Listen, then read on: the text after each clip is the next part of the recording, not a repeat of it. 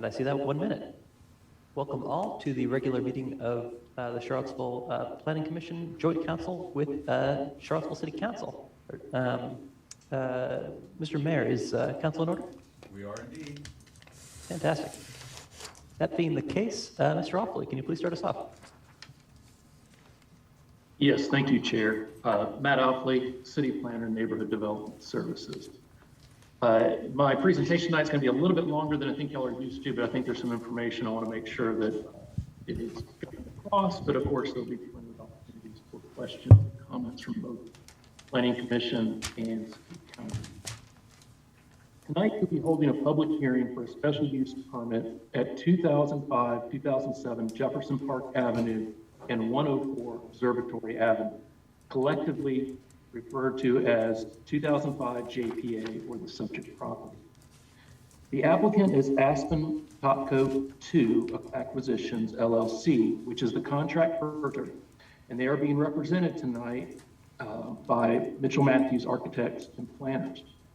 The applicant is requesting a special use permit pursuant to code section 34-420, 34-353-3, and 34-162A, which allows increased residential density, additional height, and modification to parking and setbacks. The subject property has street frontage on Jefferson Park Avenue, Observatory Avenue, and Washington Avenue, and a by right density of 21 dwelling units per acre. The applicant is looking to increase density to 70 dwelling units per acre, increase height from a by right 45 feet to 75 feet, reduce the rear yard setback from the required 75 feet to 36 feet, and reduce the on-site parking by 22% from what is required under section 34984. The SUP is required to accommodate a development being proposed for 119 units of multifamily dwellings within one building with underground parking. Some key elements of the proposed development include underground parking with one access point off Washington Avenue, improved streetscapes for JPA, Observatory, and Washington, 119 units within one building in the shape of a U placed on top of the underground parking. The 119 units would be a mix of bedrooms with no more than 4 bedrooms per unit.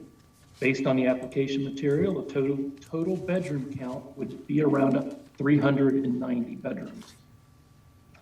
A 7-story structure fronting, the building will be a 7-story structure fronting on JPA that cuts into the grade to become a 5-story building back. A required contribution to the City Affordable Housing Fund of just under $500,000. The proposed SUP has generated a lot of interest and feedback from the community.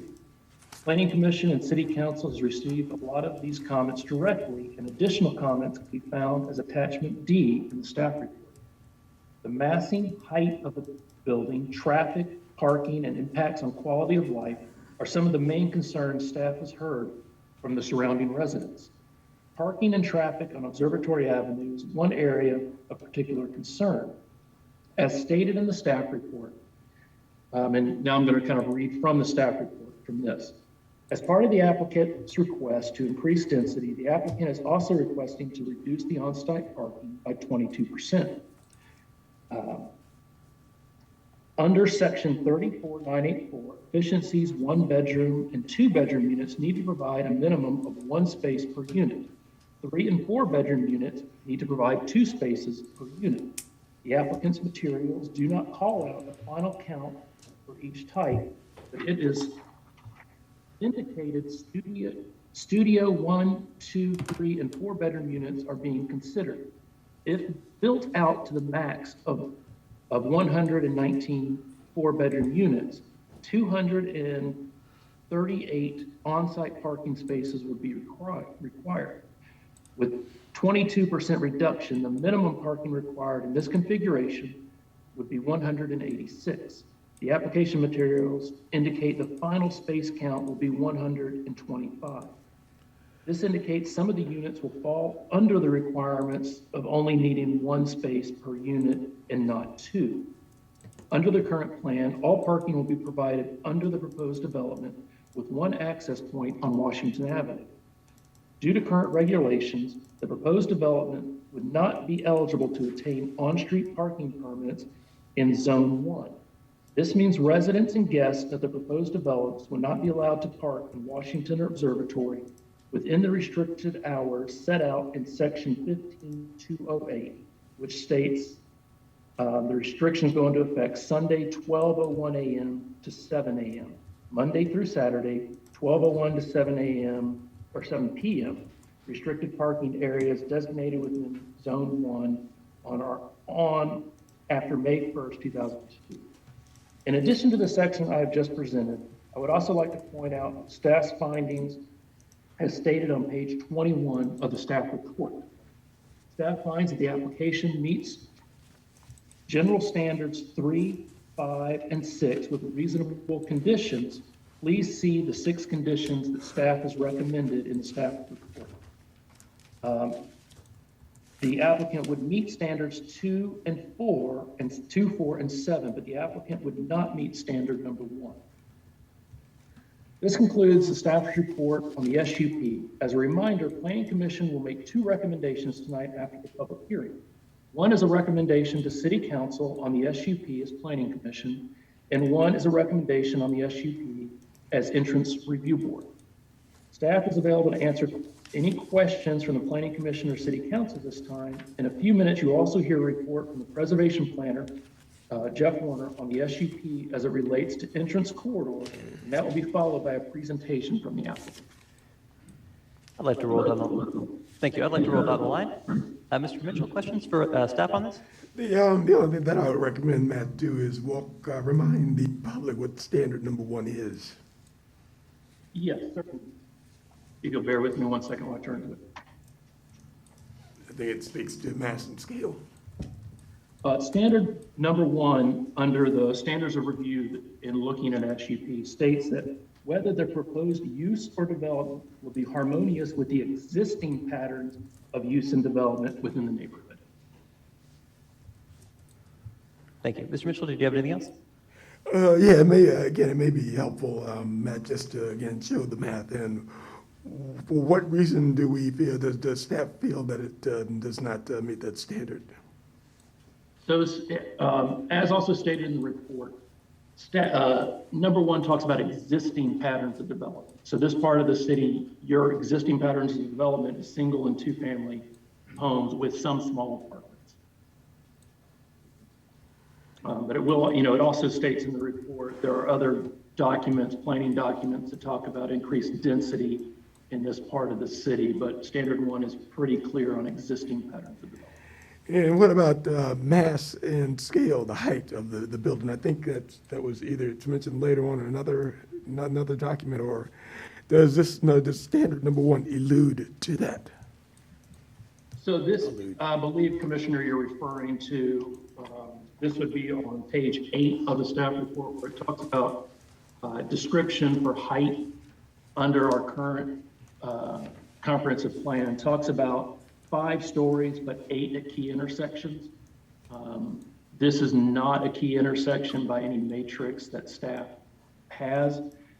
So we feel 5 stories would be more consistent in this area. You will hear from the applicant later for their arguments counter that. But I believe that's what you're referring to. And then, of course, the entrance corridor presentation might go into a little more detail on mass and of the building. Mr. Mitchell, did that suit? That's it. Perfect. Ms. Dowell, please. The question, and it might have already been asked before I got here, I just wanted to bring up the email that was sent. I'm sorry. And I'm not sure if you guys brought this up in our pre-meeting or not. And Jody, I think you responded or sent it out about an email that was received from the public about the difference in the staff report.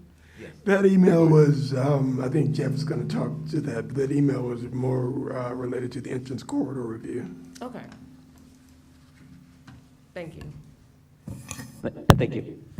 Mr. Habab, questions? I think I have some questions for lighting and landscape and that kind of stuff. When are we reviewing those?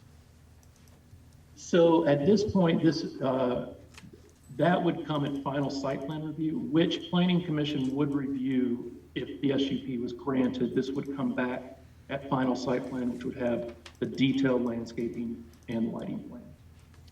And the other question I had was regarding permit parking on the side streets. I know that was something that was brought up by the neighborhood and talked about. Is that something that we can do or is being done? It currently already does exists? exist. And I think the comment was about enforcement of that. And I guess just throwing this question out there is, how is it, do we know how it's being enforced now, or is it being enforced? What kind of schedule is it, did they enforce it at? With that, I'll turn it over to the city traffic engineer, Brendan Duncan, if you want to address that. I mean, honestly, the police do the enforcement, so I can't even answer that question. As far as what their schedule, if they do patrols, I don't know. That you'd have to ask them that. Okay, that's all I have. Thank you. And thank you. Mr. Alejandro, please. So in the staff analysis, massing and scale of the project comes up, and staff, the analysis indicates some difficulties that they have with the massing and the scale. And yet, in the recommendations, which of the recommendations addresses the problems that they have with massing and scale? So speaking to the SUP report, and I will leave it to preservation planner to speak more on entrance corridor. The biggest concern I think staff had was the rear elevation, was the 5-story building going down into the mainly single-family, 2-family neighborhood. Staff does feel, that is a concern, but staff does feel condition number 6, by having a very planted S3 screening, would help mitigate that impact. Staff also found that it had problems with the height of the building at the corner of Observatory and JPA. No, I'm sorry, the corner of Washington and JPA. So is that addressed in any of these conditions? So that is definitely something that came up in the analysis. There has not been any conditions that staff has on this that would really mitigate that. That's the highest point. I believe in the entrance corridor, the guidelines from the entrance corridor would help mitigate that by breaking it up, but I'll let Jeff speak more on that. Yeah, thank you. And thank you. Mr. Stolzenberg. Yeah, I have a couple questions. First off, we heard, one of the comments I heard most from neighbors, it didn't quite show up too much in the written comments that we have in the staff report, but I heard it quite a bit when we took a tour of the neighborhood, was that all of the pipes along the street are old terracotta pipes. And I'm wondering how, what the risk is to those utilities, how that risk is mitigated, and how, the city in its site plan review and an inspection of the as-built can ensure that there are no adverse effects on neighbors from that. When this was reviewed, Utilities Department Engineering were involved in the review. They found that the SUP, there would be no difference between a by right development on infrastructure or the SUP. Anything they felt would be handled during site plan review, as far as they would have to provide infrastructure that would work. I don't believe we have anybody from utilities in this meeting, but no concerns were raised from those departments as far as developing the site in what's being proposed or a by right development. Their stance was kind of any development on the site would need to meet standards, utility and engineering standards. Okay, that point is well taken. I think if this is to proceed by right or under the SUP, I think it would be helpful to explain the actual, specifics of it at the site plan conference. But obviously, as you said, it's not a consideration really for this SUP. My next question, what is the street width of observatory in the proposed condition? Is it the same? Is it narrower? Is it wider?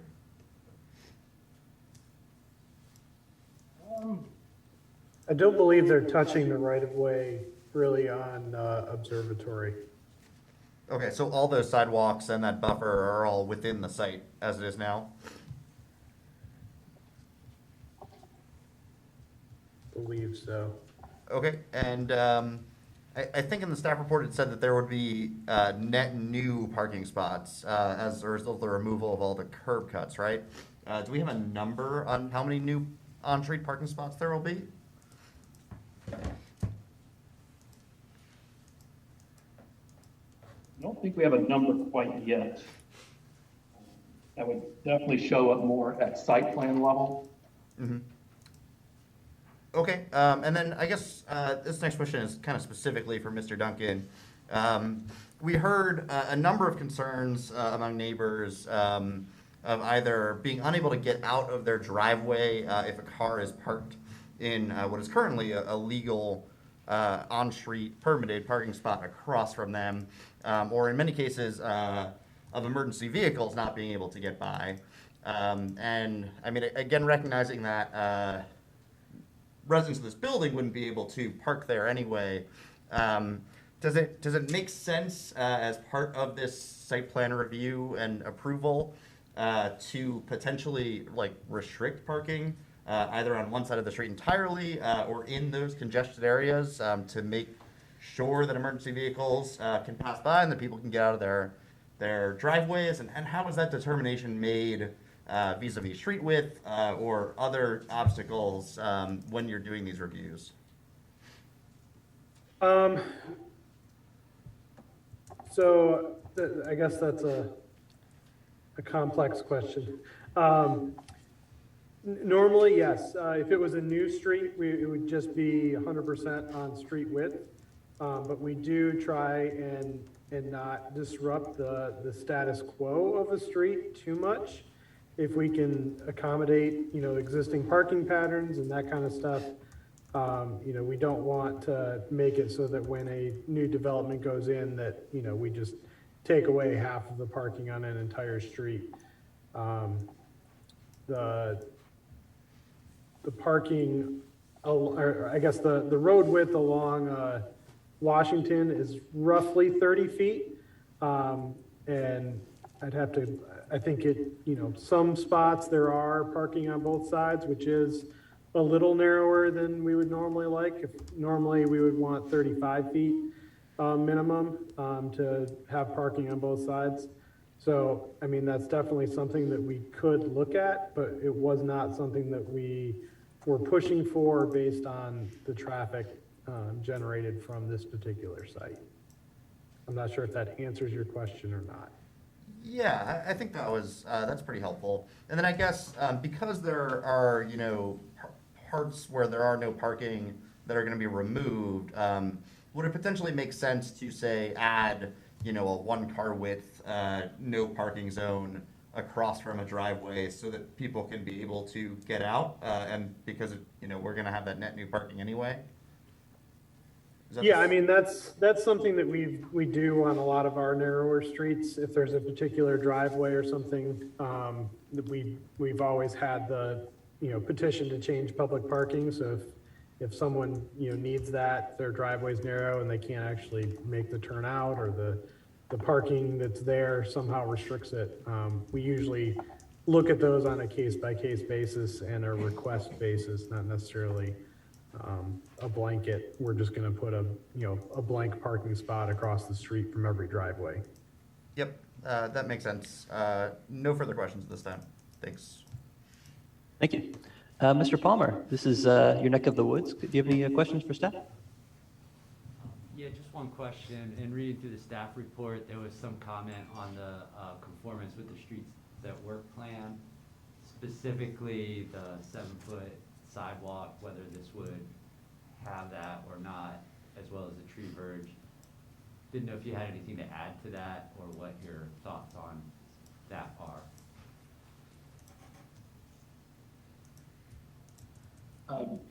I didn't quite catch quite all of that. Okay.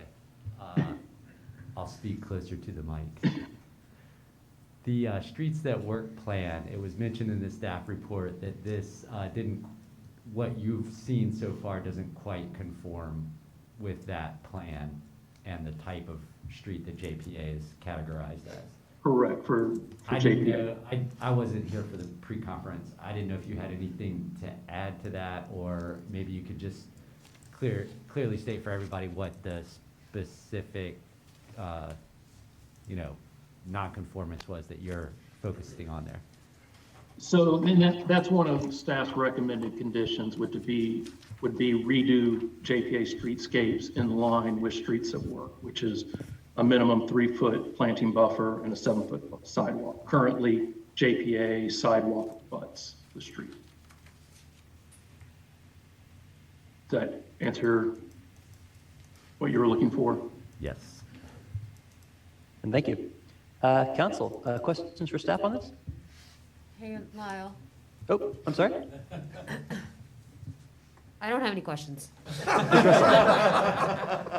They were all. Thank you very much. I'm sorry. You're out of sight, out of mind. That's terribly unfair.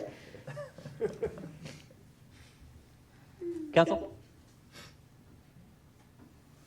So I just wanted to clarify that the permits are not in the evenings or weekends, right? They're not 24-hour permits. The parking permits for the Yeah. street? Correct. The permits give you permission to park on the street Monday through Saturday. I believe it's basically midnight till 7 PM, and then Sunday from midnight to 7 AM, somewhere around those lines. I'd have to look at it again, but yes, for the most part, evenings between 7 PM and midnight is free parking for whoever.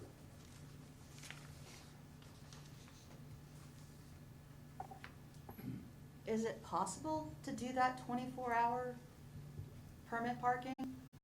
Yeah, we would probably have to amend the city code that references the Zone 1. Whether that's going to apply to all Zone 1, or if we kind of create a subzone where that would apply to. I just would think that the neighbors would be more concerned about weekend and evening guests than they would about daytime 9 to 5 guests. I know that's, when I've had issues with parking, it hasn't been from 9 to 5, it's been in the evenings.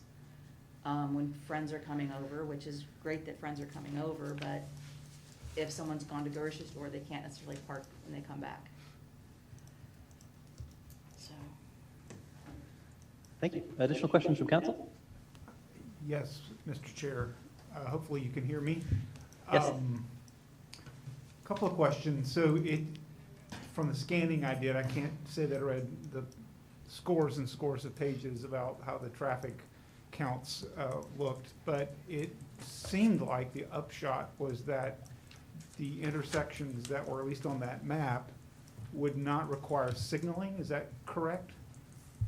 Is that the upshot? And I guess I asked that to. Yeah, so the signal, or the intersections that are not currently signaled would not meet warrants to signal them. Is that the question? Correct. I'm just confirming that.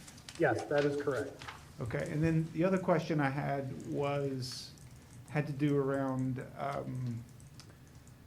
changes in terms of pedestrian crossings. I didn't see maybe I didn't look close enough, but didn't see the actual new zebra lines or whatever in terms of, will there be new crossings, new pedestrian type protected spaces? Yeah, so one of the recommendations for staff for this was to improve the crossing. It's currently down at, at Harmon Street. And a lot of that, normally we would like it kind of as close to the project as possible, but the grades, because the JPA is kind of split grade, so travel lane east and west are at different elevations, so getting a pedestrian crossing that meets ADA grades is difficult. So we have one that's pretty good down at Harmon, so we're basically just asking them to improve that one, do bump outs for pedestrian safety, and give us a better crossing where we can actually make the grades work. Got it, thank you. I guess the third question I had for Mr., you'll forgive me if I get your name wrong, Alfel, is that correct? Hopefully, but Councilor Matt is fine. Okay, thank you, sir. The one of the 7 criteria that you mentioned, it sounds like 6 of them, 3 of the 6 roughly, the criteria were met. 3 of the 6 could, workaround could be deduced. Maybe I've got my numbers wrong, but there was at least one, the first, in terms of its fit within the neighborhood, that was problematic. If this, are you able to speak sort of from your professional experience and just the sense of things, if this were a by right development, if the developer were able to do sort of what they wanted to in the space, do you feel like it would still violate 1? Or is that not a fair question for you? Well, I understand where you're coming from, but I think these standards don't come into play when you're doing by right. So it's kind of wouldn't even really be looked at, because they would be doing their by right 21 dwelling units per acre, which I believe, I don't have that number off the top of my head, but I know it's in the report where what that would get you. But it's dramatically smaller. Correct. Okay. Okay, thank you. Additional questions from council? Sure. One, do you happen to know, and could you remind me in our future land use map what this area is designated as and what the by right height would be in that corridor? Yes, Councilor. So this is mixed, urban mixed use corridor, and the height, this is where the height came up. So it's 5 stories or up to 8 at key intersections. And this has been one of the areas where our comprehensive the land use map conflicts with our current zoning, because our comprehensive land use map is anticipating our zoning changing. But the future land use map measures in stories and not feet. So the max height you could do under the current zoning with a special use would be 101 feet at this location. And the max height by right is 45 feet. And what they're asking for is 75 feet. And so would it be correct that the maxed height by right under the future land use map, if this was not entrance corridor, would be 5 feet? Or not 5 feet, 5 stories. 5 stories. That's an interesting question, because I mean, I think that's going to be one of the things that has to kind of mesh with the land use map, is going to be our zoning. When we look at the specific zoning regulations for these areas, because areas could overlap, just because an area is something designated something in the future land use map doesn't mean that's going to be one zoned area. We could have overlaps, we could have different districts. Right. Very No, I think you would probably see the max height being 5 stories in certain areas, and then the max height being 8 stories for more important intersections. No, I know, and it's such a gray area because it's not complete. Because what's coming to mind for me is that the framework that we've adopted for that is that if we're going above the by right height, The reason we're doing that is to have an inclusionary zoning program that's going to require affordable housing as part of that. So in that context, it's hard to say because it's so many gray areas and we don't know what it would settle out at. But if it turned out in theory that in this zone, say it's 5 stories by right, and they're asking for above that, once we actually get completed with that, we would want them to include a specific amount of affordable housing as part of that. And we're sort of giving it away, you know, if we ended up actually being in that situation once we got there. But I know, you know, it's hard to speculate on because it's not finished yet. And is my understanding correct that the around $500,000 they're contributing to the Affordable Housing Fund, that's the minimum requirement under the formula for what they have to contribute with the special use permit? Yes, that is and I know Community Solutions is too in this meeting and they can jump in too, but I know it's, you know, providing either 9 units on-site, off-site, or contributing close to 500,000 to the Affordable Housing Fund, which they have indicated, the applicants indicated they, you know, would want to contribute. Right. And I know it's their choice and we don't have any control over it, but I would just note for the record that we got an affordable housing report that included data on the total subsidy needed to construct a new affordable unit. And I can't remember the exact number, but I know in Virginia that total subsidy to build 1 new unit could be around $300,000. So just interesting for the record, especially when we're thinking in the context of our inclusionary zoning program. And last question. So there's 17 existing units on these properties. Do we know with certainty the status of all those units? Are they all rentals? Are there any homeowners? And then could we say with any certainty whether all those renters are just students, or are there any long-term renters living there currently?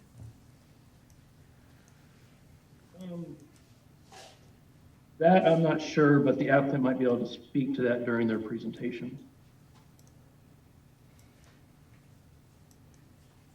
All right, thank you. Mr. Snook, questions?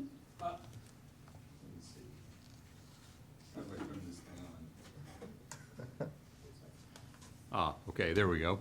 My questions focus mainly on the first criterion, and we're talking about the key intersections problem for the entrance corridor. The report indicates that the intersection at JPA and Maury and JPA and Shamrock would seem to be 2 intersections that would probably qualify as key intersections. Is that right? That was done on a professional opinion. We have no guiding documents that indicate key intersections in any of our planning documents. So how have we defined key intersections? I guess I'm not familiar enough with the entrance corridor policies to understand. Well, and this is only talking with the, for the SUP as it relates not to entrance corridor entrance. So that term is coming from the future land use map where it's talking about 8 stories at key intersections. Okay. But our future land use map doesn't define what a key intersection is. So staff was using professional opinion to determine key intersections. Presumably that's part of what we're going to be working on this year, is defining those terms. That would be helpful. So I guess you're sort of left at this point to try to figure out what you think we might someday down the road want to be adopting, which I know puts you in an awkward position. But you seem to have focused or coalesced around the idea that at the very least that JPA and Maury would be a key intersection. I think most people would agree with that. Speculating that perhaps under this policy we would end up with perhaps an 8-story building at Maury, and we're really only one significant block away from a building that might be at that point. Is that part of why you're thinking maybe this does not do violence to the neighborhood, character of the neighborhood? Well, and that is definitely one of the arguments the applicant is making, is that Morey being a key intersection, you would not want to jump necessarily up from 5 stories to 8, and that you would transition as you went along JPA, going from 5, 6, or 7 up to 8 as you got closer to the intersection. I think that's an interesting way to approach it. And one of the key things that staff looks at in this is one of the goals of the future land use map, the comprehensive plan that we went through, is increasing density in certain areas of the city. And this area of the city, is one that looking to increase density. And to increase density, especially at this scale, 119 units, is going to create a big building. That's kind of, when we get to the bottom of it, you're not going to be able to have a smaller building really with this level of density. I mean, when we were going through the future land use map debate last year, I was struck by the fact that the one area where it seemed clear that everybody was willing to agree we should have increased density was along JPA, yet there was basically no public discussion of that fact. We were hearing complaints from the North Downtown, we were hearing complaints from Greenbrier, we weren't hearing complaints from JPA. I'm just wondering, did the planning commission or planning staff or anybody have any discussions about that we councilors were not necessarily privy to? Are we coming across something that you all have already talked about and we're just not aware of it?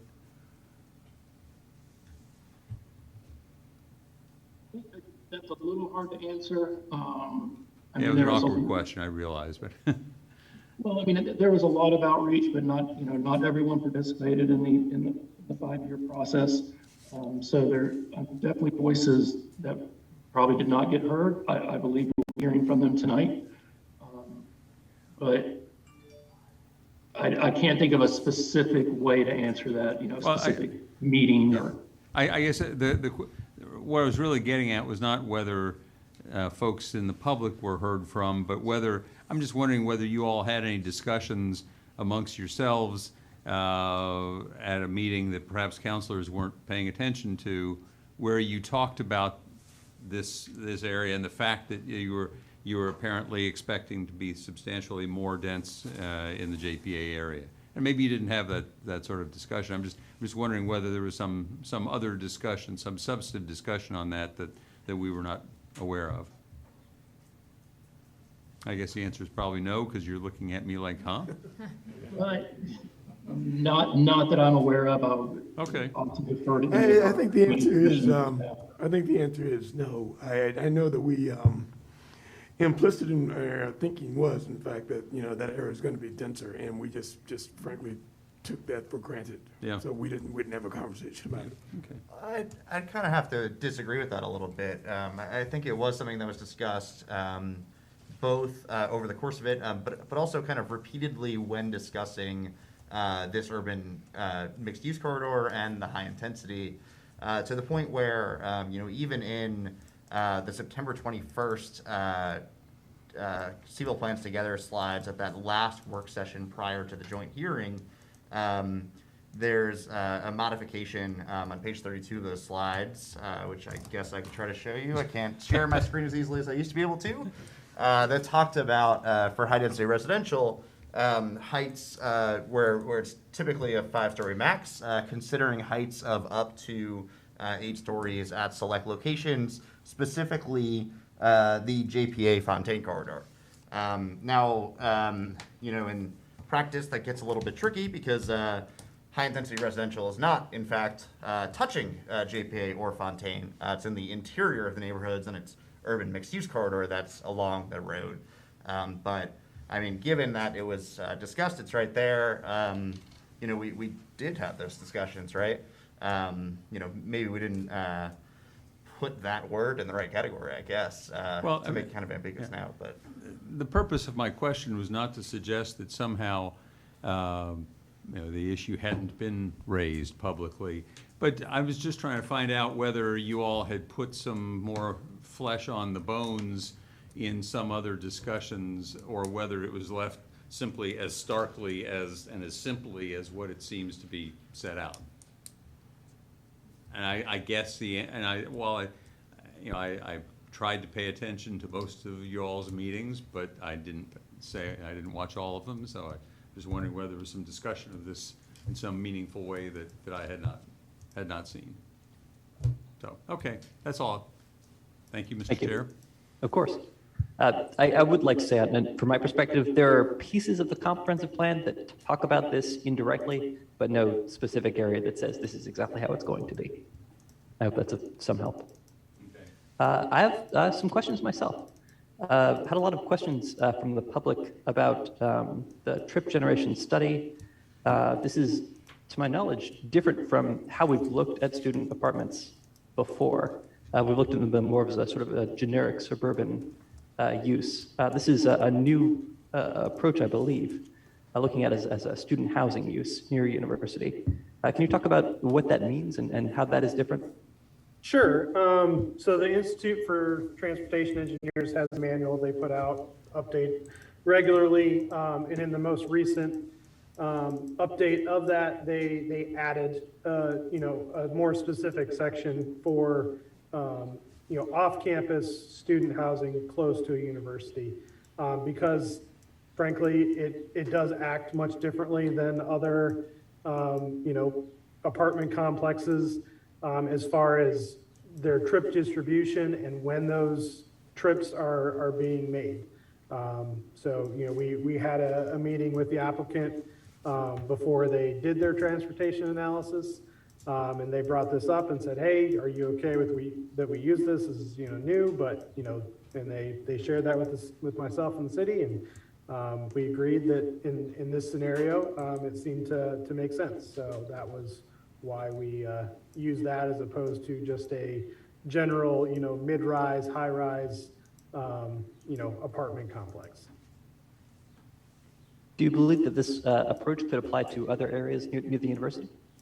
Yeah, I think that the more applications that we get, that would surround the university, would probably make sense.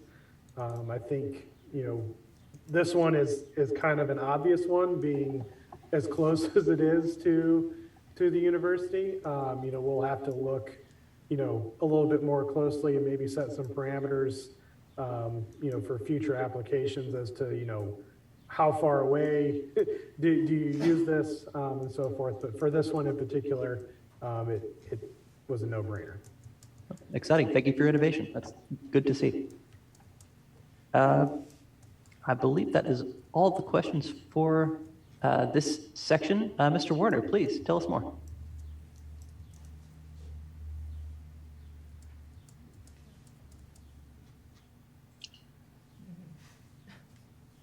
Does that work? Yep. All right. So how y'all doing this evening? This is, I get to my, I'm Jeff Warner. I'm the Preservation Design Planner, and since we have a lot of people here tonight, even Steve Blaine there, the majority of my time is spent as staff for the Board of Architectural Review, but I'm also the staff for the Entrance Corridor Review Board, and it's in that capacity that I'm here tonight. And I can tell you, as we've learned with the BAR, having remote discussions about design, particularly architectural design issues, is extremely challenging, and I'll do the best I can. And I want to add just context, is that in the last 4 years, I've reviewed with the BAR almost 350 projects. Tonight will be just the 23rd and the 24th project that I've reviewed with the Entrance Corridor Review Board. So it's a little bit of a different dynamic here than we normally have. And I know some of you are still asking questions about that whole Entrance Corridor process, and we can get into that if you want. And I'm offering that background, right? Just exactly why, Lyle, you know what I wanted to say. So quickly, why are we here? Per section, code section 34-157, when a property that is subject of an application for a special use permit is within an entrance corridor, the ERB shall review the application and make a recommendation to city council as to whether the proposed use will have an adverse impact on the corridor, or, and if so, to suggest reasonable conditions that would mitigate that impact. And the second piece, it needs to be said, but it is not what you're here tonight to discuss. It needs to be noted that regardless of what occurs with this special use permit, whether it's approved or denied, there's a section of City Code 34-309. It requires that any subsequent development of this site that requires a site plan, the design review still goes through the ERB. So there's a later piece of this project, or any project that occurs there, that must go through the design review. So in short, I also want to say, regardless of what's been presented conceptually for the special use permit, your recommendation to council is not an approval of the design, it's not a denial of design, it's not a proxy for the design review process. And I'm just listening to you all discuss earlier, I think to answer one of the questions, it really comes down to just, does the Entrance Corridor Review Board, which is the planning commission, and do you believe that later during the required design review process, do you believe that process can produce a result that mitigates the impact of any increased height here? And so to address, I know the other question that's come up about the staff reports, I just want to be clear that in the prior staff report and in this current one, the suggested motion did not change. It is that the impacts, first I said, could be mitigated through application of the design review. And in this one, I'm recommending the impacts can be mitigated during the required design review. So in both cases, I've leaned on the design guidelines as giving the city a tool to come up with a design ultimately that affects any of the impacts from this increased height. So just very quickly to go through the things that were requested.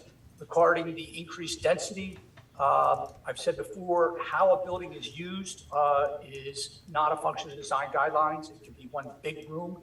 It can be a building with 1,000 little rooms.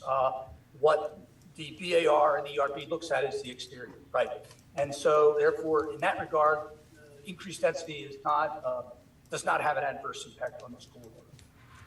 Regarding the increased height, this is where some of this reevaluation came, but we have to acknowledge that this is what the comprehensive plan now says. There were some prior planning documents and things have been revised, but the comprehensive plan vision for this corridor is that it transitions to an area of higher density and mixed use, and that's facilitated by allowing taller and larger structures than in the current built form. And increased height is allowed by special use permit. So that use has been anticipated and it's not prohibited. And anticipating the increased development, including taller buildings, the city established design guidelines here for the entrance corridors, which include recommendations that address the related height, massing, and scale of the building. So because in my recommendation to you all, the application of design guidelines would mitigate the increased height, I then would suggest that there is not an adverse impact. Regarding the reduced rear setback, very quickly, that's not visible from JPA, so it's not relevant to having an impact on the corridor. Regarding the reduction of off-street parking, the design guidelines are really based on big open parking lots and how do we screen them, prevent them, not have them. I think here we've got parking that's going inside the building. So any level of parking that we don't see sort of is a positive relative to how the guidelines are used. So I would suggest that reducing the parking will not, reducing the reduction of off-street parking because the parking on site isn't visible anyway.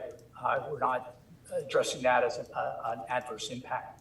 And so, like I said, during the later design review and approval of the COA, the Certificate of Appropriateness, you all will consider the design elements, components, and the colors and materials and the landscaping and the whole range of things that come with the design review of a project like this. However, for a recommendation that you make to council about this special use permit, like I said, I suggestion to you is that because the design review can mitigate the impacts, those impacts are not adverse. But I did come up with 3 suggestions, and they're sort of broad. They're some type of thing we've used with the BAR to kind of there might be some elements of this design that possibly you all want to memorialize. There might be certainly more. You've got designers on the planning commission bring to the table some additional thoughts. But are there elements that the ERB would recommend council consider as memorializing, but not locking in this design? I think that would be the wrong way to go. And then to really explain that first condition, it had been discussed, and that idea of breaking up this building, somehow an east to west, or I guess it's north-south connection, and, spending some time looking at the topography over there and kind of looking around town at what were the examples we had. I realized I kind of had the examples showing them as, oh, this is like these places, but in reality, this is not like the places we don't like, and there's an awful lot of places in the city which have block lengths that are similar. So I started to say, how does this thing, looking at the difficulties of kind of bisecting it with some sort of breezeway, what do we have in the sense of it being a block? Does that establish maybe a block design that can be repeated elsewhere? And it actually fits in what we see around town. So that's where I thought, all right, putting something through that building, unless you just build 2 buildings, that's up to you all to decide, but you can at least establish in that back there, it's not a street necessarily, but you establish it, that sort of sets that block, that sets the dimensions of that block for that development. So that, I hopefully explains the first bullet. Like I said, the other 2 really just sort of saying that, expressing the applicant that we're not telling you to bring this exact design back, but we don't want something completely different. Unless, again, like I said, you all feel differently about that. So I hopefully made some sense there. Any questions for me? That's a fantastic question. I'd like to start with Mr. Mitchell. Yeah, if you don't mind, what I'd like to do is attempt to regurgitate what we're expected to do, what our recommendation needs to be based on, the criteria that we use to make our recommendation. And then if I get it wrong, maybe you can redirect us so that, my colleagues know what we're deliberating. So I'll do that in a minute. But I want to be certain we will see this again, even if we approve, if we suggest that this SUP will not have an adverse impact on the entrance corridor. We will see this again. Is that accurate? You're asking me? Yes. Yeah, yes, you will see, this currently has entrance corridor overlay. So whatever happens there presumably will require a site plan, and you will see that design. I can tell you that within entrance corridors, I have a lot more flexibility than what we have with the BAR. So there's sort of a threshold at which, if it's a new building, we bring it to you. If it's not, there's an awful lot that we can do administratively.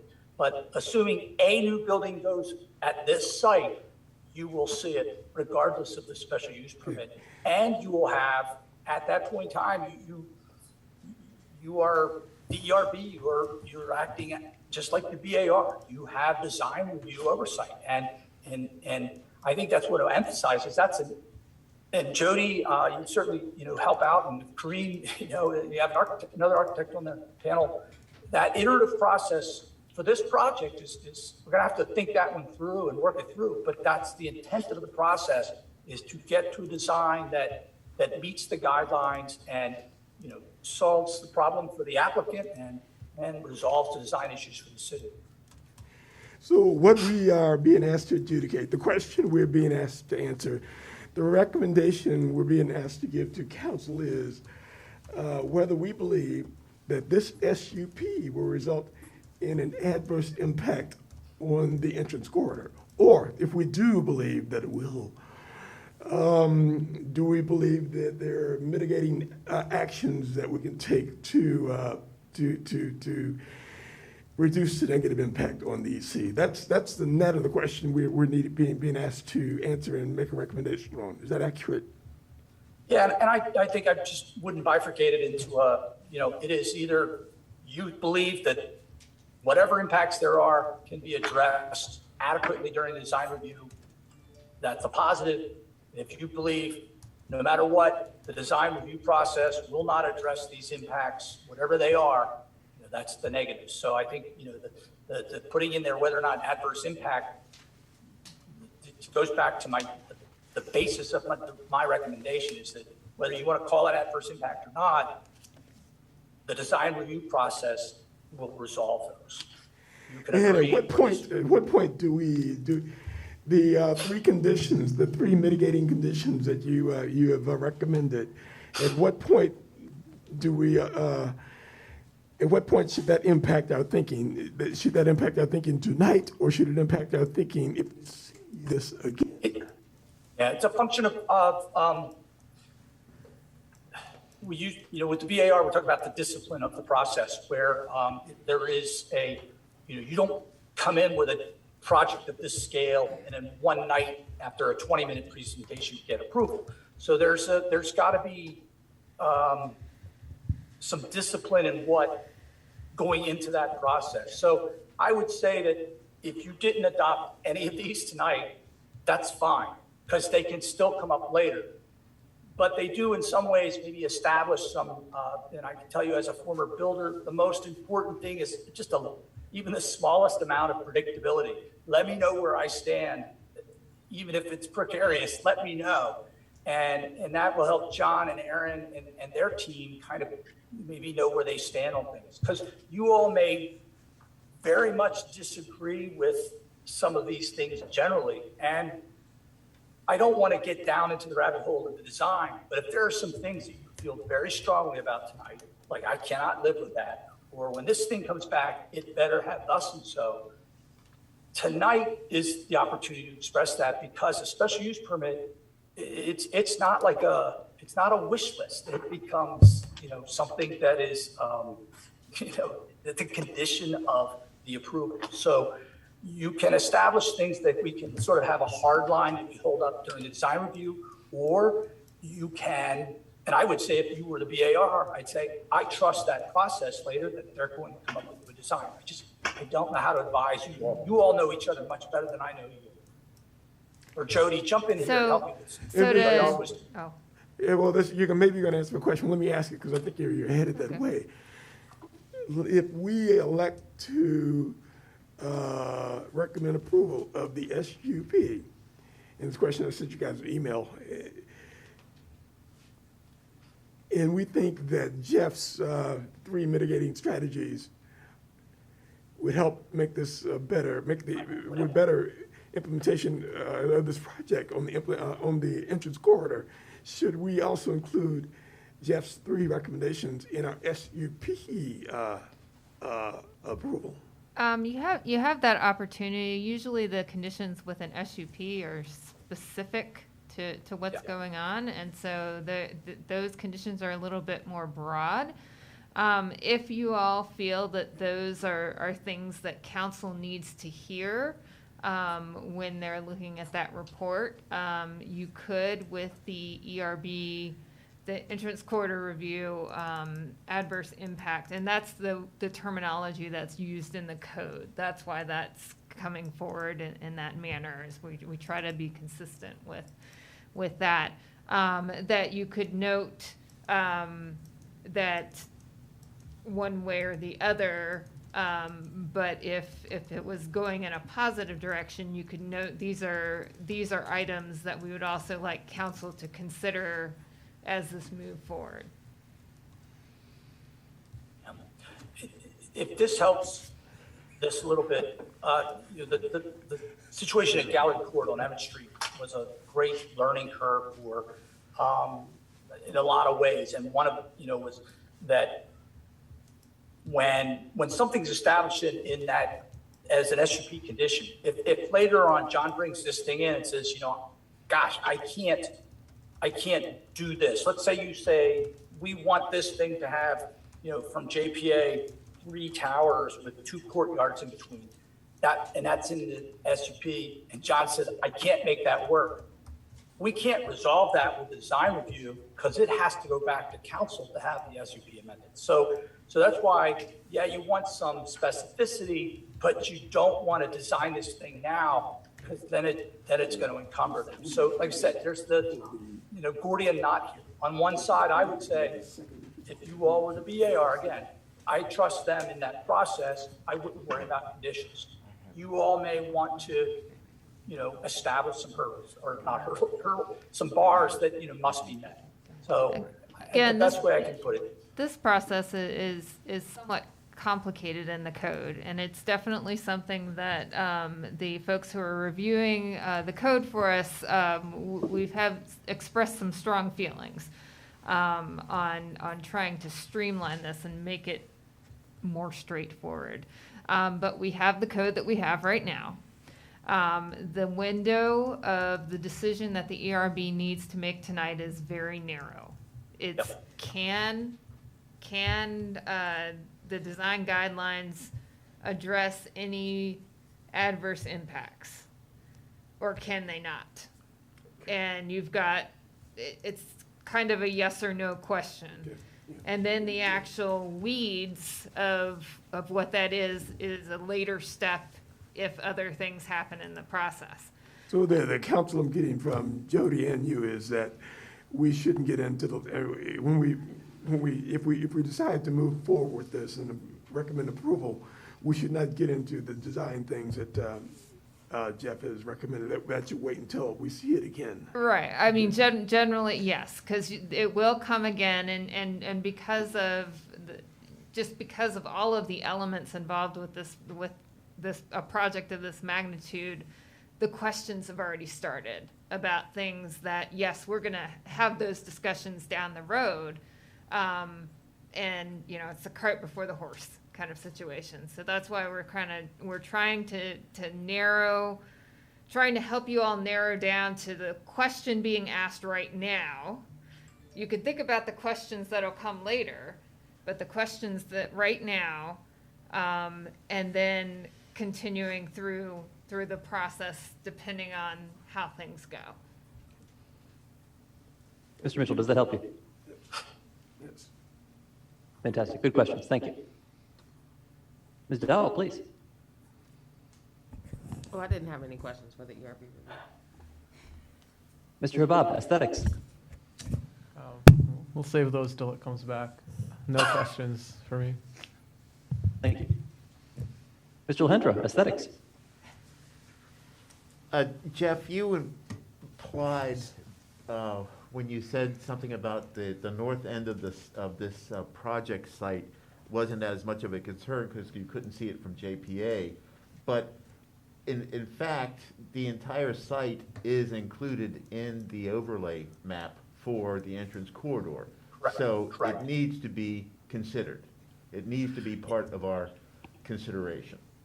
So, yes, and this is where, as Missy said, there's some, there is no how-to manual in the design guidelines of this, that, yes, no. There's no dichotomous key that gets us to the end. But looking back at past staff reports, relative to an entrance corridor, if you can't see it, then it is not an issue. Very different from when we have something within a historic district. But relative to an entrance corridor, the past practice has been, it's back there, it's not visible from the entrance corridor, so I'm not addressing it. So that, I went with that. I followed my predecessor, who was very wise. I don't know that But you clears all anything can up. disagree. Jeff, so do we or do we not consider review what's going on at the north end of this project site as part of the entrance corridor review?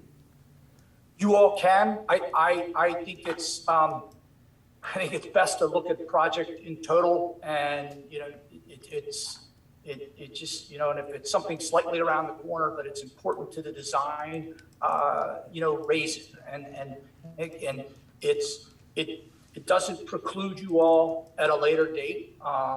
You can, design review, which you can be clear that you all can approve or deny that design. It comes back, it still has to meet a standard that you're going to have, establish. Now, that is appealable to council, but you have your look at this the next time will not be sort of perfunctory. It's going to be very detailed and very involved.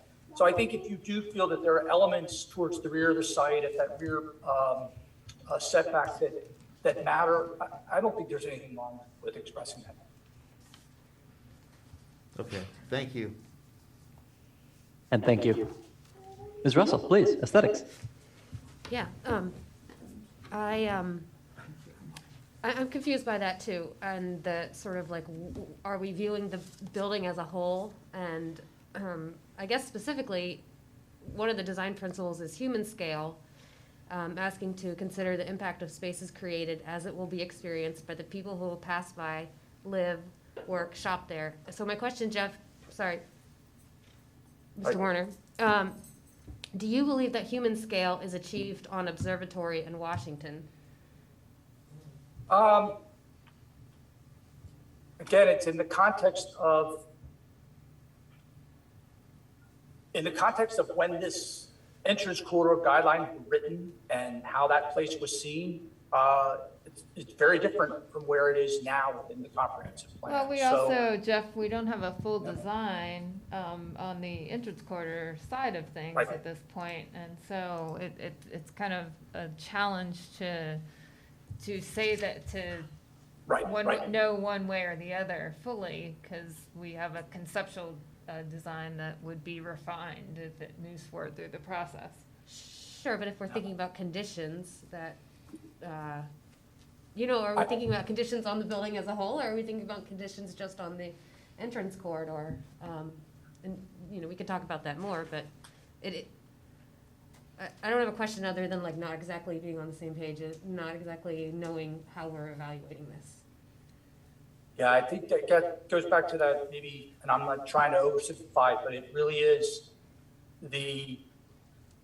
do you believe that the entrance corridor design guidelines allow you the tools to mitigate any impacts?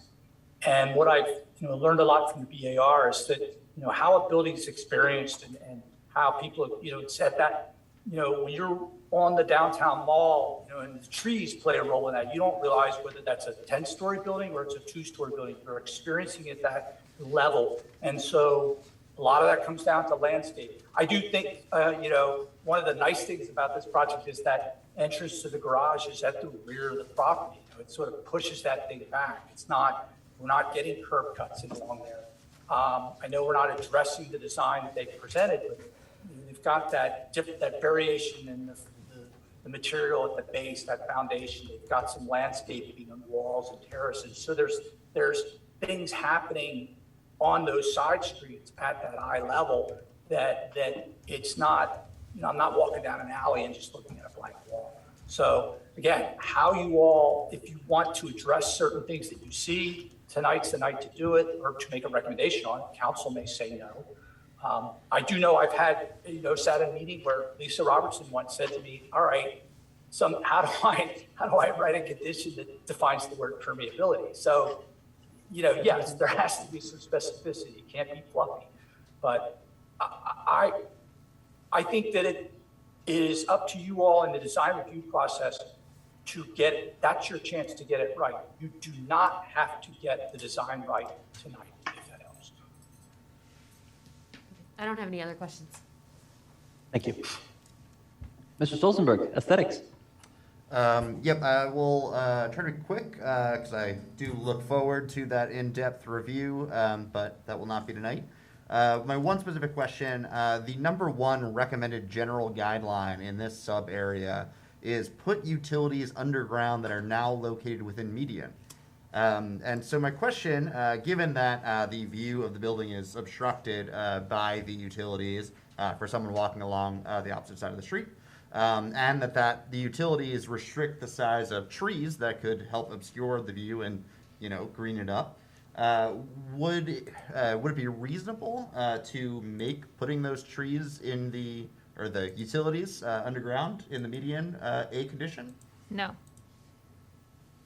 Are they they're off-site? not, they're off-site. Any more questions?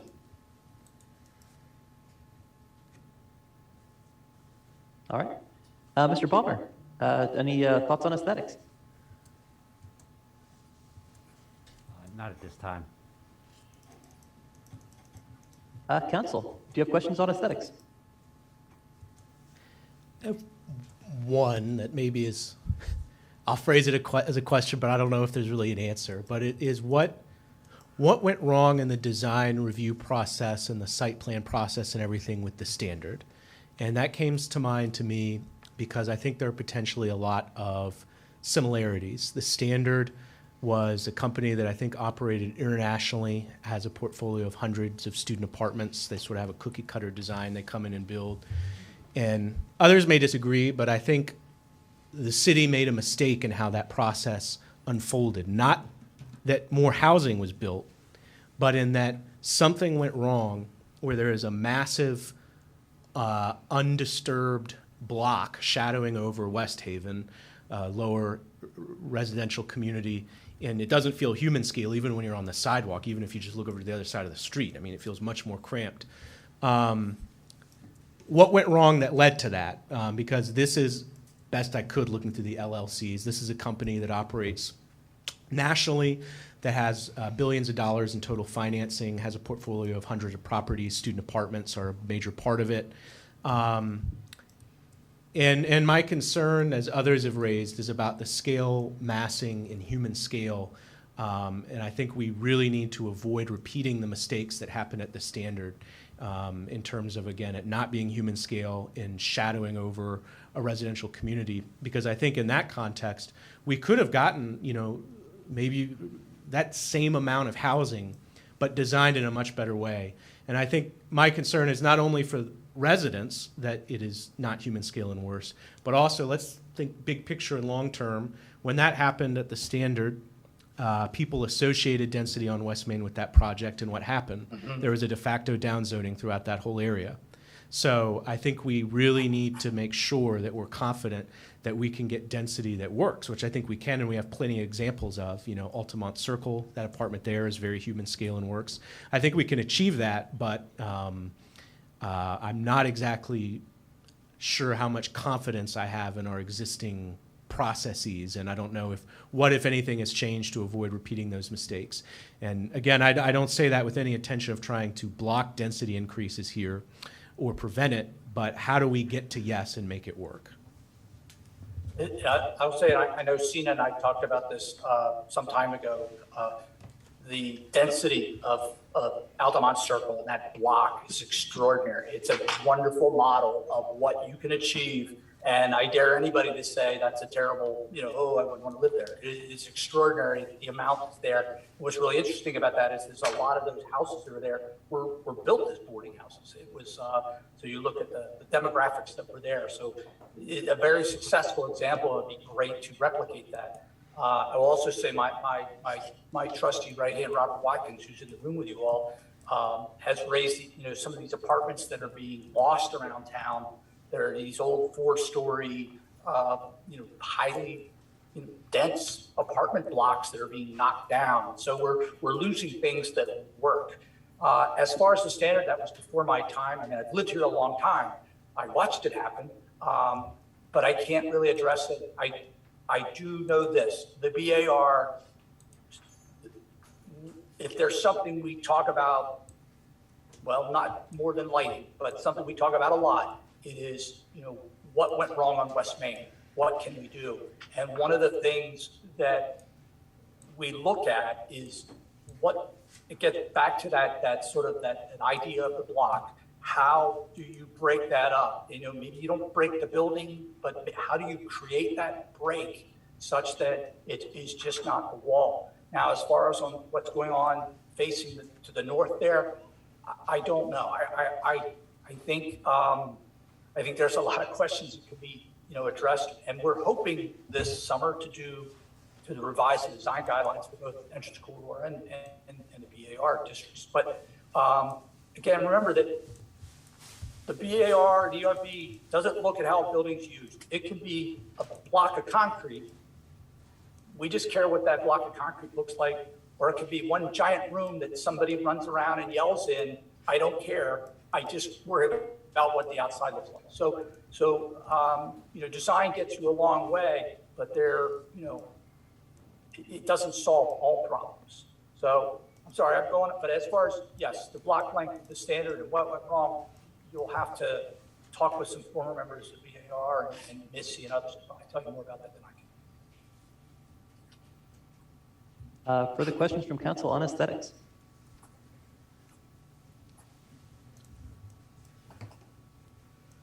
That was easy. Do we know how many living spaces are currently in this block? Because there's a couple of apartment buildings in this block, and there's some houses as well. We talked about this before. I do not. I mean, I know what's there. I There is know a- Mr. Alfley has that outlined in the report. I'm sure Thanks, he's it's listening 17. and can give us some numbers.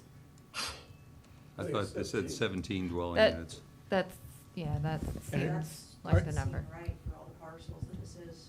Are you talking about the number of housing on the site or the neighborhood more broadly? On that particular site, I mean, Yeah, there's two 17. apartment buildings. Yeah, that's right, that's in the report. I just couldn't find it. Any additional questions from council on aesthetics? Don't think so. Thank you. Of course. I'd just like to say, I really like this block analysis. I think it's smart. I think it's innovative. I don't think I've seen it before. Well done. Good analysis. Thank you. At this time, let me switch my notes here. I believe we are ready to hear from the public. No. I'm Sorry. wrong. I'm sorry about that. Not Help quite. me. We Remind me will what we're be doing. soon, but the applicant would love an opportunity to speak. That does seem fair. That does seem fair. Please.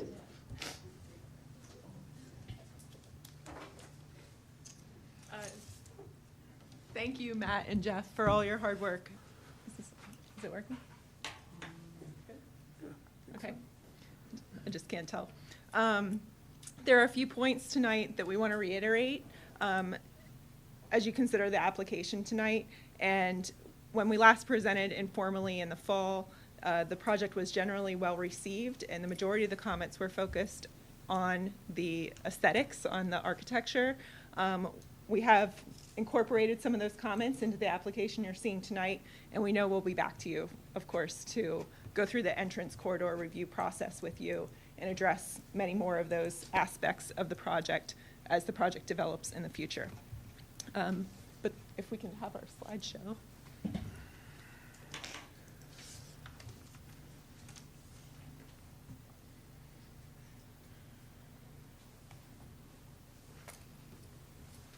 Great. Go to the next one.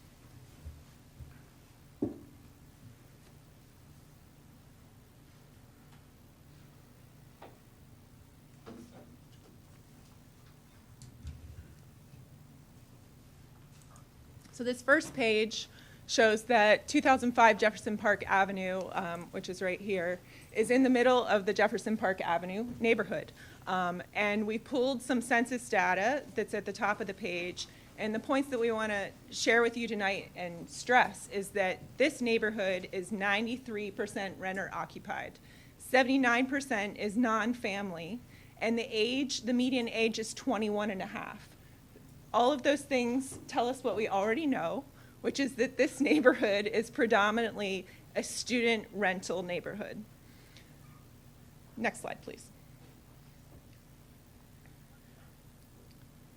While we're scrolling. We're putting purpose-built student housing in a neighborhood that already is predominantly student rental housing. This zooms in on the site. Again, the site is outlined in the red dashed line. The point here is that we are 1 block away in each direction from the trolley stops, which are noted here and here. So there's one at Shamrock Road and one near the corner of Maury Avenue.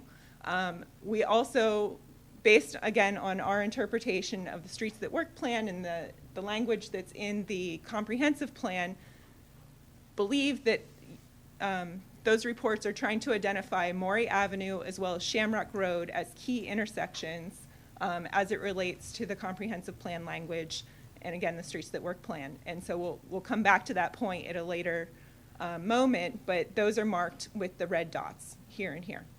The site fronts on Jefferson Park Avenue and obviously has frontage along Observatory Avenue and Washington Avenue. Observatory is a dead-end street. Washington Avenue is a through street and connects from Stadium Road to Jefferson Park Avenue. Therefore, we've placed the garage entrance, as noted earlier, along Washington Avenue so as not to impact the dead-end street. Next slide, please.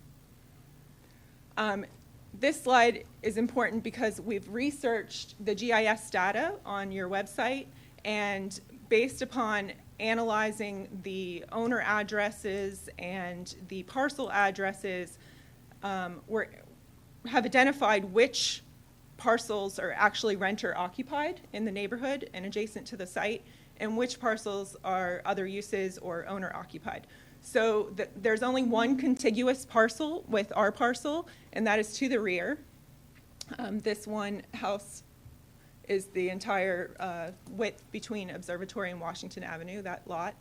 And it is renter occupied and has been at least for 20 to 30 years. And as you can see, all of the parcels that are across the three streets, except for one, are also all renter occupied buildings. Next slide, please.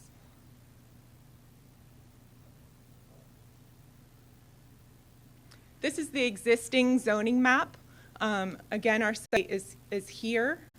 And as Matt and others have already mentioned, it's R3 zoning. It's only permitted to have 21 dwelling units under a by right condition. That equates to 35 units. So we are asking for 70 dwelling units per acre, and at the acreage, or that 70 dwelling units per acre, sorry. Then the by right height is only 45 feet. Under an SUP for our density range, we're permitted to ask up to 101 feet. And so we actually fall in the lesser height range, the middle height range, even though our density is higher. Which is to note when you get to looking at the rear setback requests, which again is for a density range, the 75 feet we don't believe was, it's sort of extravagant in our view, and that's why we're asking for a rear yard reduction as part of this SUP process. We'll show you the setbacks in a moment on a different plan. You can go to the next slide, please. These are photos of some of the surrounding structures in the neighborhood, extremely varied in height and architectural character.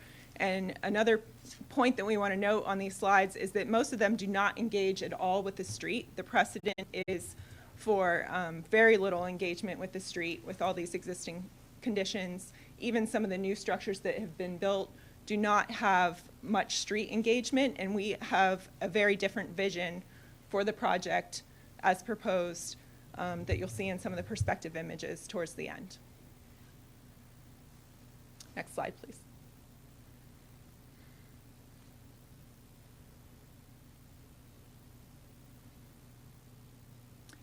This is the existing survey of the site, and you can see that there are 3 buildings that are shaded red, or sorry, 6 buildings shaded red. Those 6 buildings, again, have 17 units in them combined, and I have more detailed information if we want to ask that question again to go into all of that about how many units are in each building and so forth.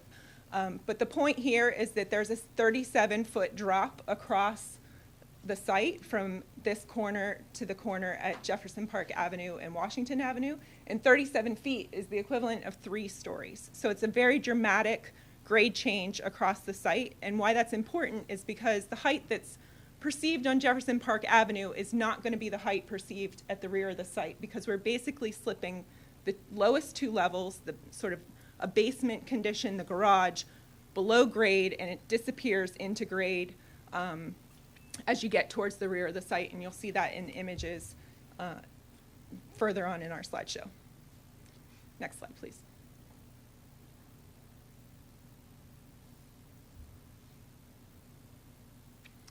This is the new comprehensive plan. Again, the zoning designation for our site is urban mixed-use corridor. The further definition is higher intensity mixed-use development for this area.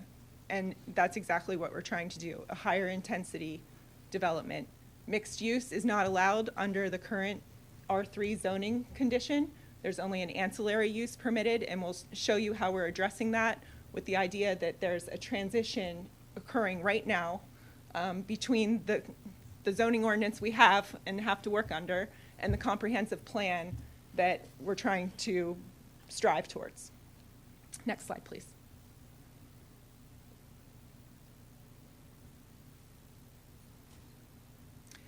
This is the detail, the only detail that's provided about the mixed-use corridor, the urban mixed-use corridor you can see down here. Again, the uses, commercial, employment, residential, active ground floor uses. And then height, 5 up to 8 at key intersections, and then it lists such as intersections of downtown industrial, mixed-use, or neighborhood corridors in the streets that work plan. So that is where we got our definition of what a key intersection is. And then if in a moment, we'll look at the streets that work plan and show you which of those are mixed-use streets and which of them are neighborhood corridors, and how that then creates a key intersection on the plan. If you can go to the next slide, please.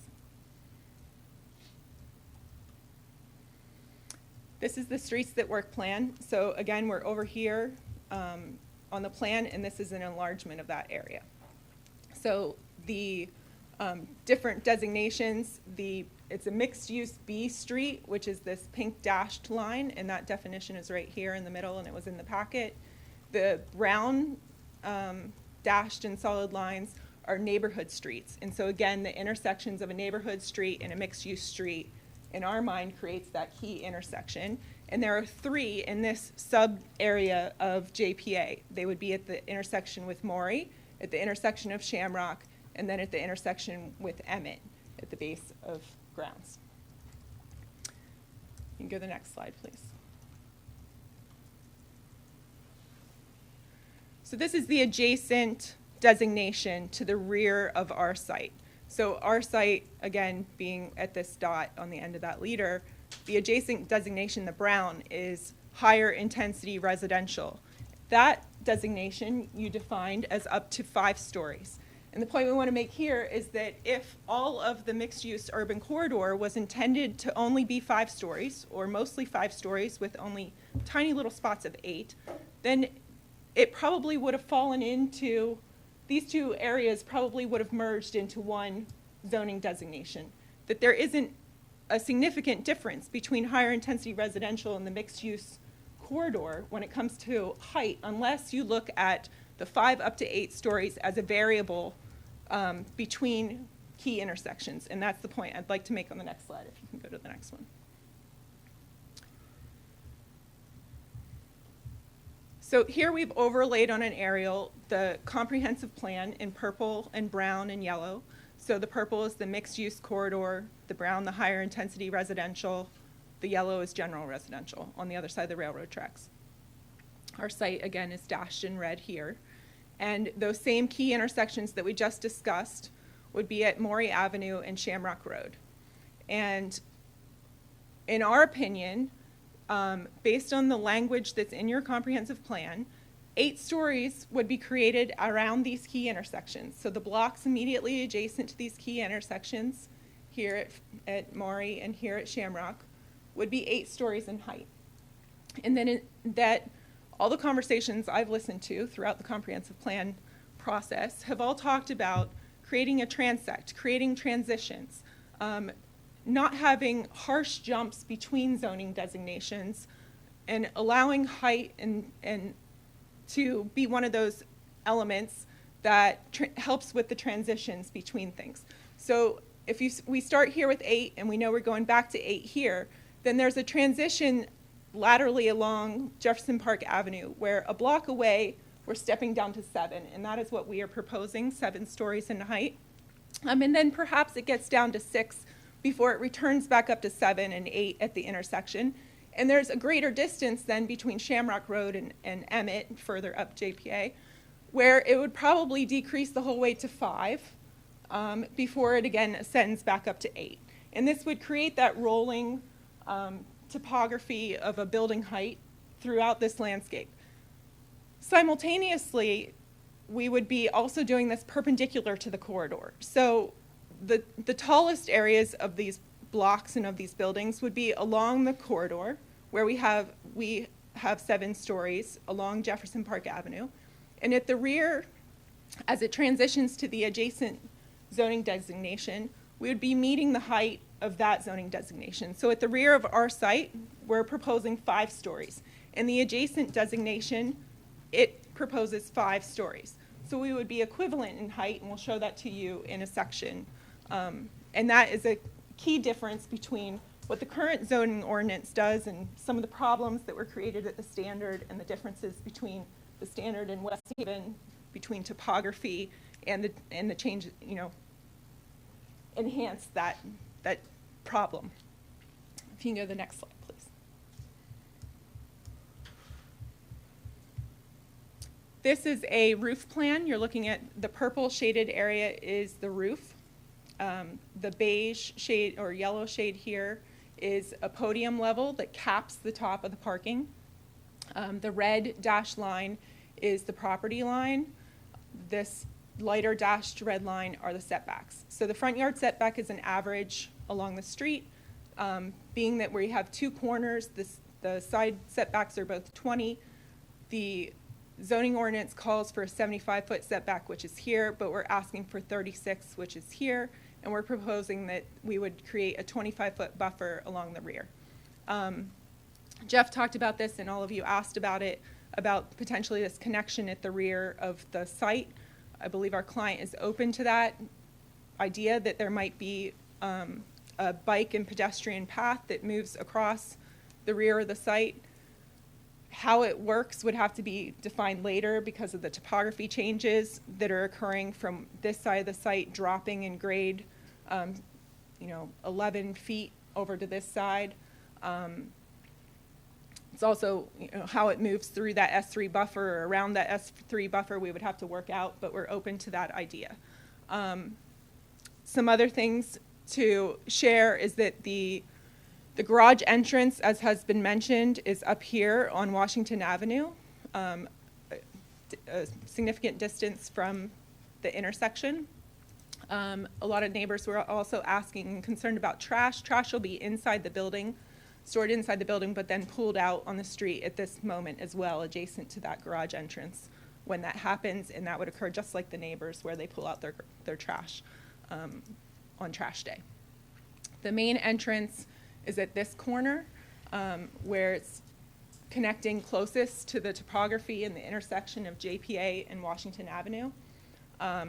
At the other corner of Observatory in Washington, we have a series of terraces to try and engage again with the street, and that's where we've created a small space that could be an ancillary use space. It's sized to work with this current zoning ordinance, as well as potentially become that mixed use component in the future as things change along the street and the density is created on the street to support more commercial uses.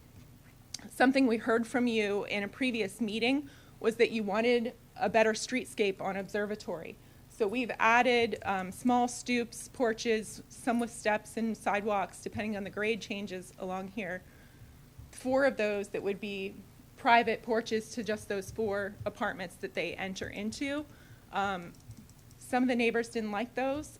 We're open to being either way, but we feel this provides that engagement and pedestrian activity and helps modulate the street condition and would be an advantage in the long term when additional development happens on the adjacent parcels. Backing up a moment, I guess you already know it's a U-shaped building that opens towards Jefferson Park Avenue with the two narrow ends facing Jefferson Park Avenue, and the pool condition is elevated from the sidewalk, so it's up 2 stories above the parking garage that is below it. Next slide, please.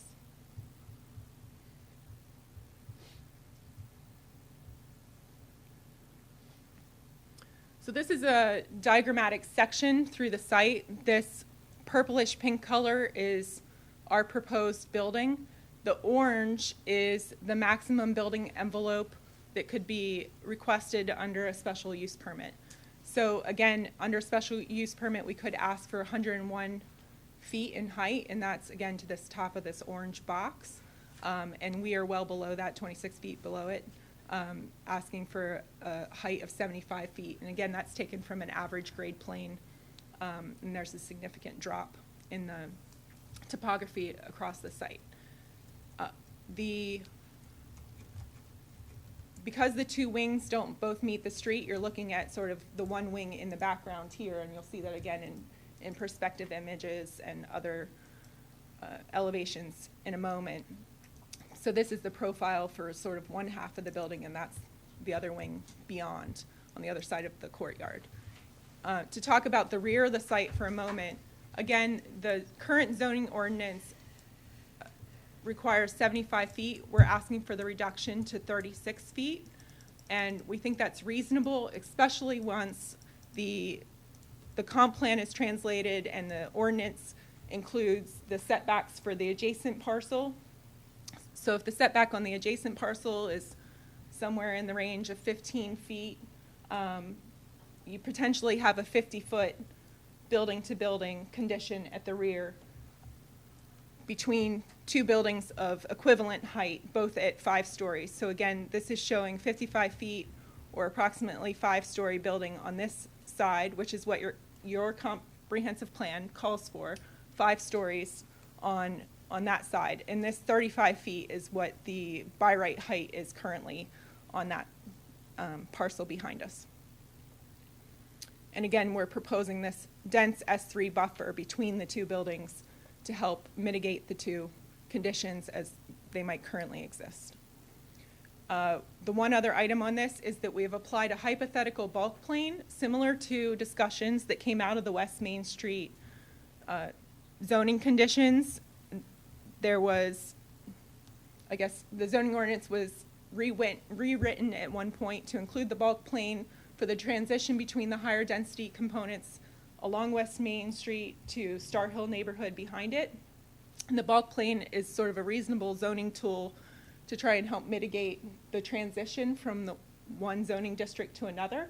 And so we've illustrated how we would be under a hypothetical bulk plane in this instance as well, to show that we're cognizant of the conditions or situations that you've talked about in the past in other zoning districts and how they might apply in this district if that were incorporated in the future.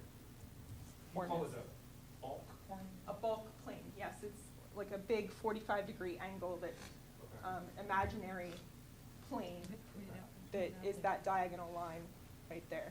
Okay, got it, thank you. Yep. Next slide. Hi, my name is Kevin Riddle. I work at Mitchell Matthews Architects with Aaron, and we're representing the project. I'm going to discuss the following slides that show you something of the architecture and landscape that's being proposed here and the overall presence of the building on the corridor. This is the front elevation of the project along Jefferson Park Avenue. And based on suggestions made by commissioners in our last meeting, we revised the building where it meets the ground, extending masonry around the lower lobby and parking levels to emphasize the horizontal and give the building a solid, legible base in a durable traditional material. The building's wings extend upward from the base, These will likely be clad in fiber cement panels and siding. The Washington Avenue wing is the more prominent of the two on the right of this illustration. It's where the entry of the building will be located, that you see at the bottom there. On the other side, the left of the image is the observatory wing, which is set back farther from the street. And then what you see in between, that's really closer to the rear boundary. That's where the two wings kind of link up. They're bridged together by corridors and more apartments. And go to the next slide now.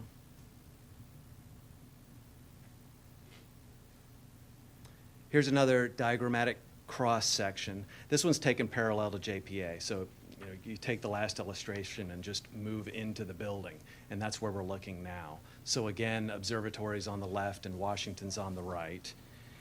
The proposed building is filled in pink again, and the orange box, as before, represents the maximum building extents that would be permitted with an SUP, or could be permitted with an SUP. Across either of the avenues that flank the project, you see the dashed red lines. These outlines show building heights between 5 and 8 stories that, through the comprehensive plan, the city aspires to allow in this district. The proposed building is consistent with these heights. And just to jump in again, under an SUP, it would potentially be 9 stories, 101 feet, permitted on both sites, both left and right, given that they're the same zoning designation. And if we follow the example that we provided earlier about the 8 stories being closest to those key intersections, we envision that the left-hand side might be 8 stories, whereas once you get past Washington Avenue, the next block over might be somewhere between 6 or 7 stories, and that's what these 2 dashed lines represent. Although, again, the current zoning ordinance would allow 101, and you get sort of another story on both sides at the moment. We can go to the next slide, please. Along Observatory Avenue, where this elevation is taken, you can see how the existing grades tend to benefit the project. So as you move up Observatory Avenue away from JPA, the parking levels are eventually completely submerged. By the time you reach the rear of the building, its perceived height has diminished from 7 levels to 5 stories. A 5-story building is only 1 story taller than what's currently allowed by right in the R3 zone. To the right in this image, close to JPA, you see the corner common space that Aaron was describing earlier. It's near the street level. It opens to Observatory Avenue, and it includes outside terraces that help transition this corner of the building to the sidewalks. Above this masonry corner is that recreational deck that has the pool. This would be used by the tenants. In the background, a little faded, you're seeing the other wing of the building that's along Washington Avenue, where it projects closer to JPA. We can go to the next slide, please. And here's one more section diagram. This one zooms in a little closer to the project where it sits at JPA. You can see there's a relatively significant distance between the buildings, over 100 feet, that's created by the width of the avenue. On the opposite side of the street, the comp plan envisions buildings up to 7 or perhaps 8 stories, and that's comparable to what we're proposing. And go to the next slide. Along Washington Avenue now, you see a secondary pedestrian entrance close to the corner with JPA. And then as you travel up the avenue toward the rear of the building, you can see the entrance and exit to the parking decks. So that's well away from the intersection with JPA. It's over 200 feet away. On this side of the building, the grade does not rise as sharply as it does on Observatory. So this facade at its base is distinguished with greater exposure of the masonry base. You can go to the next slide.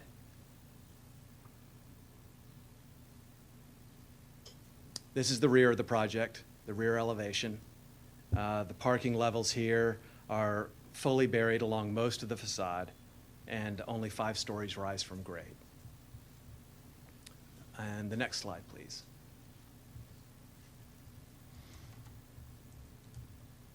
Now, here's a partial site plan. This is zooming in on the project where it meets the entrance corridor. The building wings are shown in a lavender fill with a heavy black outline.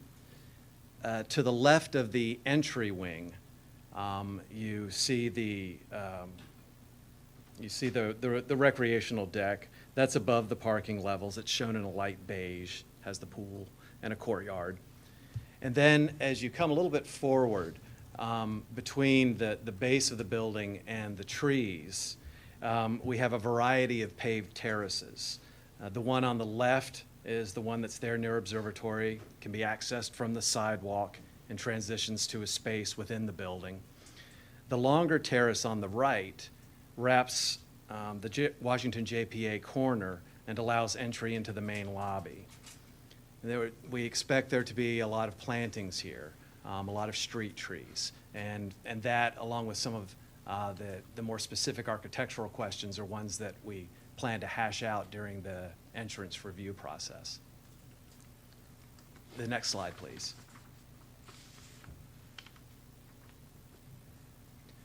Here we're getting into the perspective views. So this is the proposed building seen from the other side of JPA. Corner terraces extend at the corner of Observatory and JPA. They provide outside space for tenants and friends, and they also ease the building corner and bring it gradually out and down to grade. And the next slide. Here's a front-on view of the building. It's also taken across the street, and it's looking right toward the main entry that's there in the white volume.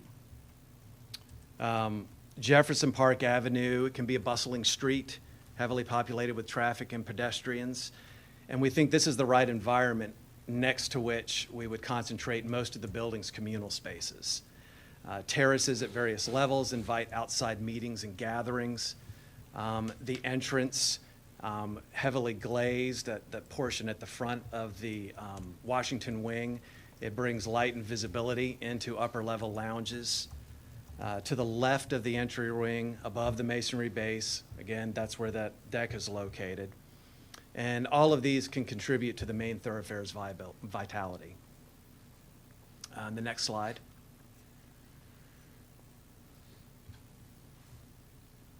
This looks at the project at the intersection of Washington and JPA. Here you see the masonry base extending around the corner, helping ground the taller residential wings. Low site walls and plantings at this corner help create a gentler transition to the sidewalks. And the next slide. Here we're getting a little closer to the front door. The entrance terrace can be accessed from the sidewalk at multiple locations, on level at about the middle of the site. That's over there to the left in the image. And then we also will have several stairs that come up from the corner. One's around the corner, and the other one you can see there, leading right up to the front door. You can also see in this image the way the wing that's along Observatory Avenue, there in the background, the way it recedes back from the street, enhancing variation in the building's presence on the corridor. And the next slide.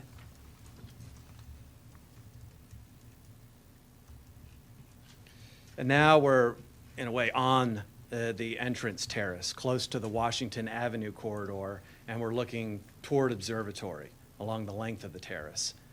And we envision potential here to create an exterior refuge with multiple spaces to rest, study, eat, talk, and gather. In contrast, consider what's typical along Jefferson Park Avenue elsewhere. There's really not much like this. You walk between this building site and UVA, and you'll see multiple nearby properties that have front yards designed less for people and more for their cars.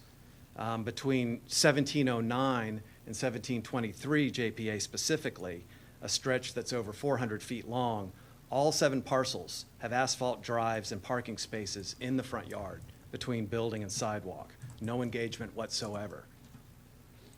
And even in some of the better cases, it's rare to find more than a grass lawn that's divided by a single walk that leads up to a single stair and the front door. A terrace like you see here, generous with plantings and seating space, engaging activity at the building with activity on the street, represents an improvement over what's typical elsewhere on the avenue. Next slide, please. Now we've gone back around the building to the side along Observatory Avenue so that we can focus in specifically on the porches you see there. This was a suggestion made by several commissioners in the last meeting, and we like the suggestion. And so we have included these porches. They allow points of contact with the avenue. The building feels a little more accessible because of them, less sealed off from its surroundings, and they enhance the apartment bays with a bit of human scale. And the next slide, please.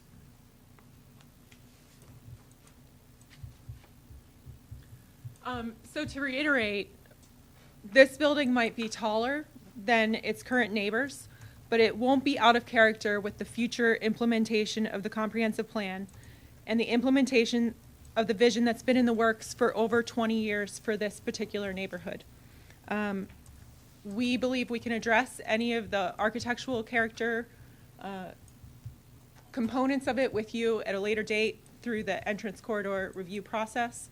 And we can answer any questions you have today. We're joined by our client on the phone in this hybrid situation. The client's on the phone, as well as Timmons, the civil engineer and traffic engineer, is on the phone and can answer any questions related to those components. So we welcome any questions at this point. Thank you very much. I would like to start with Mr. Mitchell, please. Questions for the applicant? No questions at the moment. Ms. Dowell? I just had a quick question, more like a clarifying question. So I heard you talk about the bulk plane. Does that represent the shadow that this new building will propose on the existing neighborhood? No. So we haven't done sun studies to date.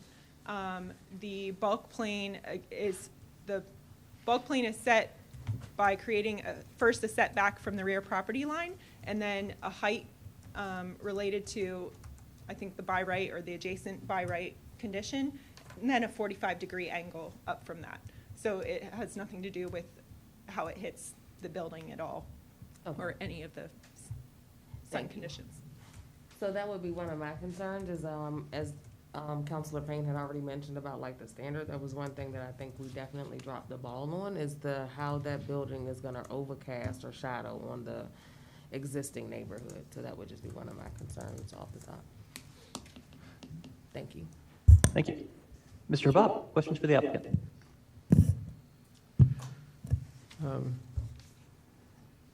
Let's see. I guess one question is, did you consider any step backs? I know you did the bulk plane to kind of establish that, but did you consider any along Washington Avenue where it is 7 stories next to the, small detached homes?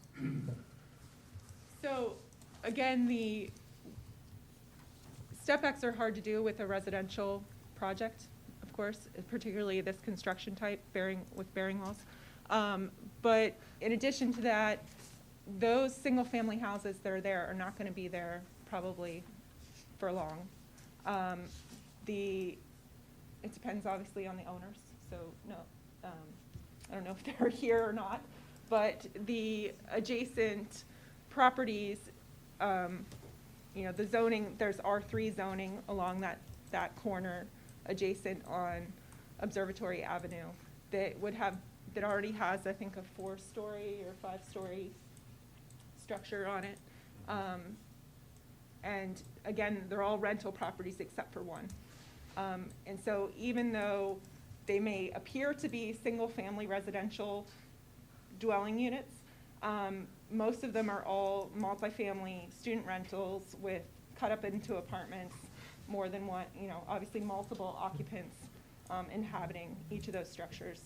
And that's based on the GIS data and the census data. So you did not, okay.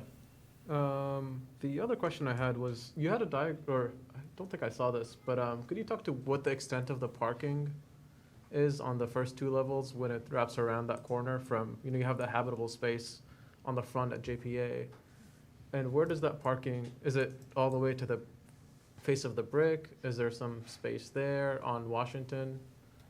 Can we pull up the slides again and go?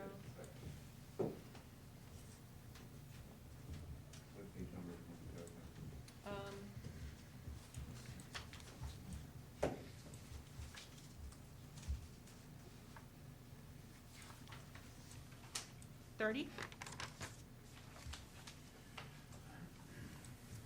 So this is the ground level plan. So the parking comes all the way up to the front wall at the lowest level. And this portion of it is all below grade. Right, so even along JPA, a portion of this is all below grade. And then this corner is where we have the lobby entrance condition. And then if you go to the next slide.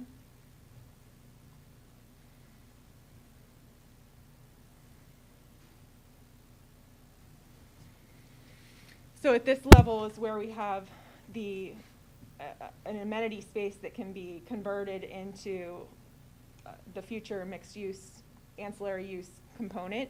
And that's where it connects to those terraces. So now we're up a story, and the parking is obviously below this condition along there.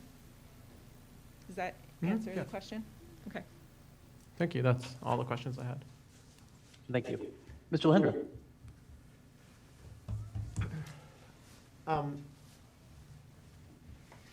Thank you for the presentation. And along JPA, you showed a very nice perspective of terraces and activity going on along that side of the building. Have you considered what the staff's recommendations to provide a 7-foot wide sidewalk and at least 3-foot wide buffer would do to the availability of terraces there, to whatever kind of proposed use? I'm pretty sure you probably aren't going to push the building back. No, you're right. Yeah. But we do have a fair amount of room there, and I don't know. So we have talked to the client about the sidewalk condition, the buffer and the sidewalk. I think, David, you can speak up if I'm wrong, but in previous discussions, they were okay with that condition of creating that along JPA, of adding the buffer and the sidewalk, making that wider condition. What it will do is we'll have to adjust, obviously, the dimensions of what we show currently for the street trees and the terraces, and we'll have to work through that to figure out, do we push the building back a little bit, squeeze all those dimensions a little bit, and still remain hopefully under that bulk plane, which is one of the key components to us of trying to achieve compatibility with the rear condition. So if the staff's recommendations were accepted, then it doesn't negate the kind of public uses or outside uses along JPA. No, they You would just might still have be to be committed narrower. to providing some of that. Yeah. Yeah, I don't think it would. I mean, and you see that we're showing a fair amount of a decent planting buffer already between sidewalk and terrace. So if the sidewalk does have to get a little bit wider, that the existing buffer we're showing, I think, could absorb some of that. And then maybe the terraces do get a little bit narrower, and as Aaron said, we could potentially be looking at the building budging a little, but yeah, we certainly don't want to lose those. Okay, good. Thank you. And thank you. Ms. Russell? Thank you. I have a question about your trash. You mentioned pulling trash out. I'm sorry, I have a cold. On trash days, I don't understand how that would be possible to be like, are you talking about individual trash cans or dumpster? Like, can an individual trash can serve that many residents? They can. I'm not sure we've gotten into the trash calculation yet, but that is a very intense calculation to determine how often the pickups occur, what size containers you have, all coordinated with what's available locally. Yeah, from I mean, service providers. I could just see that being a big It's a big mess component. at that Yeah, to a location. project of this size. So, I think we've done a preliminary calculation, obviously, to size the trash room that's inside the building to keep all of that trash inside until trash day.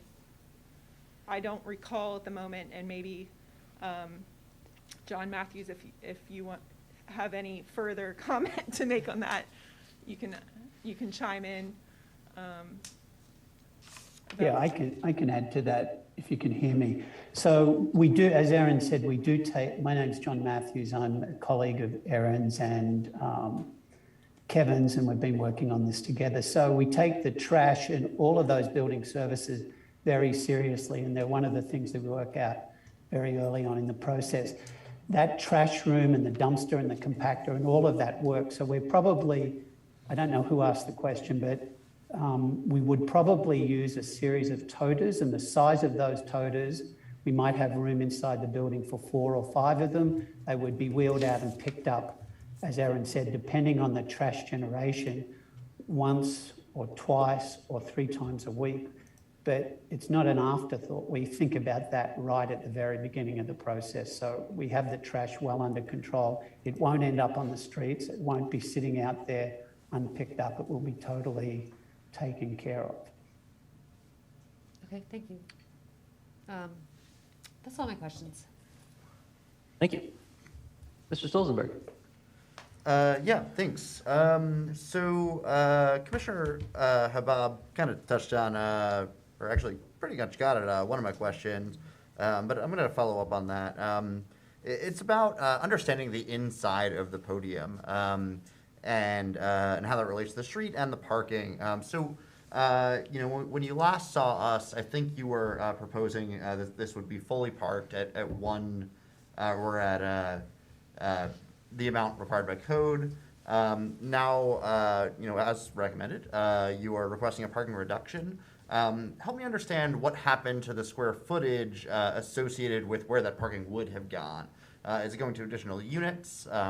Has it disappeared? I think maybe the slide kind of answered that. Is it just reducing the amount of excavation? Yes, because it's underground. There is no ability to sort of change that parking into units. I know that might have been the hope when it was suggested to reduce parking, but because it's all underground, and it's particularly at the back of the site where at the end of the circulation condition of the ramps and the garage, that you basically just have less excavation at that point. Yep. Okay, that is helpful. I think I understand why that can't be units. I do still kind of have a hang up about that, the southwest corner and how it relates to the street with that kind of retaining wall where that terrace is. Underneath that terrace, inside of that brick masonry, is that excavated space used for parking then? No, it is not, because it's in the setback, and so it cannot have any occupiable space in it. It's allowed to be a terrace, but you can't put occupiable space in the setback. Okay, but then, so behind the terrace, I guess, within the building footprint, is that parking? That's parking. I see. At the lowest level. At the second level, Yep. That's where we have that amenity space that's sized to be an ancillary use. And then further towards the middle of the building, it's the fitness center, which is an amenity for the residents. I see. So you couldn't have the terrace lower to be closer to grade, because then it would be adjacent to, well, nothing. It would just be parking, unless you were to turn that into commercial space and then excavate further in to replace those spots. But that would interrupt the ramp condition, and we would have even less parking at that point. Yep, okay, I understand. And then my other question, help me understand why, I guess when I look at this, from the JPA perspective, I see 2 towers, and one, on the east is, right up to the sidewalk, essentially, obviously with the setback. And then the one in the back, while the podium is right next to me, the tower is recessed, and then if I go all the way to the back, it reaches up to the setback there. So help me understand why you want that kind of cutout space to be at that southwest corner by JPA, rather say than in the rear of the site. I would say a couple of reasons. One of them has to do with the fact that it's in an entrance corridor. And so we were paying particular attention to how it relates to the entrance corridor, and knowing critiques about building faces and street walls and everything that's been discussed in the past, trying to provide thin volumes as it comes in and comes to the street, and also a rather deep setback is pulling that one wing back creates that deep setback. Pulling the other wing at Washington Avenue out to the street helps define and create a clear point of entry the main condition of where one would enter the building, so there's a prominence given to that wing to help identify which location one should arrive at when they come on site.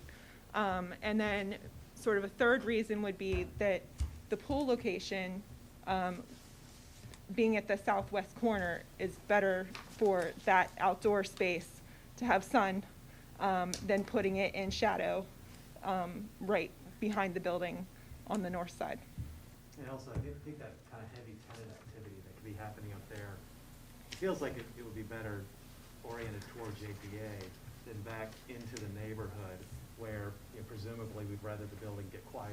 You know? Right, we didn't want to put the pool at the rear and put all those people at the rear creating noise adjacent to the quiet single-family, or not single-family, but the few single-family that are still there. Yep. But the lower density. Yeah, so I think those second two make a lot of sense to me, of obviously you want it to be in the sun, and you don't want to, I guess, create noise in the rear, especially on the observatory side, I guess. The first, I think, seems a little bit ironic that because of entrance corridor guidelines being on the corridor side, we're kind of pushing the massing back to the interior of the neighborhood. It's not really a question, but it just seems a little strange to me. I definitely understand why you did it, though, but thank you. And thank you. Mr. Palmer?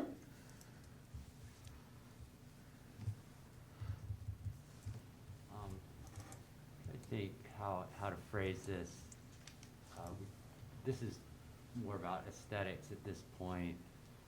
So I wanted to think about the aesthetics of, I noticed the bike parking, you have kind of a bike room on one of the lower levels, which is great.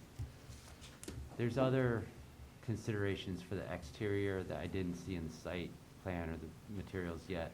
Exterior bike parking, space for scooters, both the scooter shares as well as our students use a lot of moped type scooters. I just wonder how you, since we're talking about aesthetics, how you might understand how those would be accommodated on the site. So I think we have plenty of space in the garage that's like narrow space based on the dimensions that we'll be able to accommodate scooter, moped parking within the garage volume concealed from view, corralled in that condition. Does that answer? Yeah, that's exactly what I was wondering. Thank you. Ms. McGill, questions for the applicant? I just wanted to clarify that this will mean that the current buildings will, of course, all be torn down, including 2005 JPA? Correct. So, okay. So there's enough, so that's 3 4-bedroom townhouses, 2 3-bedroom townhouses. Can that be repeated on the microphone, please? Oh, that would. I said that's 3 4-bedroom townhouses, 2 3-bedroom townhouses, 1 2-bedroom, 1 3-bedroom apartment, a 2-bedroom, a 3-bedroom, and a 1-bedroom apartment, and a 6-bedroom house built in the 1900s. You went a little fast, but I have a list too. So it's a 6-bedroom, 2005 JPA is a 6-bedroom. 104 Observatory is a 4-bedroom. Mm-hmm. 108 Observatory has 3 units in it, a 3, a 2, and a 1. Mm-hmm. 106 has 2 units in it, a 3 and a 2. 110 Washington has 5 units in it. Mm-hmm. That's Three- what I have, yeah. 3 4s and 2 3s. And 2007 JPA has 5 units in it, 4 of which are uninhabitable, and 4 of which are 2 bedrooms and 1 efficiency.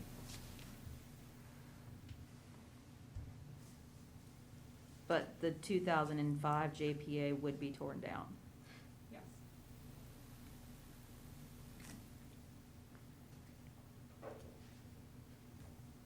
And then just real quickly before we move on for clarity, for Please. those units that for the units that you just spoke of, and I think I heard you say this earlier, are students already currently living in those properties? So it's not like we necessarily be displacing anyone, right? Correct. To my knowledge, I've been told that at least one unit has a professor, UVA professor in it, but all the other units, I believe, are all students. Okay. Thank you. Can I ask one more question? I forgot. Please. The treatment of the ground level, the basement level windows, parking, like, are those faux windows? Are they louvered? What is going on in that brick facade in Washington? Sure. At the moment, I think we do show 3 that are faux, that are spandrel conditions. I think that treatment has been used elsewhere along JPA for, on garage areas. And should that not be what you want, we can address it in the entrance corridor review process to change it to something else or do something differently. You know, it's in not that for me to, condition. it's not for me to say, you know, I think there's pros and cons of both. You know, they look fake, but also they don't let light through, so. Thank you. Mr. Payne, questions for the applicant? So just to confirm, of the existing properties there, are any owner occupied non-rentals? On site, On site, correct? owner occupied, no, everything is a rental property on site.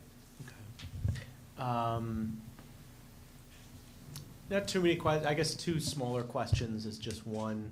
So the color scheme you put up, is that just, you know, for the presentation, or is that the color scheme you're planning to go with for the property? We're still evaluating, it's in progress. So, yeah, I consider it preliminary right now. Okay. That's it. Thank you. Mr. Pinkston, questions for the applicant?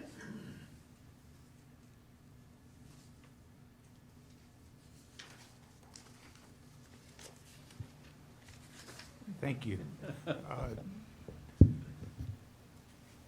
No questions, really. I thought it was a very good presentation. Thank you. I especially liked the sort of engagement with the fact that we're still working our way through what our comprehensive plan is going to entail when we actually get to the detailed zoning. I thought the piece about, you know, going from Maury to Shamrock and the way the elevations would be gradated there, that was helpful too. Yeah, that's all I have. Thank you. And Mayor Smith, please.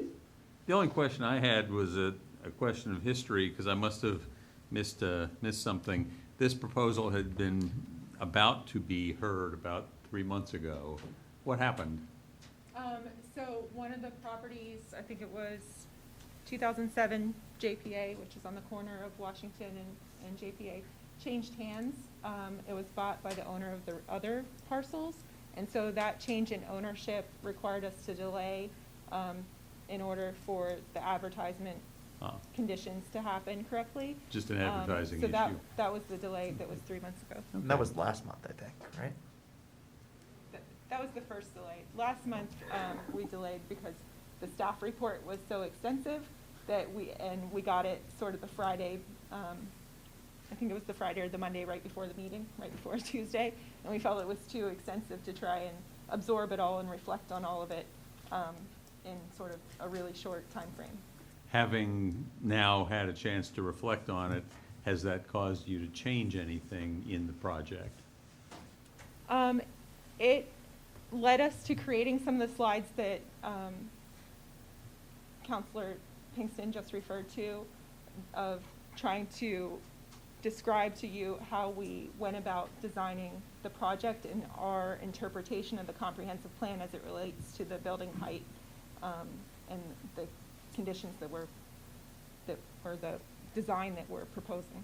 But that's really just a presentation issue rather than, hey, we went back and reworked this piece of the design. Correct. We had already reworked it from all the comments that we received from our informal meeting in the fall and had incorporated those comments. And then I think there are still some outstanding neighborhood, you know, whether there's those porches that are on Observatory Avenue or there or not there. We've heard it both ways from, you know, 2 different sides.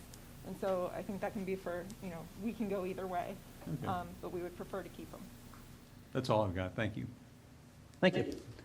I'd like to pick up that thread. There's been quite a lot of public comment and concern about this project. Can you talk a little bit about how that has informed your thinking about the design and possibly operational going forward should this be approved? So we actually found that a lot of the public comment received overwhelmingly sort of amount of public comment had to do with parking and traffic. And so obviously those two things go hand in hand. The less parking you have, the less traffic the project is going to generate. So we believe that the parking reduction, not that the traffic was an issue before the parking reduction, it wasn't, but that it only helps with decreasing the amount of traffic that the project could actually create.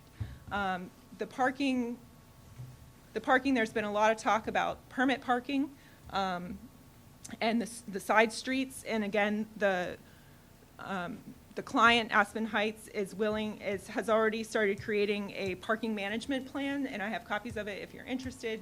We just put together a draft just ahead of this meeting, so apologies that you haven't gotten it in advance. But they are working on that, knowing that that is potentially part of the conditions that we would like to see. And in addition, they're completely cooperative with the idea that students would not be allowed to get permits to park on those streets. So Observatory in Washington would be not allowed, and they would suggest alternatives like going to UVA and getting a permit to park at the JPJ lots, which is where a lot of first-year students obviously store their cars, and those lots are fairly empty on a daily basis. We did have some data about the parking conditions on the side streets. So I believe, to answer a previous question, and sorry till I find it, Please. that there are, on Washington Avenue, the city will issue 61 regular permits, and only 32 are actually used by residents. And then they'll issue guest passes as well. 32 of those are permitted by the city, and only 6 are used. So, and then on Observatory, 72 are allocated, and only 16 have been used or applied for. And then 36 guest passes are allocated, and only 11 used. So the neighbors haven't necessarily utilized the permit parking that's available to them through the city. I completely agree and understand that the quantity of passes does not necessarily align with the actual parking spots available on the street, but we've also calculated that given the reduction of curb cuts along the length of the parcel on Observatory, which is about, I think, 380 feet or so, say you take some out for near the corner, there's the potential to have at least probably 14 to 16 spaces along that side of the street that right now, I think you only have about 4 or 5 because of the multiple curb cuts, and the driveway widths are mostly 2 cars wide. Actually picking up additional permit parking spaces on that street in particular, which is, I think, where most of the concern lies with the neighborhood. Thank you. That's helpful. I have heard those concerns also. At this time, I would like to hear from the public. Well, if you don't mind, may I ask one question? And Please. The parking is a little confusing to me. And it's maybe a question for staff, or if there's a legal person. The idea that Councilor McGill suggested that, we restrict the parking 24 hours unless you have a permit, it seems like something we ought to give some thought to.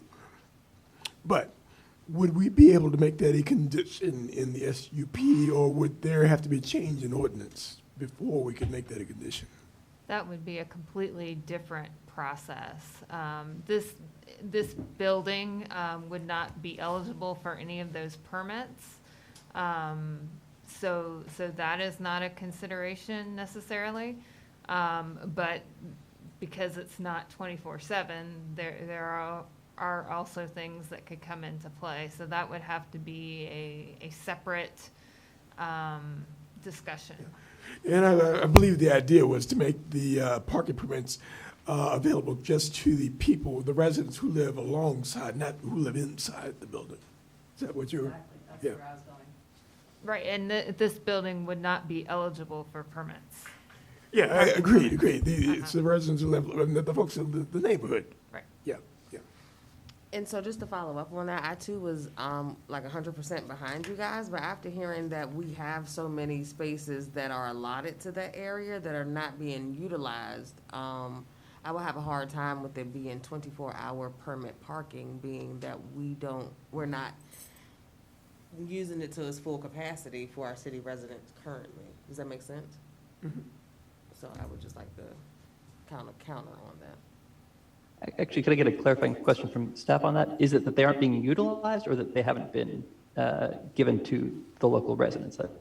Having looked at the site a couple of times now, they're being utilized. So the way that and this goes back to our city code, the generic kind of permit allocation is 4 residential permit passes and 2 guest passes for every parcel.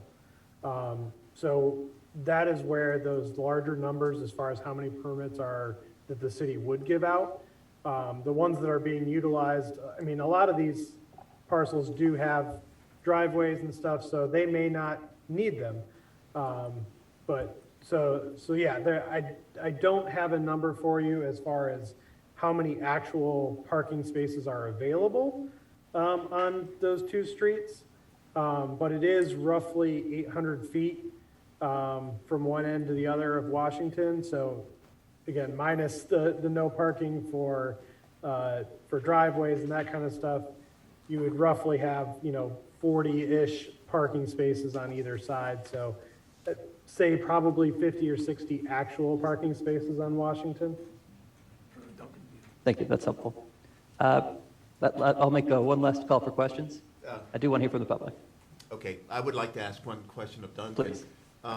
The intersection between Washington and Observatory and JPA, as I recall from my site visit, it was something of a challenging intersection, especially if you're wanting to cross the median strip and go towards towards the hospital. Duncan, can you comment upon the safety of those intersections? And is there any data on accidents? I don't have the data on accidents handy. I can look that up, but there definitely are sight distance issues when vehicles are parked in that area right in front of between Observatory and Washington. That makes it more difficult. So, we can definitely look at restricting parking, within 40 feet of that intersection or so, just to give those vehicles, a little bit more sight line for the vehicles coming, I guess it would be westbound on Jefferson Park Avenue. It is a little bit of geometry though as well. There is a slight obtuse angle there. So Jefferson Park Avenue kind of turns right at that observatory. Probably about 10 degrees.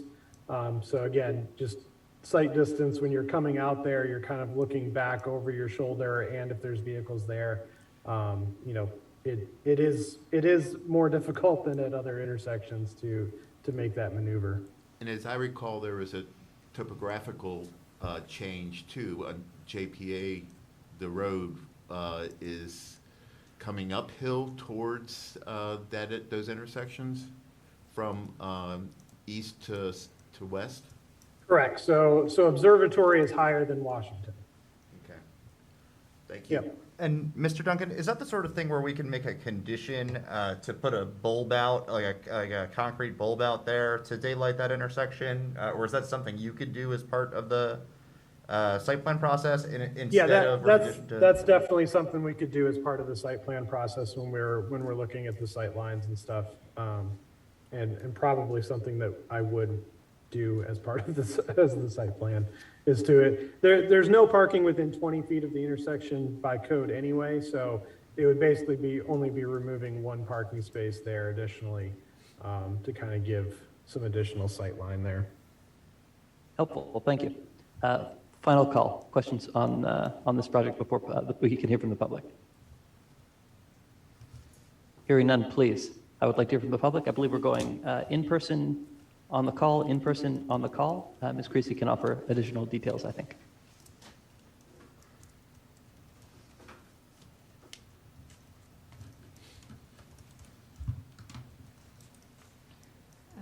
Sure, so we'll start with our first in-person individual, and as you're called, please do provide your name and address for the record.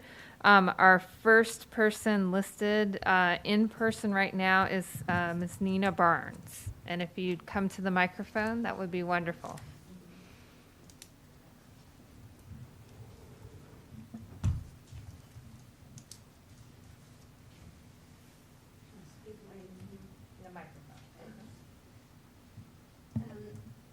I'm Nina Barnes, board member of the JPA Neighborhood Association. I live on Gildersleeve Wood. The JPA Neighborhood Association has already written a letter expressing our opposition to this special use permit application.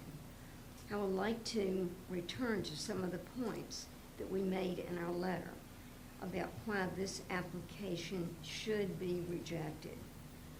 The city's guidelines for special use permits state that the Planning Commission must consider, quote, whether the proposed use or development will have any potentially adverse impacts on the surrounding neighborhood, unquote. Adverse impacts may include traffic or traffic congestion, undue density of population, and massing and scale. This project has adverse effects in all of these ways. First, the massing and scale is far out of proportion to in relationship to the surrounding neighborhood. A 5 to 7 story building that takes up half a city block would loom directly across 1 and 2 story houses on Observatory in Washington and would deprive these homes of sunlight. This massing and scale also conflicts with the city's entrance corridor guidelines, which specify that new building design should be compatible with those structures that contribute to the overall character and quality of the corridor. Second, a density of 390 students, together with over 400 residents from the planned developments on Stribling Avenue and Maury Avenue, will greatly increase the parking and traffic congestion on the JPA corridor. Third, this project will not add to the city's inventory of affordable housing for families. Instead, it aims to provide luxury apartments for students at market rate. Fourth, this building would have negative environmental impacts. It would greatly enlarge impervious surface and reduce groundwater absorption. It would also reduce the tree canopy that the city has been struggling to maintain. In summary, this project would add to parking and traffic congestion, mar the environment, and do serious harm to the quality of life of residents of the neighborhood. Please do not approve this application. Thank you. Thank you.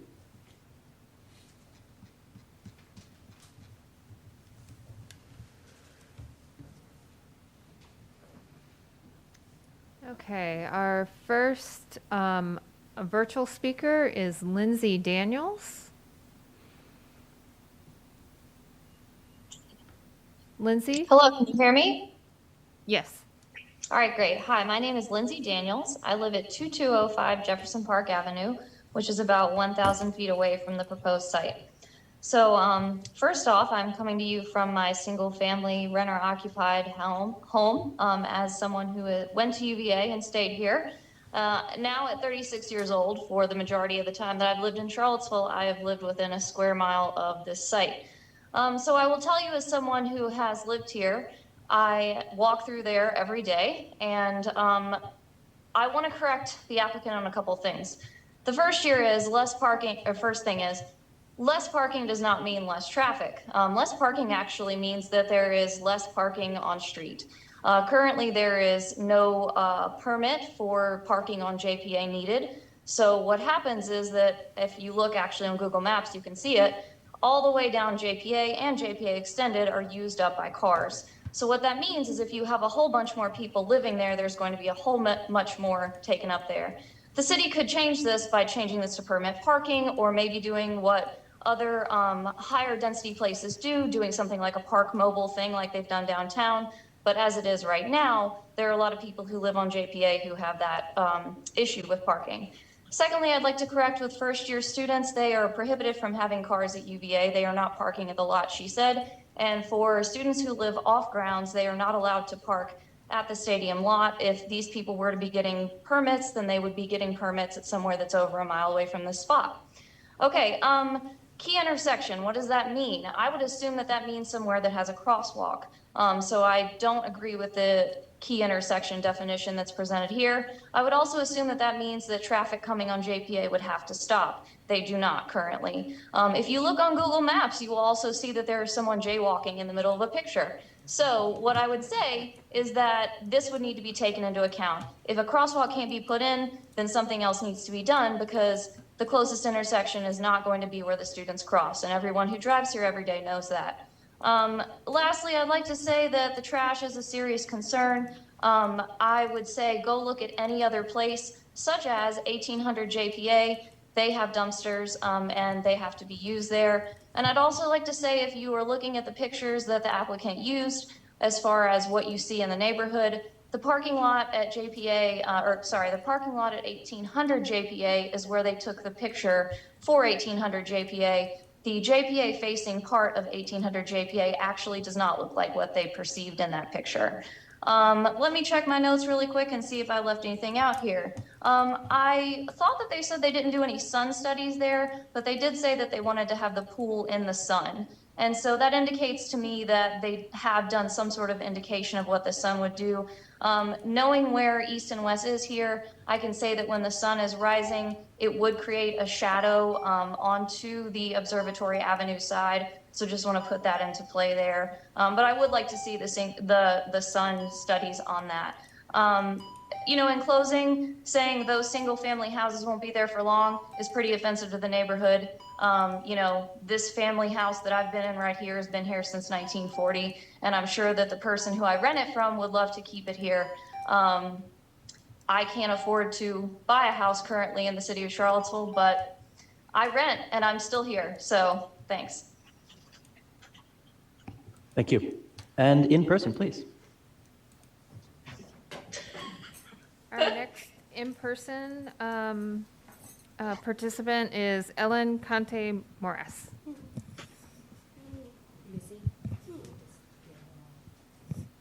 Oh.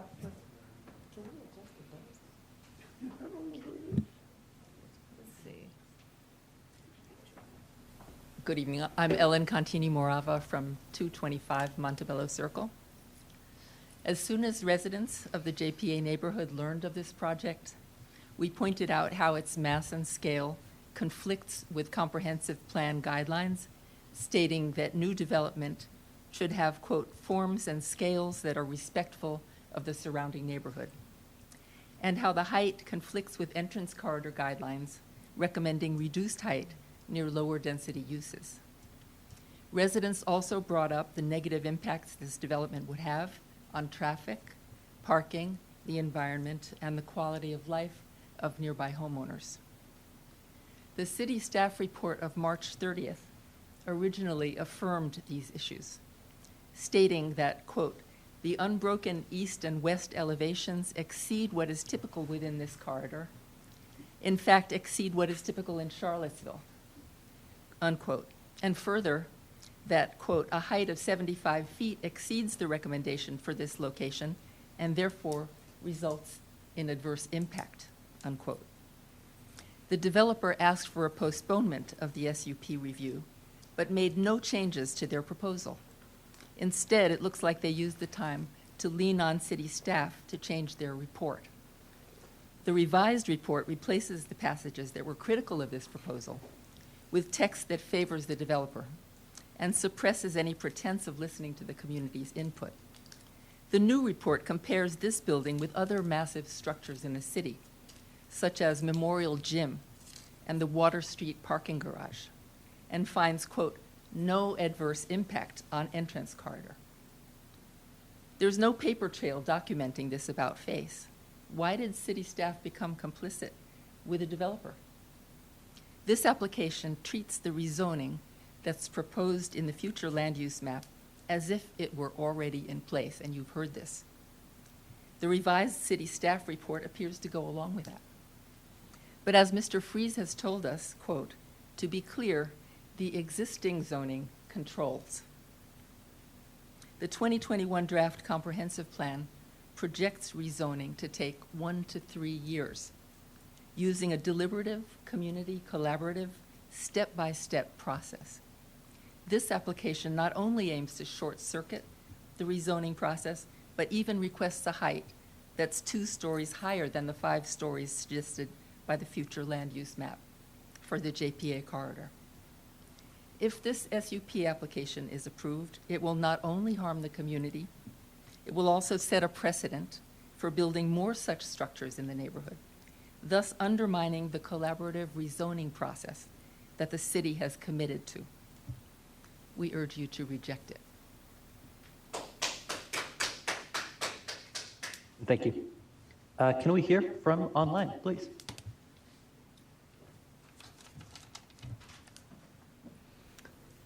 Our next online speaker would be Celia Kane. Ms. Kane, can you hear us? Yes, hi, can you hear me? Okay. Fantastic. Hi, my name is Cece Kane. My pronouns are she, her. I live currently in UVA housing, but I've also lived in MSC Oxford Hill housing, and I'm currently the UVA Student Council president. So I wanted to come kind of give a student perspective on this project. I think in UVA, or in Charlottesville, UVA students feel that we don't have enough housing options available. So this means a couple things. It means that rent is really high for students, especially close to grounds. There's not a lot of options for lower rent for students. We also don't have a lot of options in terms of where we're placed in the city, especially for students with budget constraints, and students don't want to be displacing, especially low-income Charlottesville residents, but sometimes, especially when people don't have unlimited budgets, that is the impact of people being in the city. We also don't have a diverse pick of landlords, so we have to put up with exploitative policies and poor treatment with landlords that don't really have incentives to treat student renters very well. There is little reasonably priced housing nearby UVA grounds within like walking distance. Most students actually don't have cars or don't need cars and typically don't drive like around Charlottesville and don't like want to drive. There's just very little housing around grounds. So typically when we do have cars, they're like either stored in garages or it's just to drive back and forth from grounds. And so that's why I'm in support of this project, because it's within walking distance of grounds. I think would limit overflow from students into the rest of Charlottesville, encroaching on affordable housing communities. This project is also, this special permit is consistent with the comprehensive plan, which has support from many UVA student groups, including every class council, including the UVA Workers Union and UVA Student Council. Students generally want to protect affordable housing in the city. We also support the contribution that this would bring to affordable housing and want to stop encroaching on low income and especially historically Black neighborhoods. So I fully support this project on behalf of UVA Student Council and in the way it adheres with the comprehensive plan. And I hope we can continue to trend towards high density housing closer to grounds and investments in affordable housing in the city. Thank you. And thank you. Can we please hear from in person?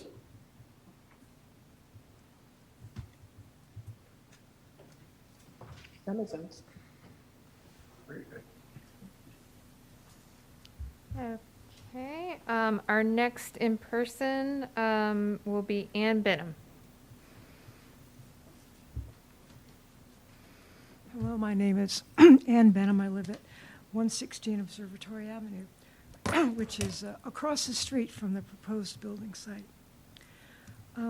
Before I begin, I just wanted to say something about the traffic report. I don't know that it came up this evening, but the traffic report was actually, the analysis, the data analysis, the data was collected on August 28th of 2021. That was a Saturday, not a weekday. And a weekday is a more typical day. So I would object to the acceptance of the traffic report on that basis. That was incorrect to do that on a Saturday. I oppose this development because of all the issues that others are describing this evening, and also because of the following concerns. Environmental concerns. 6 buildings and over 24 trees, mature trees, will be removed to make way for one massive U-shaped building. The impervious surface area of our neighborhood will be hugely enlarged, and the removal of all the trees will further reduce the city tree canopy that has been declining for years, a decline the city claims it wants to reverse. The tree removal plus a large increase in impervious surface area is a recipe for increased heat island effect in our neighborhood, not to mention higher energy costs that go with increased AC use. According to the Union of Concerned Scientists Killer Heat Report interactive tool, by 2036, the projected number of days over 90 degrees for Charlottesville is 84, up from 37, the number from the period 1971 to 2000.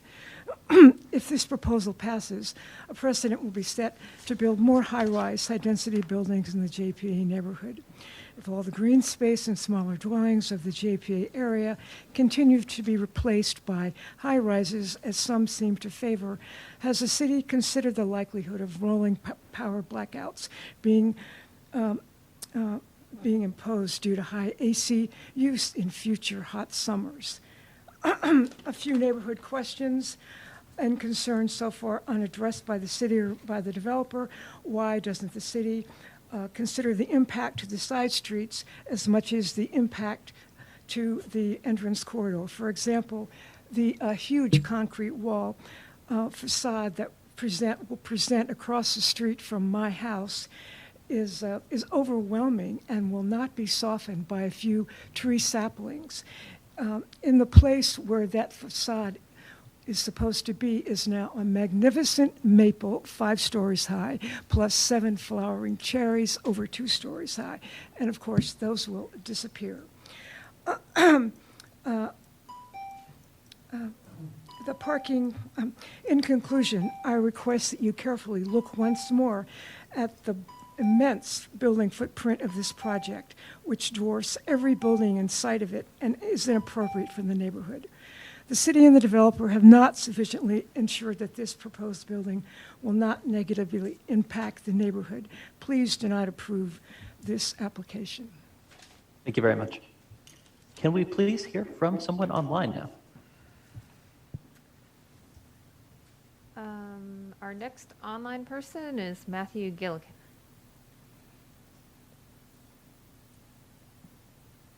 Matthew? Good evening, Planning Commission and councilors. This is Matthew Gillikin. I live at 726 Orangedale Avenue in Fifeville. I'm speaking on behalf of Livable Seaville. At Livable Seaville, we advocate for policies to build an inclusive Charlottesville area with affordable housing, sustainable transportation, and healthy neighborhoods welcoming to all. I'm speaking in support of the 2005-2007 Jefferson Park Avenue special use permit. We think this is an important project that should be approved. A key to fixing Charlottesville's affordability crisis is building more housing. The rental vacancy rate in Charlottesville is very low, possibly below 2%. There simply aren't enough homes to meet our needs, and rent continues to rise as a result. Increasing the supply of rental homes will help shift power to the nearly 60% of city residents who are renters and away from landlords. Every part of our city needs more places for people to live, but the JPA corridor is a perfect spot to add capacity. Future land use map and comprehensive plan call for this type of density along JPA and housing with good transit, bike, and pedestrian access to key locations like UVA. Best of all, by meeting student demand there, we can prevent students from sprawling into nearby neighborhoods like 10th and Page and Fikeville and worsening displacements of longtime residents. This is the locations where students, who are nearly all renters, have said they want to live. UVA Student Council said last fall in an excellent letter about the comprehensive plan that more student housing should go along the JPA corridor. Allowing more housing where students want to be is consistent with the city's affordable housing, which expresses the need to, quote, increase the supply of housing and slow the increase in housing costs while protecting lower income and other marginalized communities. Another key to addressing our housing crisis is subsidizing affordable housing. And the developer is planning to contribute nearly $500,000 to the Charlottesville Affordable Housing Fund as a condition to build. This will help fund groups like CRHA, LEAP, AHIP, PHA, and Habitat for Humanity in their work to address local housing issues, while the increased real estate tax revenue from the property will help fund other city services, including schools. Approving this development will signal that the city wants more housing built along the JPA Fontaine corridor, and we think that's a good thing. We call on the Planning Commission to recommend approval and for City Council to follow through on the commitments made in the comprehensive plan and vote in favor. Thank you for your time. And thank you. Can we please hear from someone in person?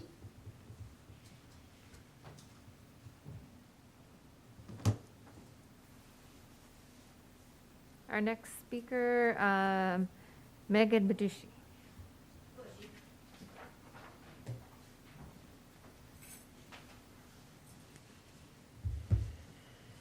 Hello, everyone.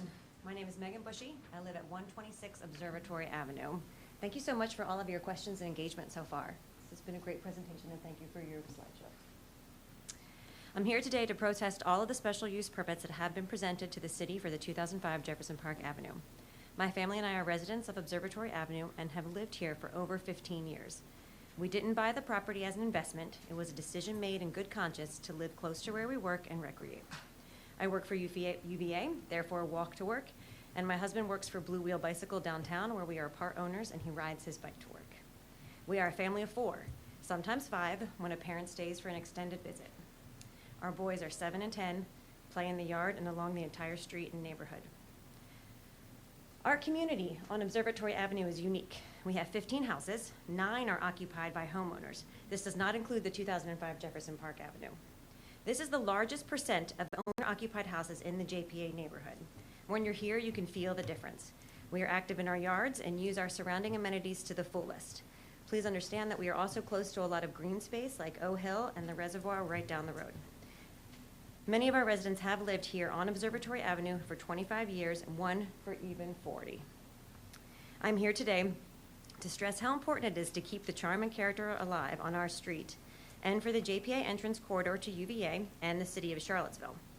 Why does this apartment complex need to be any bigger than the current zoning allows by right? We, speaking for my family, we oppose the special use permits for increased density to 70 dwellings per acre, amounting to 119 units total. This equals 390 occupants. These 390 occupants are going to come with their vehicles. I know that a lot of people have said that they don't. If you've been on JPA during the week, you know that there are a lot of cars and a lot of congestion already. This will also reduce the green space. It will increase the traffic, like I said, and the production of trash. We oppose the special use permits for increasing the height from 45 feet to 75 feet, and we oppose the special use permits for reducing on-site parking by 22%. Of course, this increase in height is to accommodate more dwellings, thus is increasing the population and traffic that's already been mentioned. And decreasing the parking requirements will clog our narrow streets. And of course, the shadowing and the reduction in green space. We oppose the special use permit to reduce the rear setback. Current zoning calls for 75 feet. The special use permit reduces it to 36. We would like the entire 75 feet to provide a vegetative buffer, hopefully of native plantings, to protect the charm and the character of our 100-year-old homes.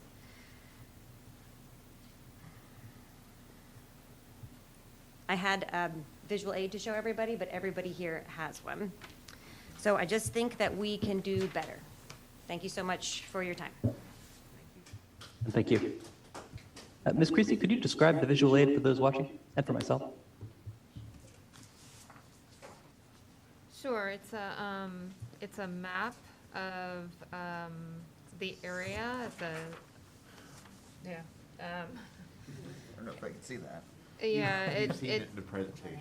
Yeah, it denotes the locations of the free trolley surrounding the parcel under discussion this evening, and then provides a rendering right over the property of the proposal. Thank you. Can we please hear from someone online?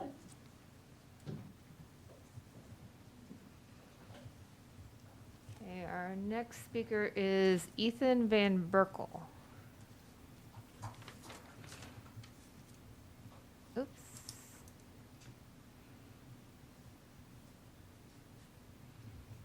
Are we good? Ethan, can we hear you?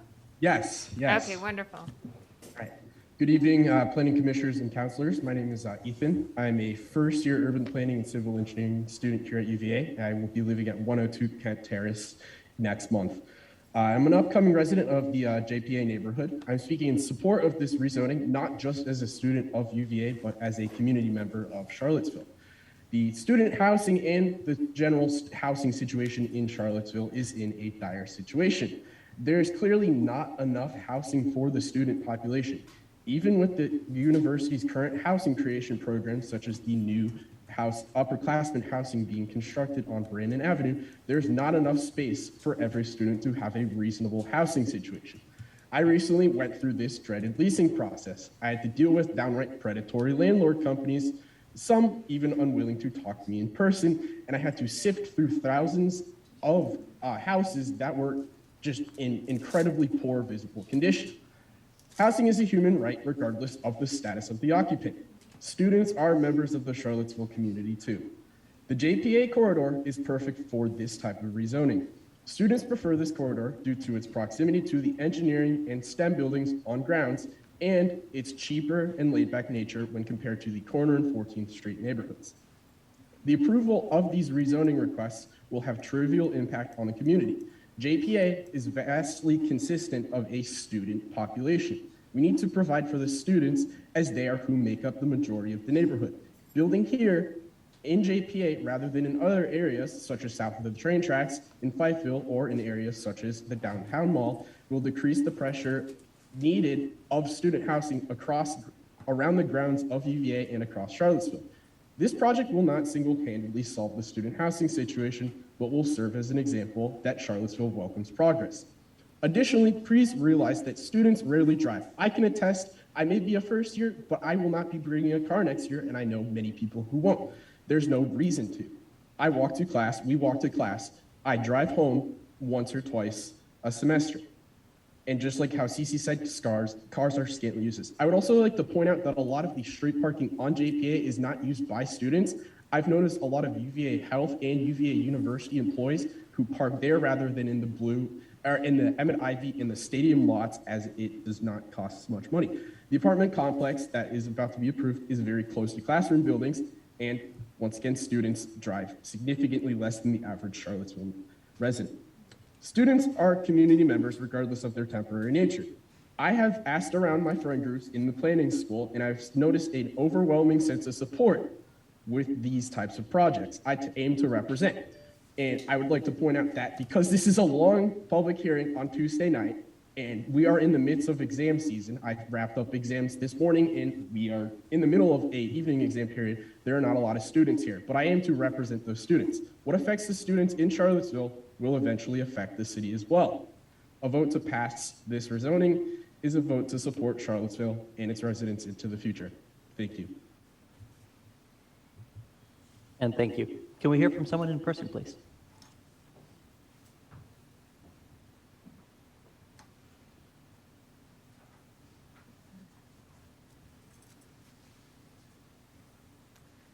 All right, we've completed our list of in-person individuals. Are there any individuals who are in person still who would like to speak? Yes, sir. Please give your name and address when you start, please. Right, my name is Jay Brown, and I live at 110 Shamrock Road, which is at about 300 feet from the proposed project. I'm opposed to the special use permit, and here's why. the size of the construction and, and the setback. I think the applicant was less than generous to the neighborhood in pointing out the least special buildings along JPA. The Woodard property, for example, right at Hammond Street is a beautiful apartment building, and it's all at five stories. The building at 1815, the Crayfick property is a wonderful place. It's all within 5 stories, and the setback is terrific. In the high rent district, at 1602, right at Valley Road, there's a very nice setback, and it's all within 5 stories. The nice properties can be built in our neighborhood at 5 stories, and I have some, and they're already here, and there's no need for a special use permit to permit the applicant to build something that's much higher. There's staying in compliance with the current zoning is just fine, and great properties can be built at this in compliance with the current rules. Thank you. That's all I have to say. Thank you.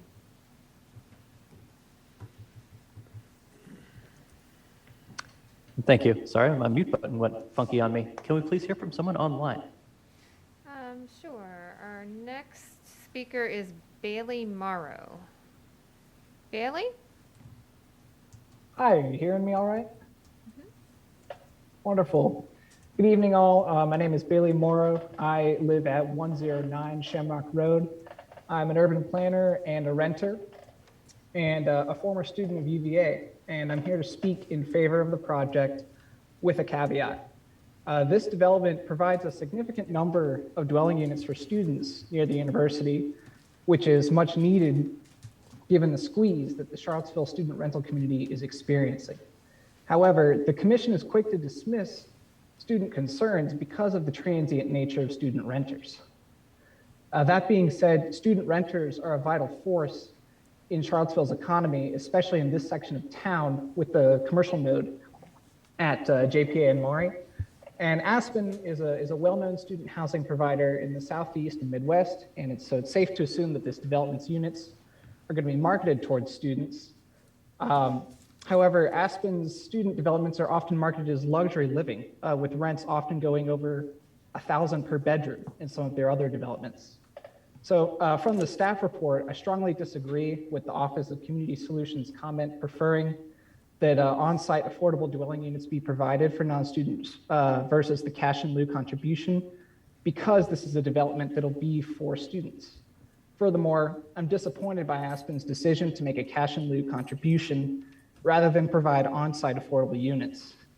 This is going to result in pushing students who can't afford luxury units further away from their classes.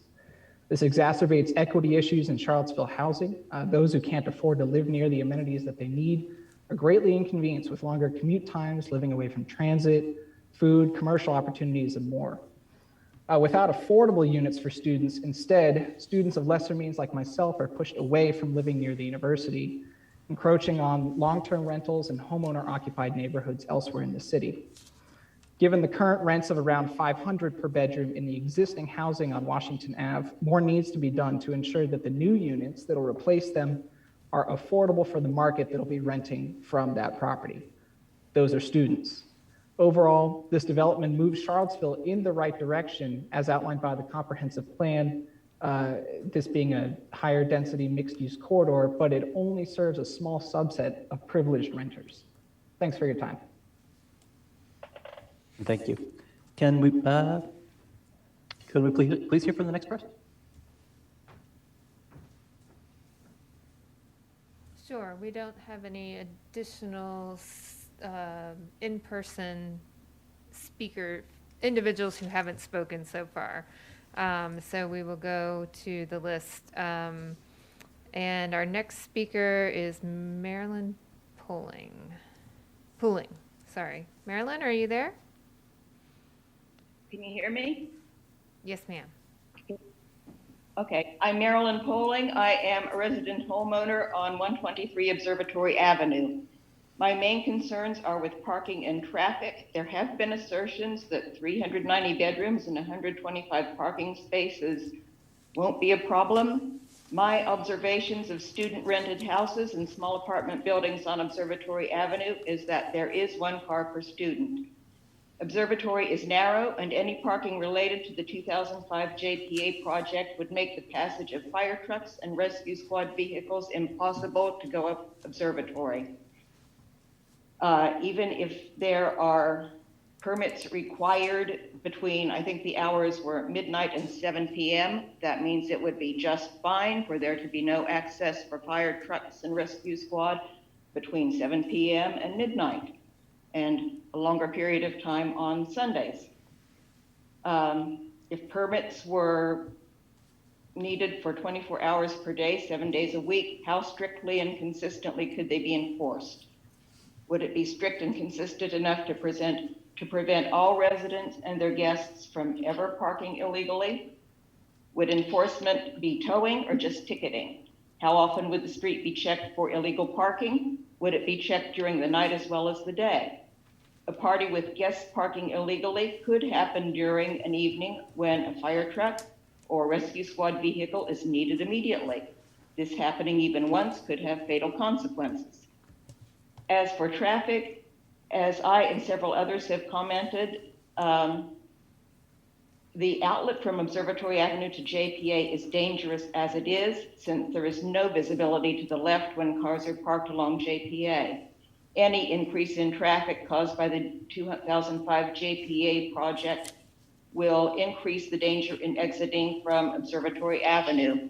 Also, I would like to take exception with something that was just mentioned tonight, and that is the developer's apparent hope or possibly plan that homeowners will just go away in the very near future. I couldn't afford to buy another house somewhere else in Charlottesville, and the effect on my life would not be trivial.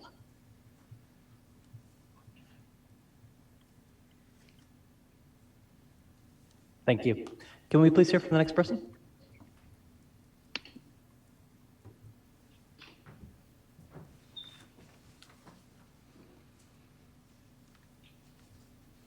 Our next speaker is Crystal Passmore. Crystal? Hi, my name is Crystal Passmore, and I live on Forest Ridge Road.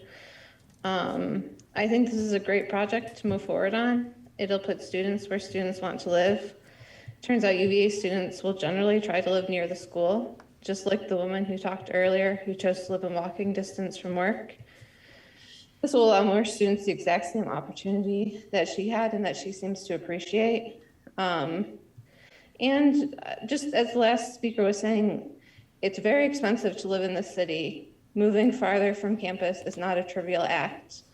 And it would be nice if homeowners in the area recognize that other people, especially students, have these same desires. I don't know where people opposed to this project think the students will live, if not in this building, in more buildings like it that will hopefully be built. Students are being forced to live further and further out in Charlottesville, forcing them to drive. The terrible traffic near campus is most likely from people who live over a mile away, not people who live close, who park their car a mile away. I've had this experience when I lived on campus. My car wasn't even a mile away, it was a half mile away, and I never used it. The people who drove on campus were the people who lived in the outer counties. I also want people who are concerned about trees to think about where these students will live and where a new housing will go if not near campus. There are plenty of trees being cut down in Albemarle to make new subdivisions so people can live there, and it's a lot more than 6 trees. So I think the environmental concerns, people don't consider what happens if you do nothing. What happens if you do nothing is people drive into the town more, live farther away, drive farther, more people own cars. Some of the things that they're complaining about are the results of not allowing this kind of housing. So I think this is a great project to move forward with. Thank you very much. And thank you. Can we hear from the next person? That was our, oh, we do have another person, William Schraff. William?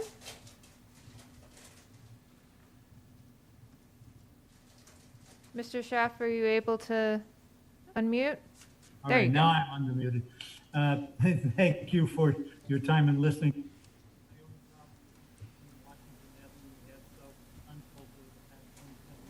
I'm sorry, can you try to speak more clearly? We had you for a moment, and then you dropped out. Worse. Still bad. I'm not sure exactly I know how to change it. I own the property. Mr. Schaff, we can't hear you. Are you able to adjust your microphone? Hold on, let me try. Thank you. I can just barely hear you with my brand new headphones here. I'll be forced to pass because I can't do it easily.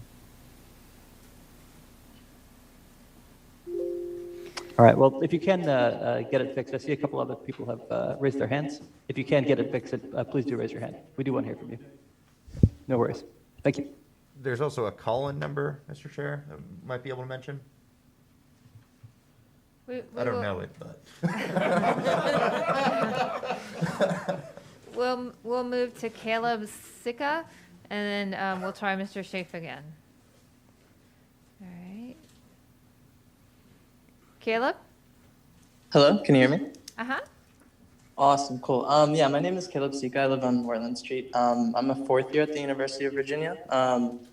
I want to express my support for the development, just under the caveat as well of the affordable housing provision and with cash in lieu of the affordable housing provision. I think earlier in this meeting, someone mentioned the kind of cost of affordable housing is about $300K per unit. And I think around 9 units would be kind of standard in a subdivision like this. So kind of not even 2 units of passing on to the development. I understand the need for a business to run as a business, but if they're charging kind of luxury rate rents for student housing that's close to the university, that's much needed. Obviously, more supply in the market is good for students. It'll give more students a place to live. It'll prevent students from pushing people out of a lot of the local community out of their current homes.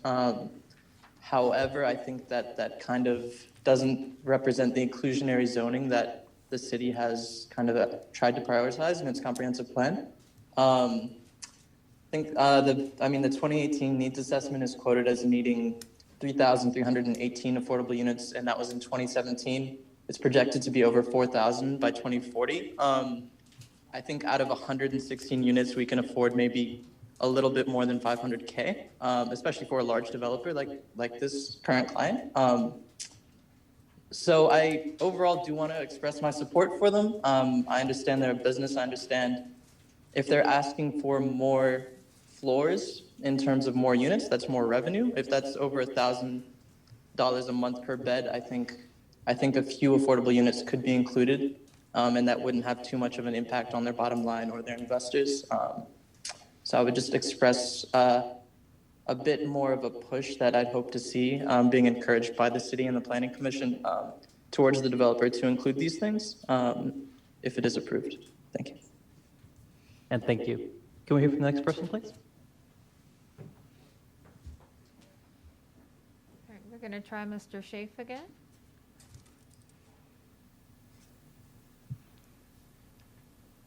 Mr. Schaaf? I'm not sure that I have fixed my microphone issue. We can barely hear you still. All right, if you give me the phone number, I can maybe call in. Otherwise, I apologize, and we'll move on. The phone number might be? The phone number. It's, oh, wait. Phone number for staff to call and ask them for it.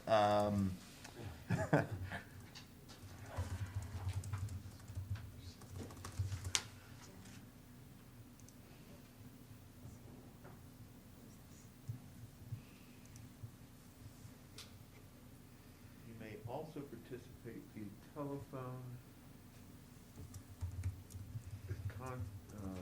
With the Zoom registration, contacting staff at 434-970-3182 to ask for the dial-in number. I thought that was going somewhere.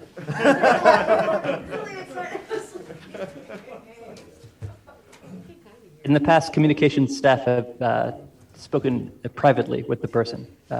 It's never been announced publicly, to my knowledge. It's a big secret. All The right, number everybody on the just be invite. Very quiet. Maybe we can It's hear. not, it's, what we usually have to do is, go on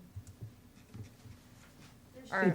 It's our 1-470-250-3958. It's a long number. It's on the invite, this invite that you sent out. All right, here's the number again.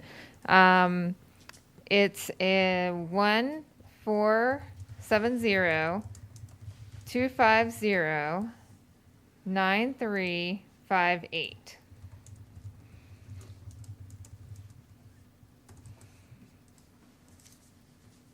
Copy? Yes, copy. All right, thank you. All right, Can we hear well, from the next person? Well, I think he's gonna need the meeting ID, right, after he calls in? sometimes yes, sometimes no.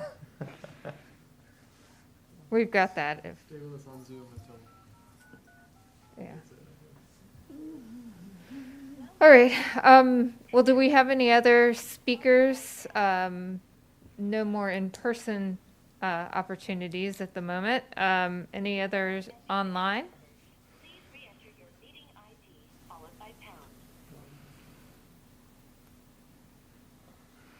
I hear the phone beautifully.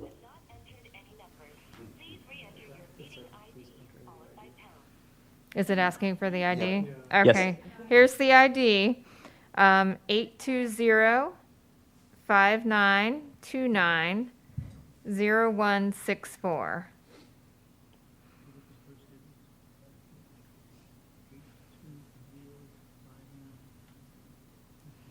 It's happening.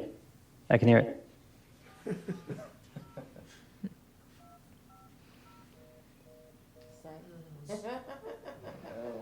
Trouble. Technology is wonderful. Mixed bag, I'd say.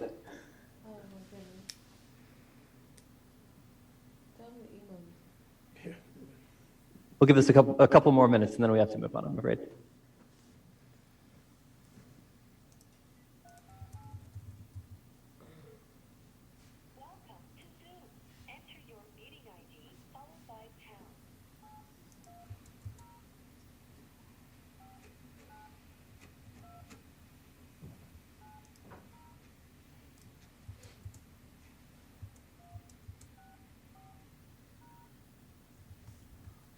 Mr. Chef does have some comments in the packet, if you guys want to take a look at that. I'm sure you read it, but pages 94 to 96.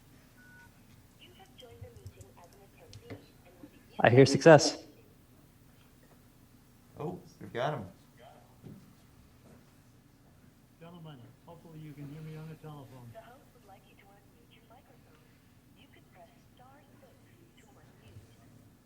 Please hit *6 on your phone.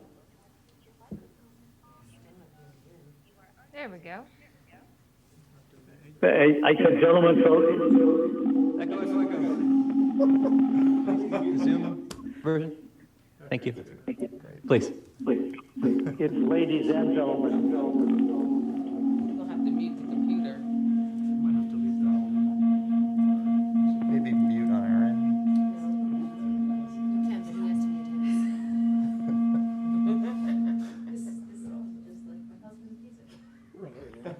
I manually force muted him. Missy, tell him that he needs to mute his, he needs to mute his computer. Please mute your computer.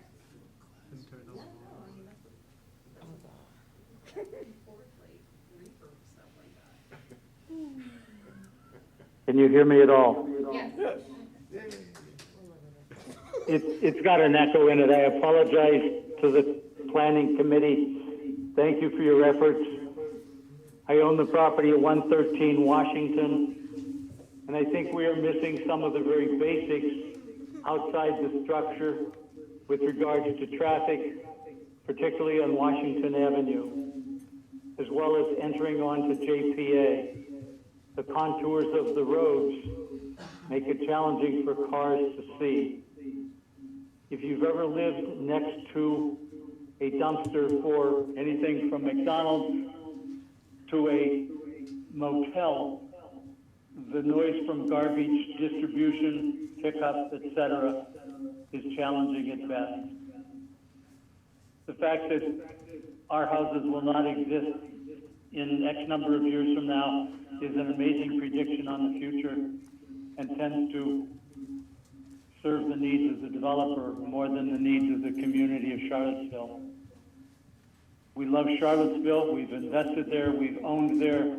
We're proud of it. We hope that the committee will take a serious look at the impact of traffic, parking, and to think that the student that's going to pay the rental price of those apartments will not have an automobile someplace very close by, plus guests that will come and visit them, is somewhat naive. I doubt I can ever stop the project, but I want it scale in magnitude, scaled back to the existing regulations in effect today. I thank you for your time. Thank you for your interest. And thank you. I believe that was our last speaker. Final call. If you want to speak before the commission on this item, now is your time.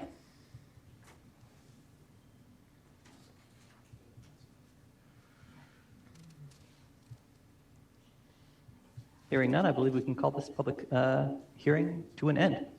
Thank you all very much. At this time, I would like to shift to discussion of this item, and I believe I've got some gaveling to do. Let me review my gavel notes. All right, we can speak at this time as the Planning Commission, but in order to make any entrance court or review motions, we will need to gavel over. Let us speak now as a Planning Commission. I'd like to start with Mr. Mitchell. Why do I always have to go first? This is a difficult one. The project is not in harmony with the existing conditions. The scale, the mass, is concerning.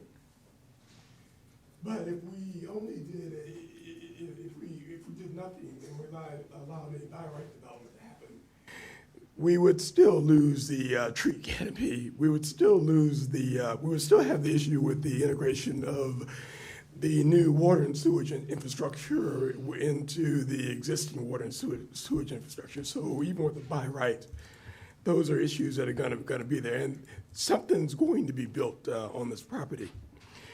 We do need more housing in Charlottesville, and we do need a bit of a relief valve. We need more housing in Charlottesville that's closer to UVA, so that the housing that's further away from UVA can be used by the rest of our citizenry that probably cannot afford housing that's that close to UVA.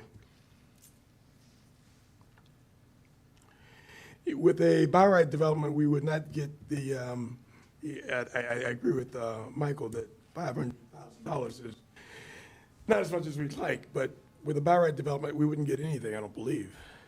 At least we're getting something with this. And we're getting 119 units or some number approaching that we desperately need, and we actually desperately need in that neighborhood. But again, I remain a little worried about the shadowing effect, the West Haven-like effect that this would have on the people that currently live there. And I do remain a little worried about the lack of harmony with the existing conditions. But, and again, forgive me for being so circular, but I didn't get a chance to gather my thoughts until Lyle put me on the spot.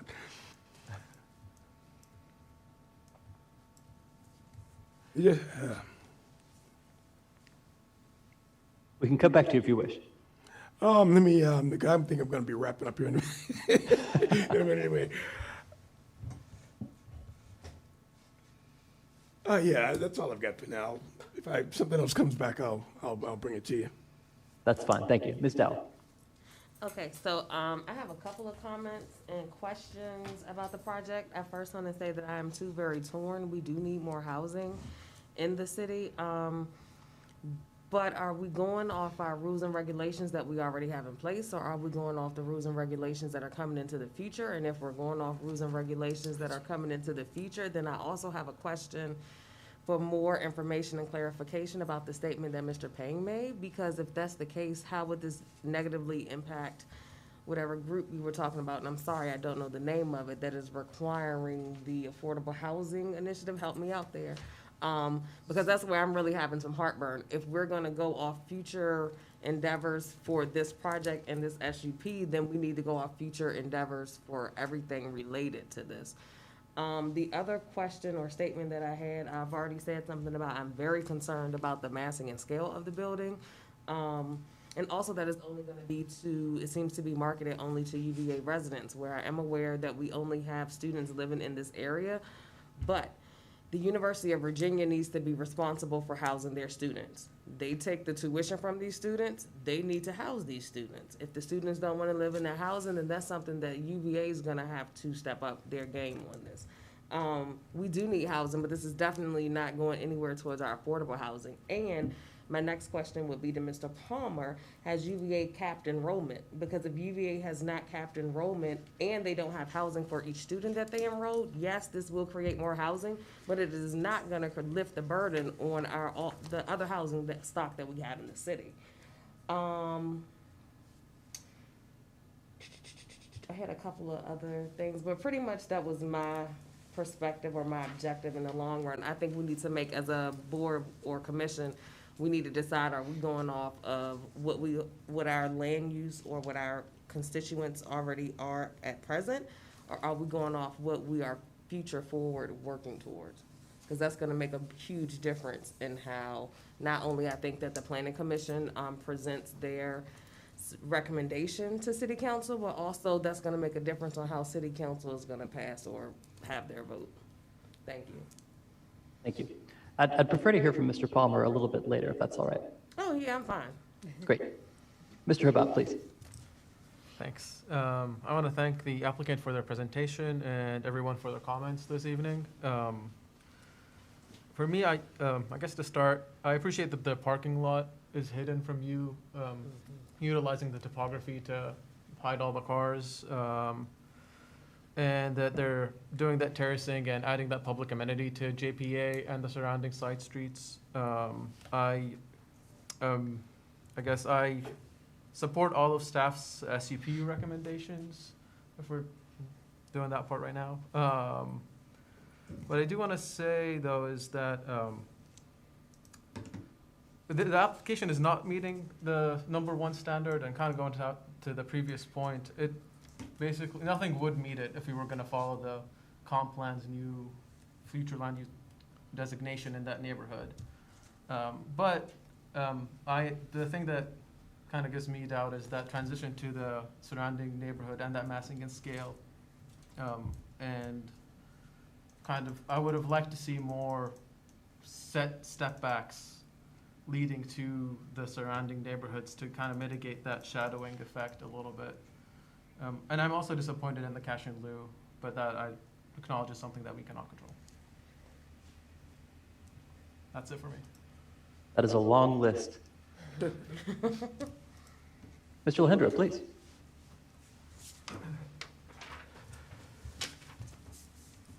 So, I agree with a lot of the staff analysis comments that talk about the form and the height problems, the issues being,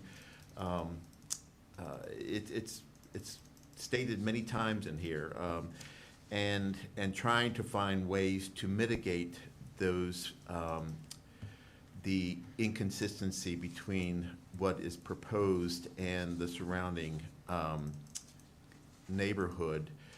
And, but I don't believe the suggested remedies really do much to take care of that. I read in our comprehensive plan that we've just adopted, goal number 7 for land use, urban form, and historic and cultural preservation, that for entrance corridors, we are to ensure that the quality of development in Charlottesville's designated entrance corridor overlay districts is compatible with the adjacent neighborhood's historic, architectural, and cultural resources. I am not in favor of sacrificing a long-term neighborhood for providing student housing for the university. I think the people who have lived here, the single-family homes, detached homes in this neighborhood deserve. I mean, we can't just pretend like they're not there, because the future land use plan is anticipating that they're not going to be there. They are there. They've been there for some time. They deserve to be respected, and I think the project as presented is just too large for this context. That's it. Thank you. Ms. Russell, please. Thanks. I think I agree, and I would want to see the design of the entire building respond better to the lower density surrounding it. Rory, to your point about like the entrance corridor guideline, ironically applying to the street and not the sides. Well, in this case, like the sides are serving as kind of a primary too. So those same design principles that we utilize in the entrance corridors also sort of are translatable to Observatory in Washington, because they want to have that same human scale and relationship with the building as well, as to not be overshadowed and feel inhumane. I think this could be done with, but it'd be sacrificing some of the density, I think, because it'd have to step back, and where would that space go? I thought the idea of doing sun studies was interesting. And I still am concerned about the issue of parking on both sides of the street, certainly on Washington, because I was out there and it is a very narrow road. Councilor Payne's point about, the sort of unfortunate timing of this review, this project coming before us when we don't have the affordable housing overlay in place. I don't think we can rule on it in that, under that context. We can't say like, well, let's try to wait until this, they make them come back and then therefore get additional affordability. I don't think we can look at it like that. We have to view it in current time. But it is interesting to kind of note that in the future, we would hope that affordability could be achieved through a bonus that we can't really ask for here. That's all from me. Thank you. Mr. Stolzenberg, please. Thank you. So I think there are a few things to cover here. First off, I guess thinking about the future land use map and potential future zoning versus our current regulations. I think it's important to note that what we're looking at here is not a rezoning. It's not doing something in advance of this comprehensive rezoning we're planning on doing. It's a special use permit under our existing zoning. And so the question is, whether the factors in issuing a special use permit are met here or not. And the big sticking point is number one, whether the proposed use or development will be harmonious with existing patterns of use and development within the neighborhood. And obviously, a 5-story building in the rear elevation is not identical to a 2-story single-family detached house. But it will shock you guys to learn, harmonious is not actually defined in the code. And so the question I think before us is whether a 5-story building can coexist next to even smaller buildings, including detached houses. Whether it's sacrificing the neighborhood in order to have a 5-story building down the street. And I'd note that there's already a 4.5-story building at the head of the street. That this building does transition down in apparent height as you get away from the corridor. And we've talked a lot about this idea of that we've seen, right, when the standard and the flats were built, where the school district, the school division for K-12 saw more children enrolling in schools because families were moving into houses in 10th and Page and in Fifeville that had previously been occupied by students. And we've talked a lot about this idea of how this will, pull those students into a smaller footprint and help those other neighborhoods that are seeing students sprawl out. But I think it doesn't just apply to those other neighborhoods farther away. I think it also applies here on Observatory Avenue and Washington Avenue in a microcosm, right? We've heard from members of the community how they enjoy living on a street and in a neighborhood where students and homeowners can coexist, and how many of them, in fact, live in houses that were rentals. And if you pull students out of those detached houses and into purpose-built student housing, then those houses may open up, and there may be opportunities for more homeowners to move in. Contrary to the idea that it would force out homeowners, this project specifically is not displacing any homeowners. There are no homeowners on this parcel. We're adding many more student housing. I often say, I live near something or knew people who did. I happen to know people who lived in 113 Washington, actually, Mr. Schaaf's house. And for quite a few years, actually, they did. A whole group of people, when some moved out, others moved in. The house, I think, is fairly typical of those along Washington. It's not in very good condition, and it's quite expensive for students. As we heard from some students today, they need more opportunities for housing, and the process of finding somewhere to live is it's absolutely brutal. And so this will have benefits for not just students, but also in creating opportunities for non-students, for UVA employees, for people who just want to live in town in a walkable neighborhood to live in the city. And I think as massing materials, I think we can make improvements. I think the extended entrance corridor review process should be an interesting time, and I think we can make it better.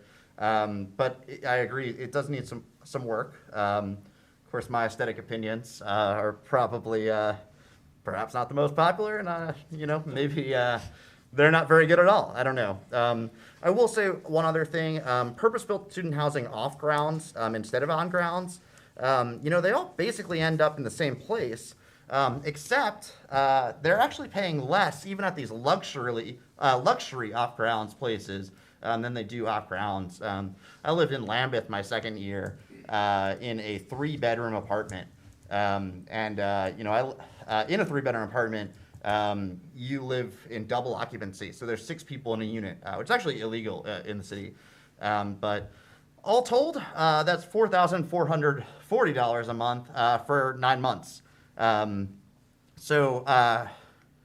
In effect, you're paying $4,900, nearly $5,000 a month for a 3-bedroom unit. Even the most expensive off-grounds housing is cheaper. And on the flip side, we get real estate taxes from that, right? So, this building, even conservatively valuing each apartment as $250,000 a assessment, we'd be pulling in over $300,000 a year in taxes that we wouldn't get if it was on-grounds housing, even though all those kids would still be, using the sidewalks and our bus system and, altogether having the same big impact on the city as they would if they lived just off-grounds instead of on-grounds. And then lastly, for the parking reduction, which I think I appreciated the logic of doing it. Of course, I think I was the one who suggested it in the first place.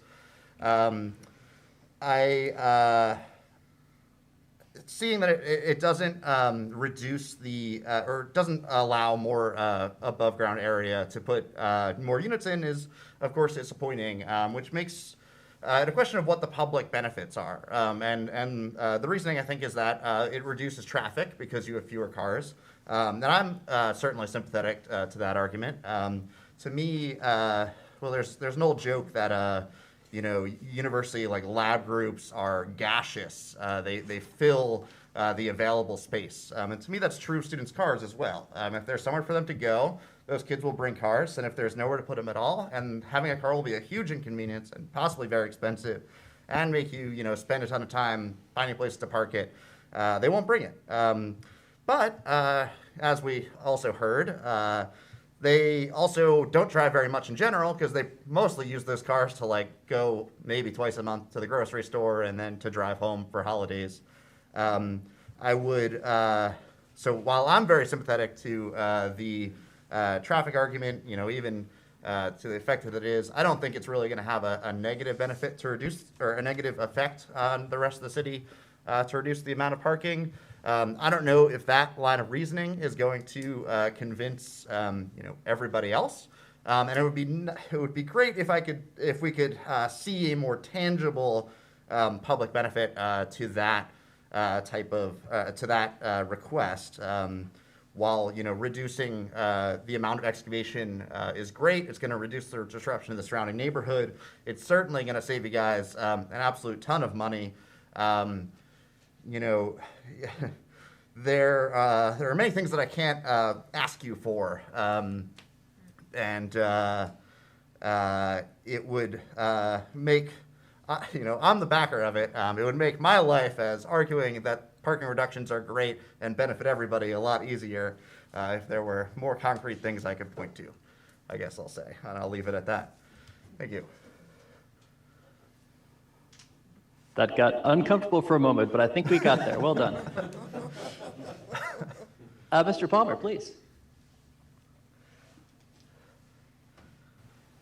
Right, I'll be brief. To Ms. Dow's question about enrollment caps,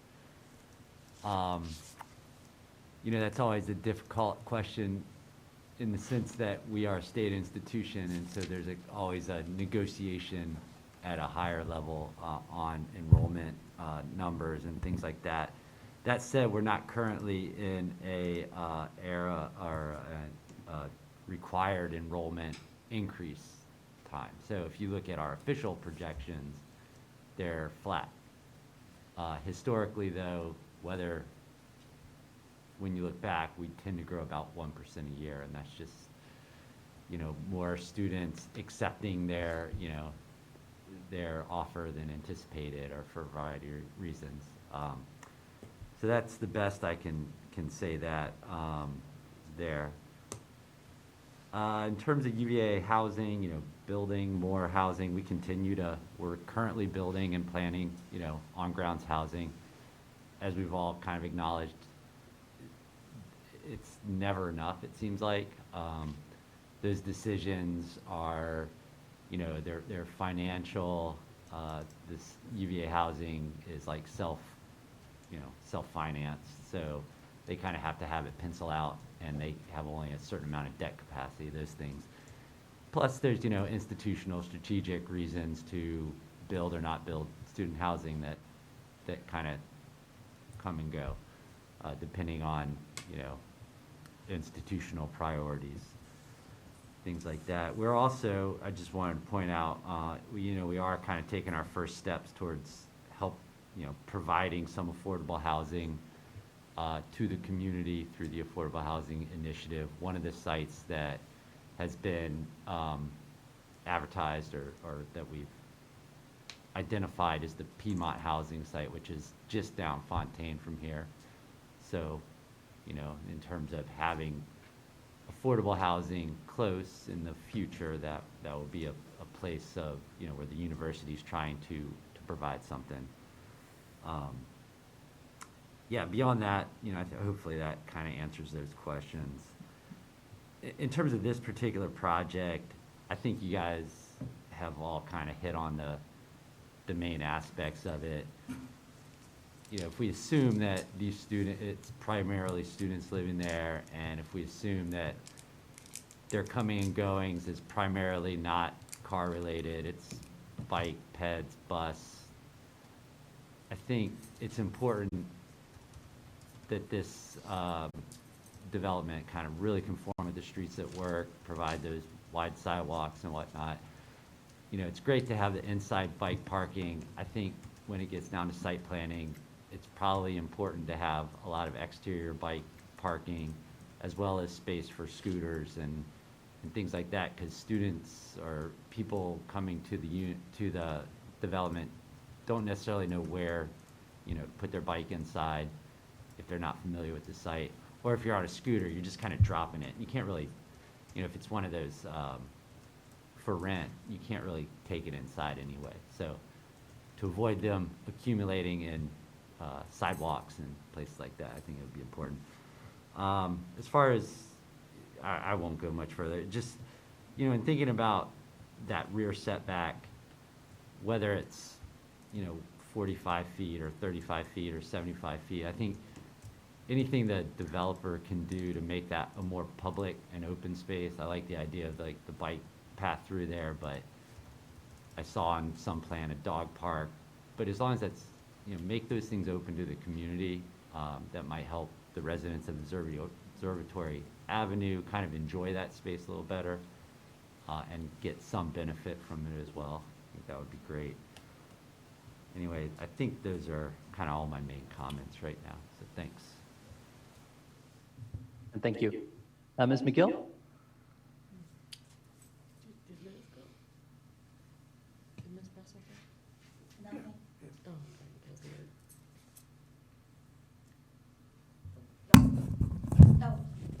Nothing. Thank you very much. Mr. Payne, if you wish. No thoughts from you, Lyle?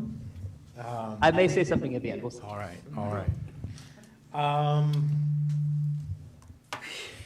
Plenty of thoughts. I mean, I think a lot of it we've already discussed and touched on. I would say one, looking at the step back, I visited the site yesterday, walked it. You look at the site, you look at JPA.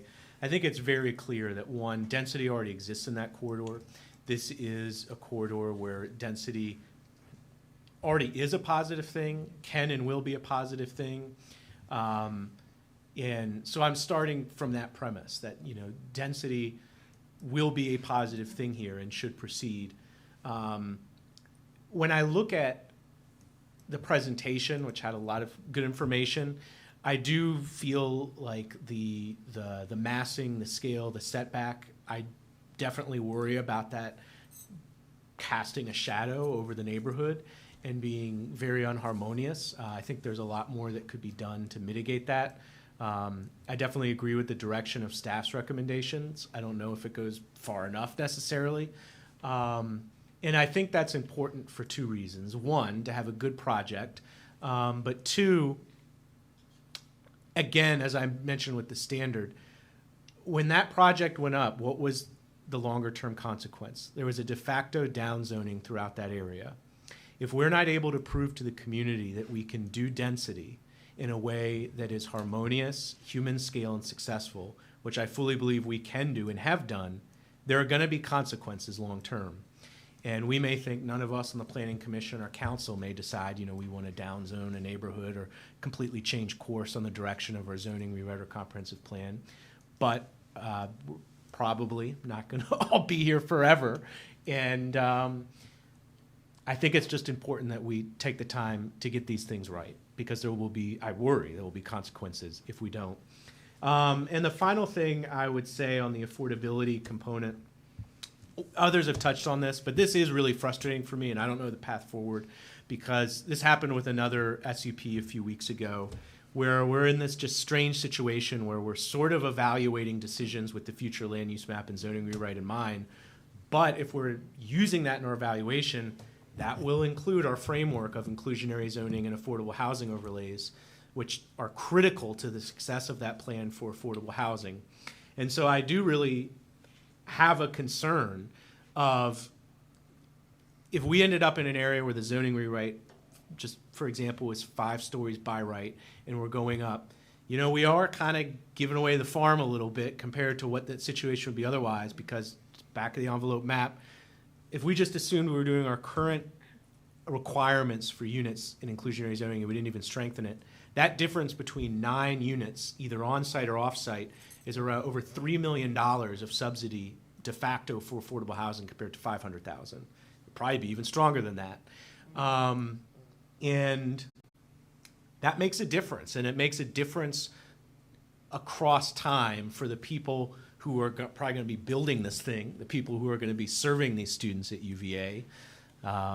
Shout out to the Bodos workers unionizing, if you're watching.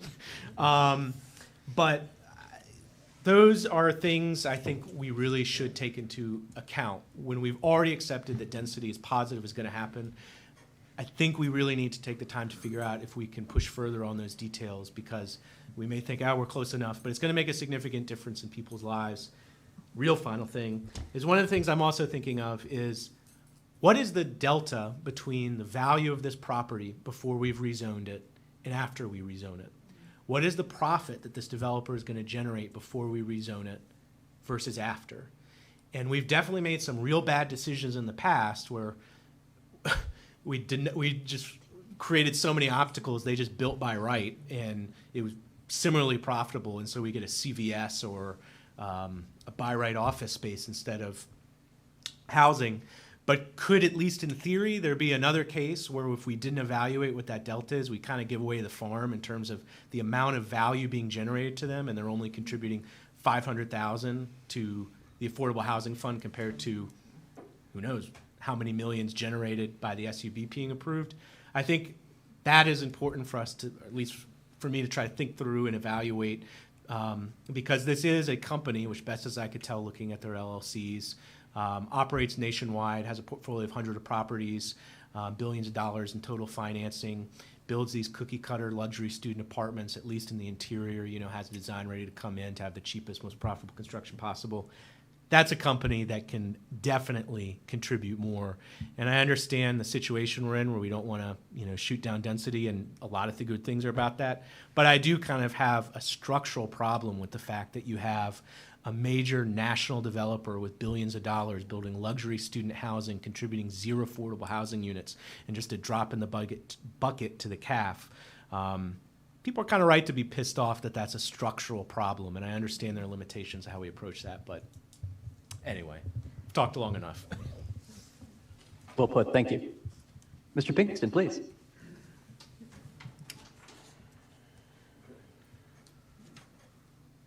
Thank you.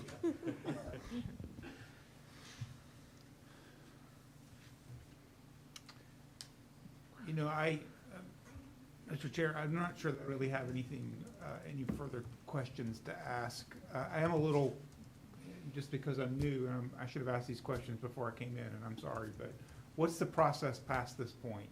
So you all vote tonight, and then a recommendation, yea or nay, goes to us, is that right? Exactly so. Okay. Another public hearing, and then ideally a decision. Okay. And then I guess, and this is something we all should talk about, I guess. I mean, we are in this odd spot of, we've pretty much said this is the kind of development and density that we want. want, i.e. the future land use map, and yet we're trying to catch up with the zoning to make that happen. Was one thought for the developer to press pause and come back when we've got all that worked out. I guess that would be on them to decide. I am torn because I think, Mr. Stolzenberg's points were well made. We need to assess this in terms of what the rules are now. But, what we're all hoping for in the city is what the consultant laid out tonight in terms of, I think, how we want JPA ultimately to look like.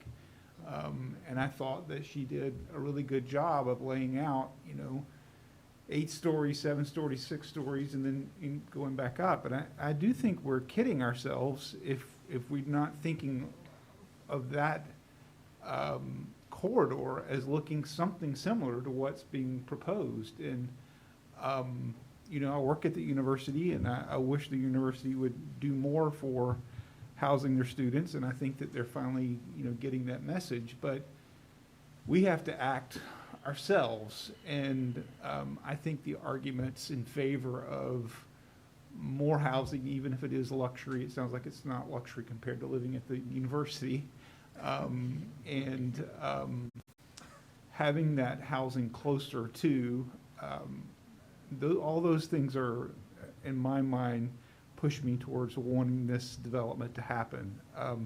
I'm not able to fully articulate, how we square that with the point number 1, which is, is it harmonious? To some degree, I think harmoniousness may be in the eye of the beholder. I will say that, again, I thought that in terms of how the design was laid out and the fact that you've got 7 stories in the front and 5 in the back, I thought that there was some care and attention to trying to integrate in the neighborhood, knowing that it is highly likely over the next decades that area will become more dense and with buildings that are taller. So I haven't really landed anywhere. I'm just mostly sort of laying out what I'm thinking. Would love to chat with people afterwards. Thank you. Mayor Smith, please. Couple of thoughts. First, I've been sort of struggling with the question of the first criterion, the harmonious criterion, and it occurs to me one of the problems we've long known about Euclidean zoning is that it doesn't accommodate change. It doesn't allow for us to go gradually from a little bit of density to a little bit more density. It allows us to say, okay, we're going to rezone the entire block or the entire neighborhood, and it doesn't let us go bit by bit. And so the first project that would get us going in the direction we want to be going in is always going to be not harmonious with what has gone on before. If you want to think about it, think about a key change, okay? Are we going a key change from C major to F sharp minor, or are we going from maybe C to G, which is, musicians will know, is a much more natural kind of a change. It's only one note's difference. But it makes a big difference. And once we start on that kind of a key change, harmoniousness change, then the next project is now harmonious with something. But it wasn't before that. So if we're going to make a change, we have to be willing to reconsider what it means to be harmonious. We also need to look at UVA. Actually, let me just touch on one other thing.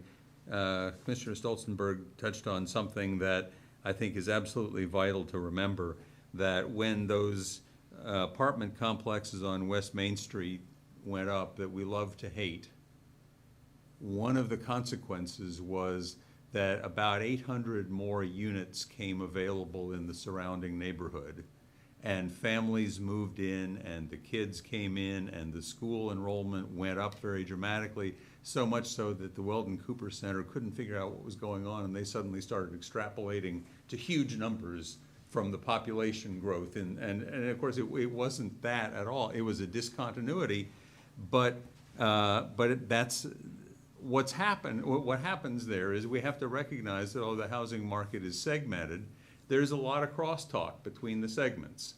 And even if you're going to talk about this as being a luxury student housing project, I don't know what that means exactly, but I think it's fair to say that any student housing project is going to have some impact on the demand and the supply available in other segments of the housing market. The economic folks would talk about cross-price elasticity of demand, and the category from one category to the next. They can measure it in various ways, but it is generally thought to be about 0.5 to 0.6 to 0.7 kind of thing, depending on how you're going to slice your quintiles. It does happen. I don't want to get too nerdy about the statistics. If it does happen, we know that UVA, as Mr. Palmer noted, and certainly it's been true for the last 40 years or so, UVA has consistently grown at about 1% a year. They will tell you that they don't have a plan, and it's probably true that they don't have a plan, but it just happens. They don't have a plan for it to not happen, and they certainly don't have a commitment for it to not happen. Back in the 80s, when we were discussing this with the university, and they kept saying, every year they kept saying, darn it, we had more people accept us than we were thinking, and we've got 100 students coming more than we thought we were going to have. After about the third year, I said, don't you get somebody in the admissions office who can count? What's the problem here? But it's been something that's happened year upon year upon year, and we just have to figure it's going to keep happening. UVA has said they're going to plan for housing second-year students. Last time I talked to somebody in the administration, they said that's at least 5 years away. There is no present plan right now for that to happen. And if you were to snap your fingers right now and say we're going to do it, it's probably 2.5 to 3 years away. And then they're not to that point yet, as I understand it. So all of this is to say the housing demand is still going to be there. If we get more units,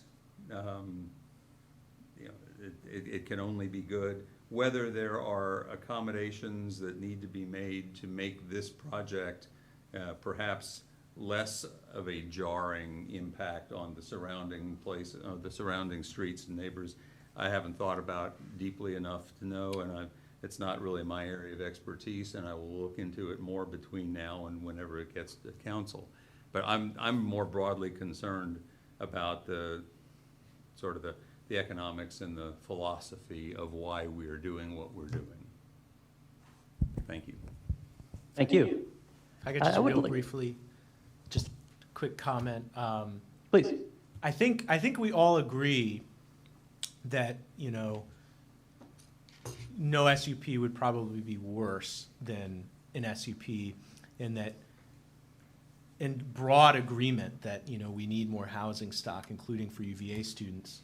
I think we all agree on that. Okay, so let's move beyond that. And to me, the question is, are our only options no SUP or what's in front of us right now? And do we have no leverage to try to get to a better project and no room to try to get to yes that resolves some of these issues in a better way?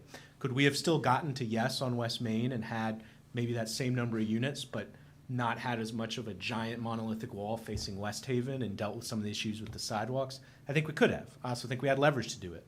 I also think we have leverage here. So that's my point, and I sincerely don't want that to mean, just no SUP, or you're saying like no to the need for student housing and density. I just think there's room for improvement, but everyone's points are very well taken. Well put, thank you.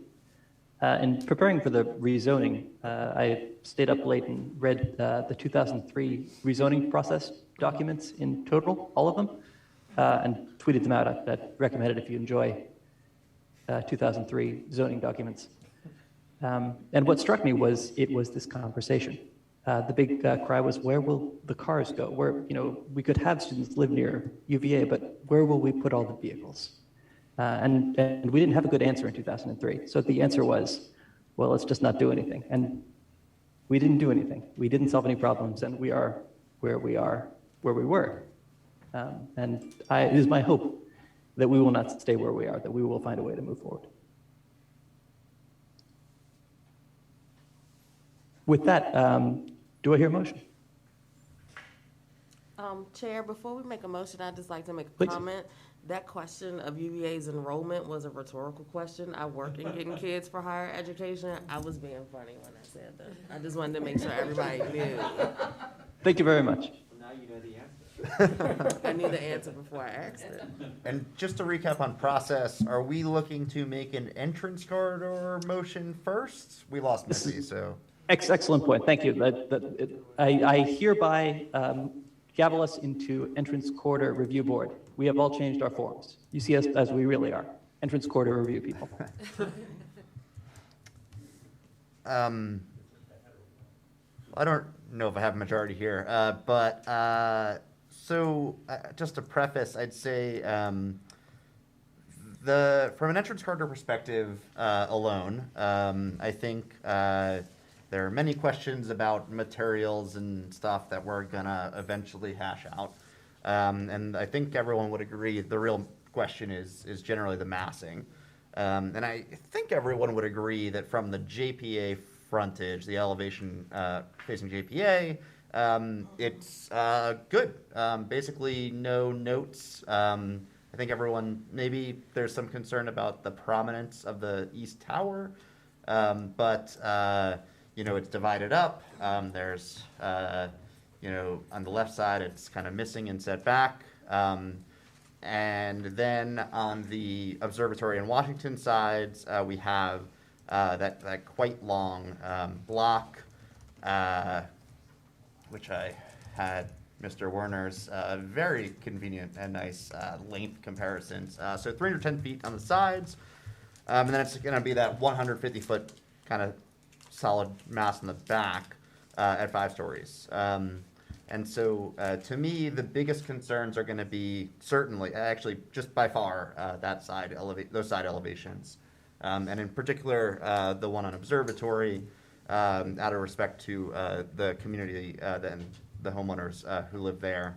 And then I think this will be a little bit less popular. To me, that back elevation, 5 stories and 150 feet, is somewhat less concerning. And I think the comparison to the Standard and West Haven, while I certainly understand where it's coming from, is less than apt.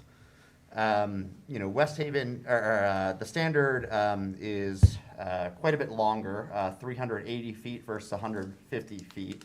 And perhaps much more importantly, it's 6 stories and then it's on a ridge, and so you get an additional 25, 30 feet in elevation change just from the hill going down to West Haven. So visually it is just much, much larger and more prominent.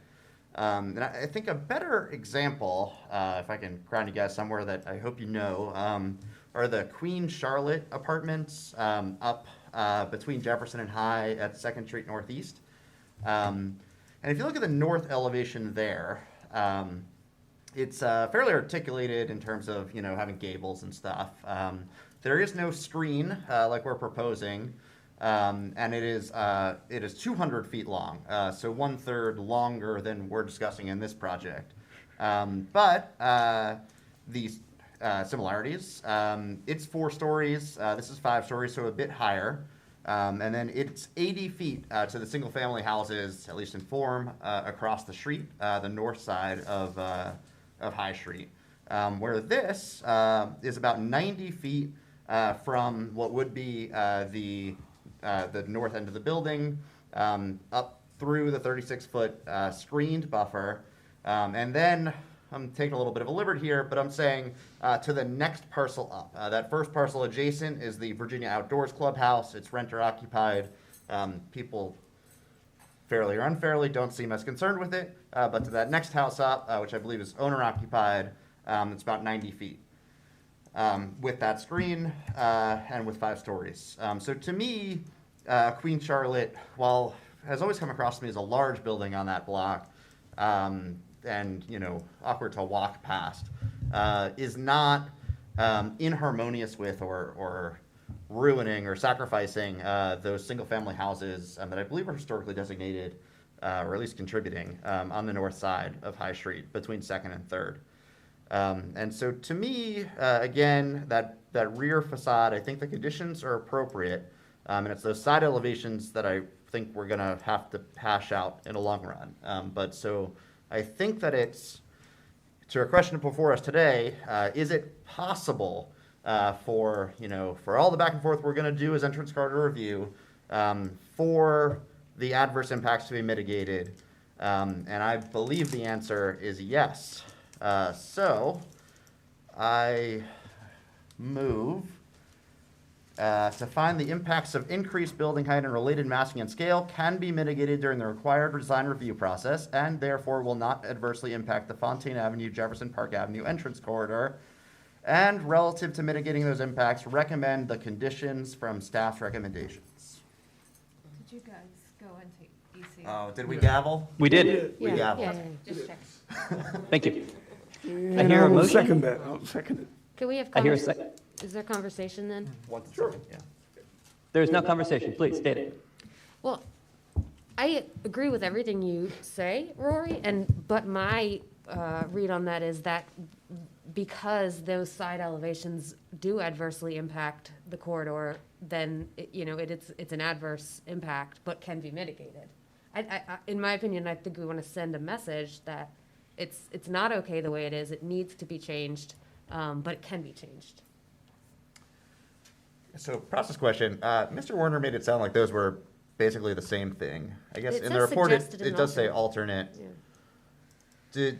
Is that just about sending a message? Does it create any substantial differences in the process going forward? Because I'd be okay with withdrawing the motion and making that motion. Yeah, I mean, the code itself is specific to the adverse impact. And so if there's felt that there is an impact, but it can be mitigated, as long as that's communicated in your vote, then you're okay. It's very similar to, some of you all may remember the Gallery Court application. We had a very similar conversation. I have a quick question before you withdraw Please. your motion or we vote or move forward. And without going into a bunch of details, just like real surface level answer for me if you can. How are we gonna, how are we gonna mitigate those impacts as far as the massing and scaling goes? How are we gonna mitigate impacts when we don't even have a shadow study done? How are we gonna mitigate impacts when we had a traffic study done on a Saturday?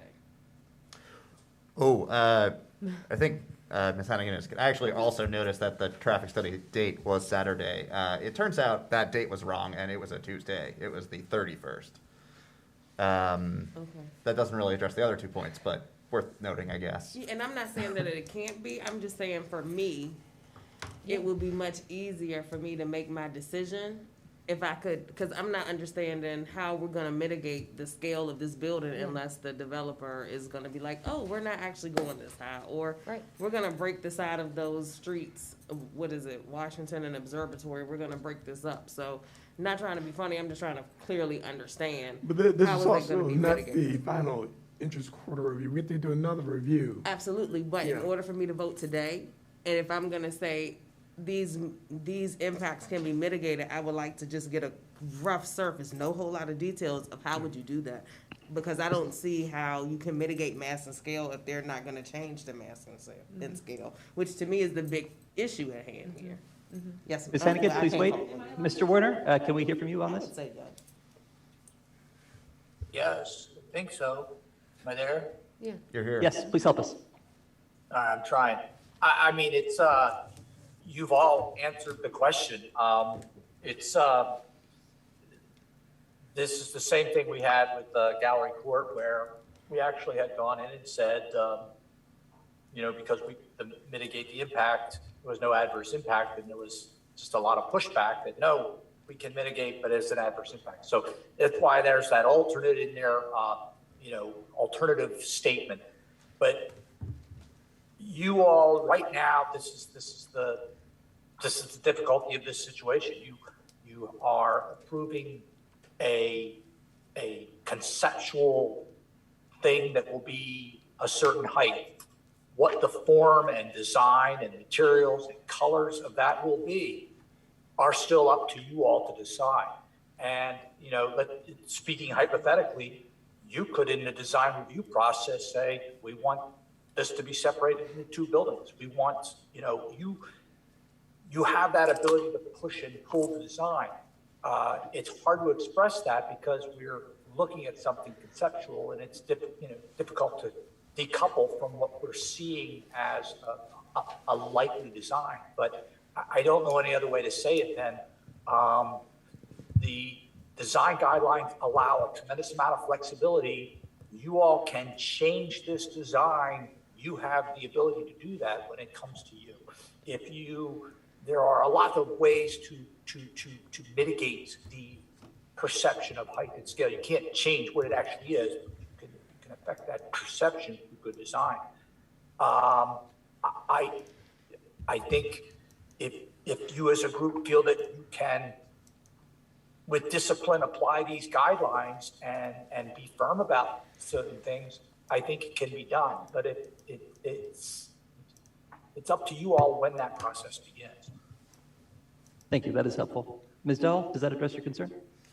Yes. So I guess the key point that I was looking for in his statement was we can mitigate the perception of the massing and scaling. Like, that's what I'm looking for, just not necessarily, because I don't get how you can change the scaling of a building or the size that they've already promoted. So I was just trying to figure out in my mind, how does that work? To just be fair, not only to the applicant, but also to our constituents. I mean, not our constituents, sorry, it's like our residents. Thank you. Thank you. The applicant would like to speak. Hal, if you want to give the applicant a chance to answer. Any concerns from the commission on this request? No. Go for it. Hearing none, please. So first, I want to say that as far as the traffic study goes, a cover sheet said the 28th, but the backup sheets all had the date of the 31st on it. So while someone referenced the one date they saw, the actual data was all from the 31st, which was a Tuesday. Thank you.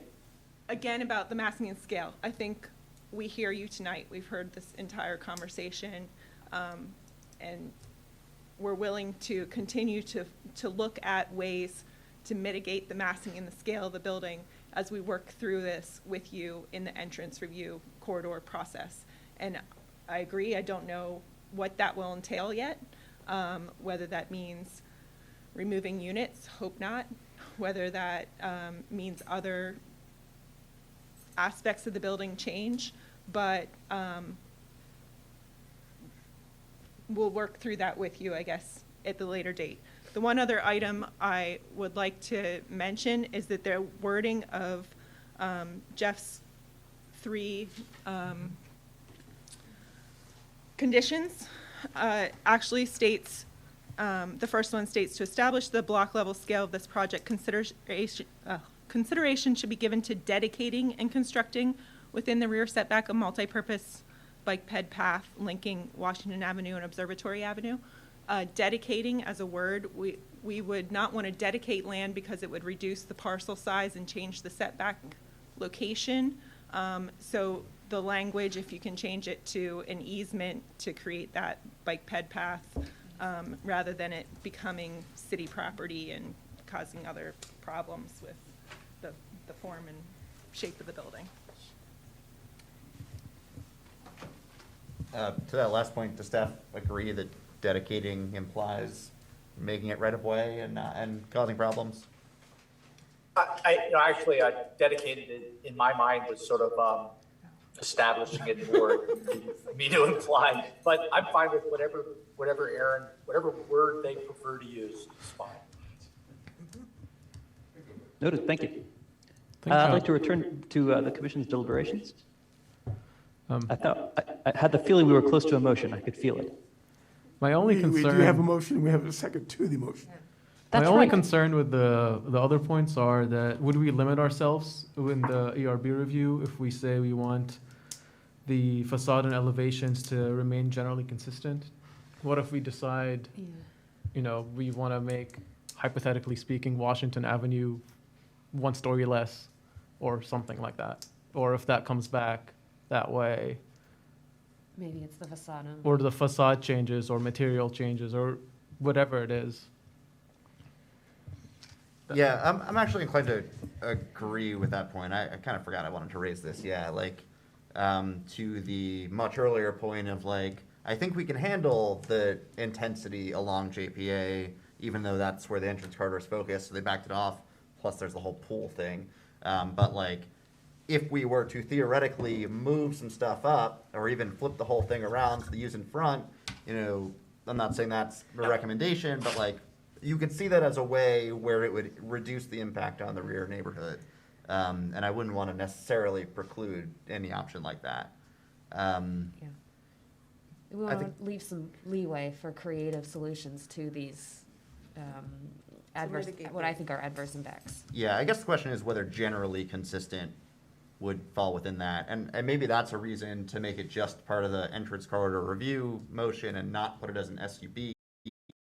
Change it as we do our entrance corridor review rather than having to go back to council. So are you changing your motion? Back to, would it make people feel better if we find an adverse impact, but say there's mitigation available? Well, it would for me. Commissioner Russell, Landreau, okay, I will withdraw the motion without objection. Yeah, that's cool. And do we have better language for these recommendations, or do we feel like generally consistent enough leeway if we keep them as just ECRB recommendations? Sure. Thoughts? Yes, cool. All right, well, I move to find the impacts of increased height and related massing and scale will, and in a manner, I move to find the impacts of increased heighting and related and massing and scale will adversely impact the Fontaine Avenue, Jefferson Park Avenue entrance corridor. However, these impacts can be mitigated during the required design review process. The three recommendations in the staff motion, less the words dedicating and. That's the motion. Second. Additional discussion on this item? Mr. Alejandro, you've been quiet, looking at you. Well, I'm looking for the three conditions. Is this in the SU? It's in the entrance Page corridor. Well, that's 10, what I'm top of the looking- page. I can read them if they would help. I got it right here. Or it's page 5 and numbering at the bottom, I guess. It calls me hard. 5 at the bottom. I can see it. Starts with to establish the block level scale of this project. What? I don't have that. Should be on page 5 of my document, page number. So the first one is consideration should be given to constructing within the rear setback a multi-purpose bike ped path linking the two avenues. So making that block.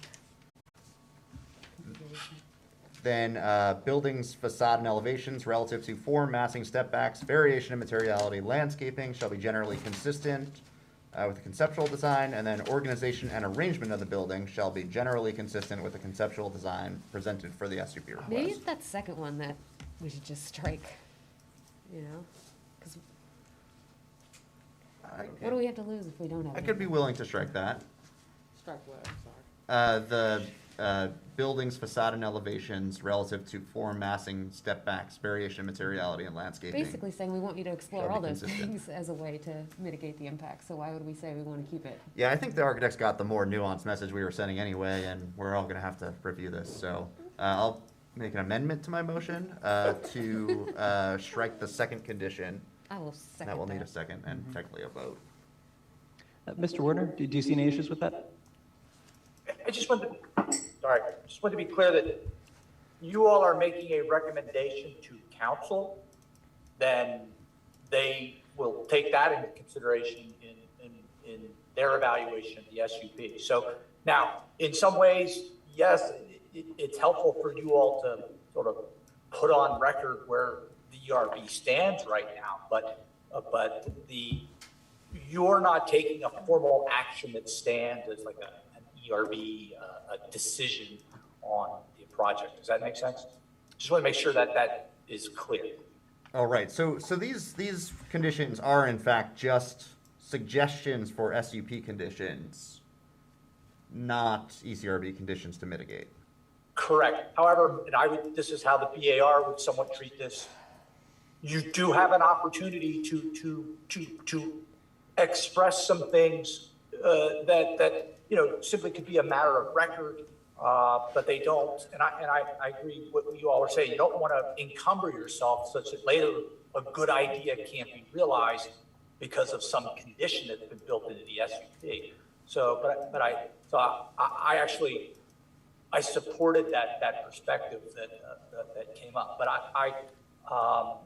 I would say, just if you have something, you have a recommendation goes to council, phrase it as such, and then if you things you'd like to express relative to the ERB kind of perspective on what they're seeing, then express those separately and not in a formal way. Got it. I think that makes sense. And so I do think that just the first and third conditions as SUP conditions make sense. And then, if we have thoughts on how to better articulate the massing, especially in those side elevations, I'm looking at you, Commissioner Lehendro. I think those would make sense to say. No, I don't want to design it for them. I just feel like the project as it's done now is, it's the mass of it that impacts me. It's seeing it from JPA, seeing the side of it and the front of it. It's so long, it juts into the neighborhood, it impacts the single-family detached house neighborhood. I feel like it's too long. I think the 75-foot setback should be required on the back to give more distance between the neighborhood and this project. And if it can be reduced height-wise on the back, those are the things that, I would recommend. But, I think this zone, it's by right 45 feet, and it's 50 feet in the back now, so it's not much higher than what, can be done, but anything would help. I think what you're saying is you do not agree with the motion. You will not be voting yes. No, I think it can be mitigated, yeah, but that's the kinds of things that I would recommend looking at to mitigate the design. Well, we're not going to put any as formal recommendations to the Right. motion. Okay. Mm-hmm. No, I'm okay with the motion as it is. So I think personally, with a big asterisk that I have generally bad aesthetic opinions, to Commissioner Dowell's point earlier about like how do you mitigate massing, right? It seems to me there's two ways to do it, and one is to make it look less massive, right? Like as you walk by, the Court Square Hotel or the Wells Fargo building, you don't notice that it's that high up because you have this cornice line at basically the second story that kind of gives you a second sense of enclosure, kind of hides the top of it. Then it just doesn't feel like that big of a building, like Mr. Werner was saying earlier. And then the other option is to literally reduce the massing. And I mean, my perspective is that there are things you can do, or I think there are things to be done, especially on those side facades that are really long, that can make it look not as bad, right? And the regular kind of alternating types, and having those little bays, to me looks like a generic, like that kind of 5/1 aesthetic that you see kind of everywhere in modern construction, doesn't quite really do it. And I think you see that with the fronts of the standard in particular. But then you look at in McIntyre Plaza, Allied whatever street, how they had those long warehousey buildings that looked just terrible, and then they just painted in bright colors, just made them relatively thin, and it looks amazing, and it looked terrible before. So I don't know what you do to fix that, but I'm fairly confident, I think, that there are ways to do that, and I will defer to the actual architects on how So how what one would you does like to that. do with the motion that you've got on the floor? I think, Let's do it. that's just my opinion. I'm ready to vote whenever you guys are. I assume maybe some people have more things to say, because this is all gonna come back to us, and we're gonna have to figure out how to do these mitigations, I so. think we've made our point. I'd like to hear from council on this, if they're interested. Did you have any concerns or questions on this motion? There's a motion on the It's floor, going, Betty. it's going to them, Chair. There is a motion on the floor that needs to be We just voted on. need to vote. Fair enough. I would like to hear a vote. Okay. How do we do this? Mr. Lahindra, Aye. Mr. Habab, Aye. Ms. Dow, Aye. Mr. Mitchell, Yes. Mr. Stolzenberg, Aye. Ms. Russell, Aye. and Mr. Sola Yates. Aye, well done. At this time, I'd like for us to transform again. Here we go. Yeah. I would like for us to become the Charlottesville Planning Commission, able to make motions about special use permits and discuss them. Would anyone like to start the conversation about as the Planning Commission? We already had a pretty extensive conversation about the SUP. Might be an opportunity for Mr. Stolzenberg to make a motion. Well, I would hear a motion. I'd love to, Then but, we can okay. get into the debate. All right, I move to recommend approval of this application for a special use permit in the R3 zone at 1701-04000, 1701-03000, and 1701-03100, collectively 2005, 2007 JPA and Jefferson Park Avenue, and 104 Observatory Avenue to permit additional density with the following, or with the 6 conditions recommended by staff, plus the conditions we just recommended in BCRB. Do I hear a second? Second. I would like to hear some discussion on this topic. The ones we just recommended a moment ago in our last motion. What about all the other things? Yep, all of them. Yeah, the 6 plus Oh, 2. okay, sorry, I missed that. So, Uh, Where were you going? Right. So I can't support the motion as it is now because, as I said in my discussion just now about the entrance corridor, I really believe the setback, rear setback is not warranted, we should keep it to provide a better buffer. I also think that if we want to get canopy trees along JPA, a 3-foot wide curbside buffer is not enough. We need at least a 5-foot buffer. And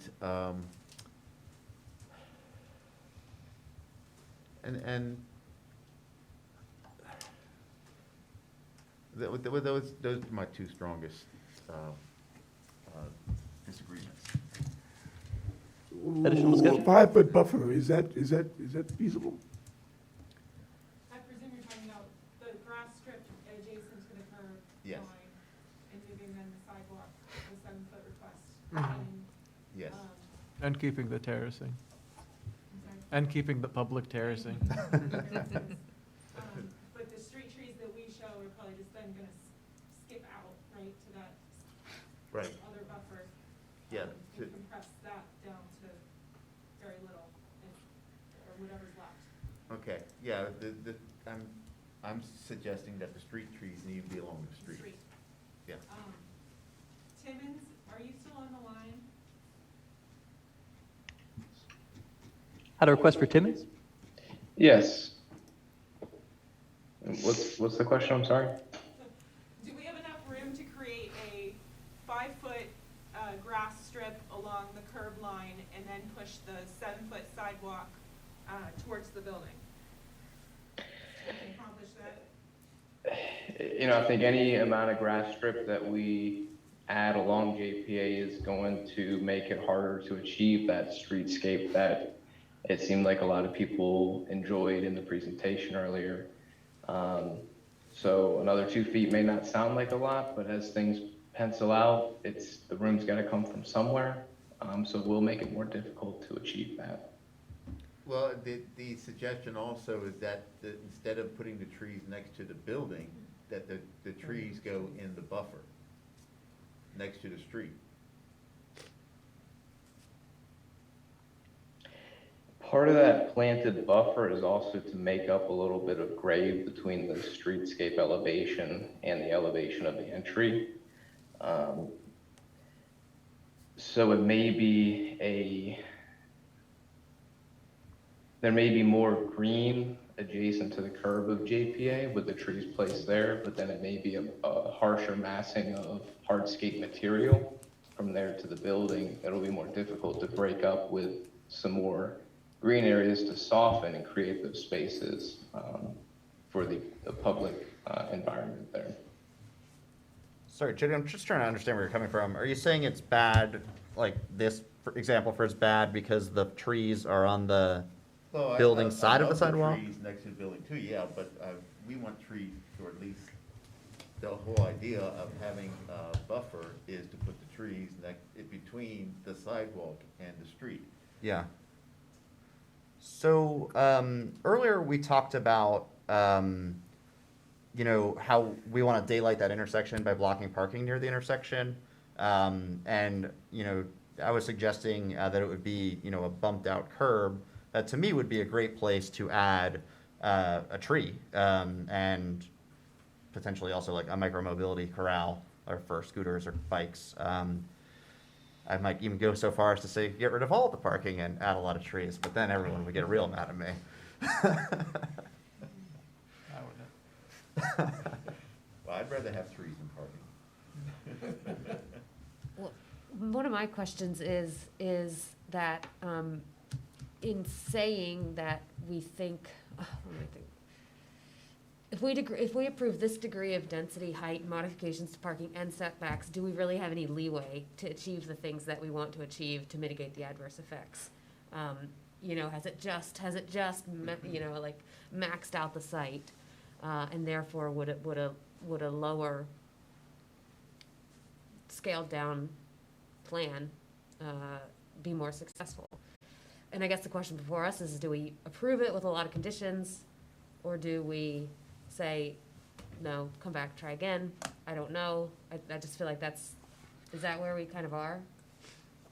So my understanding is that, you know, there's nothing about us giving it entrance card to review and prescribing mitigation that says they need to be allowed everything that they were given during SUP approval, right? Sure. So if you say, you know, you have to make it 2 buildings, then you lose units, or if you say you have to make it shorter, then you lose height. I personally think we should try to preserve as many units as possible because housing is a good and a public good. But are we? But I don't think we're contrading ourselves. Yeah, I mean, we're doing our due diligence in assuring the public that will happen and their concerns will be met. Is there a motion on the floor? Yes, ma'am. Yeah. I thought there was. Oh. So I was wondering why, I mean, not saying we shouldn't be discussing or going through design aesthetics, even though I thought we was leaving that to the next time we visit this. I was just curious, because it's Yeah. 10:30. Well, I I don't agree. think height and, you know, I don't think that's a aesthetic thing. I think that's a real concern thing, right? Oh, The- yeah, it's the very height, important. the height that they're asking for, do we agree? The setbacks that they're asking for, do we agree?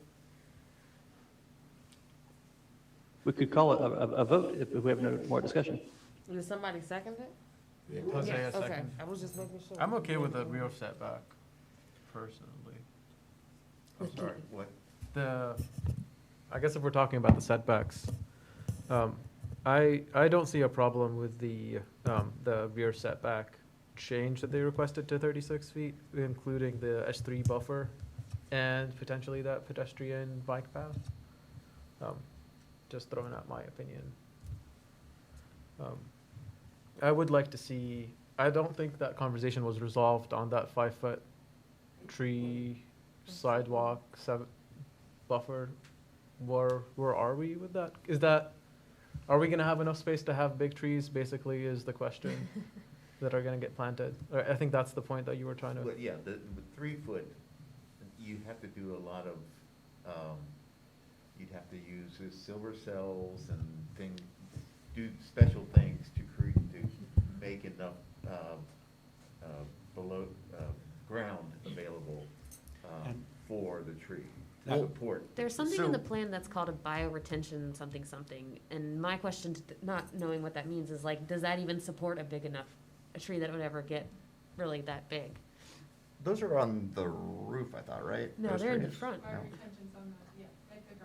Okay. So they're retaining something, and is a tree gonna?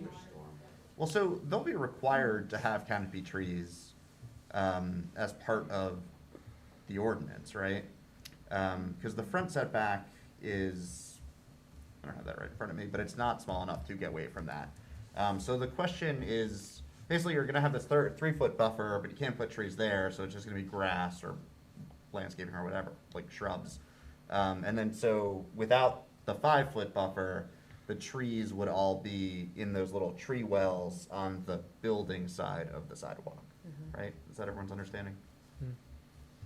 I'm gonna be honest, the trees aren't even a big issue for me.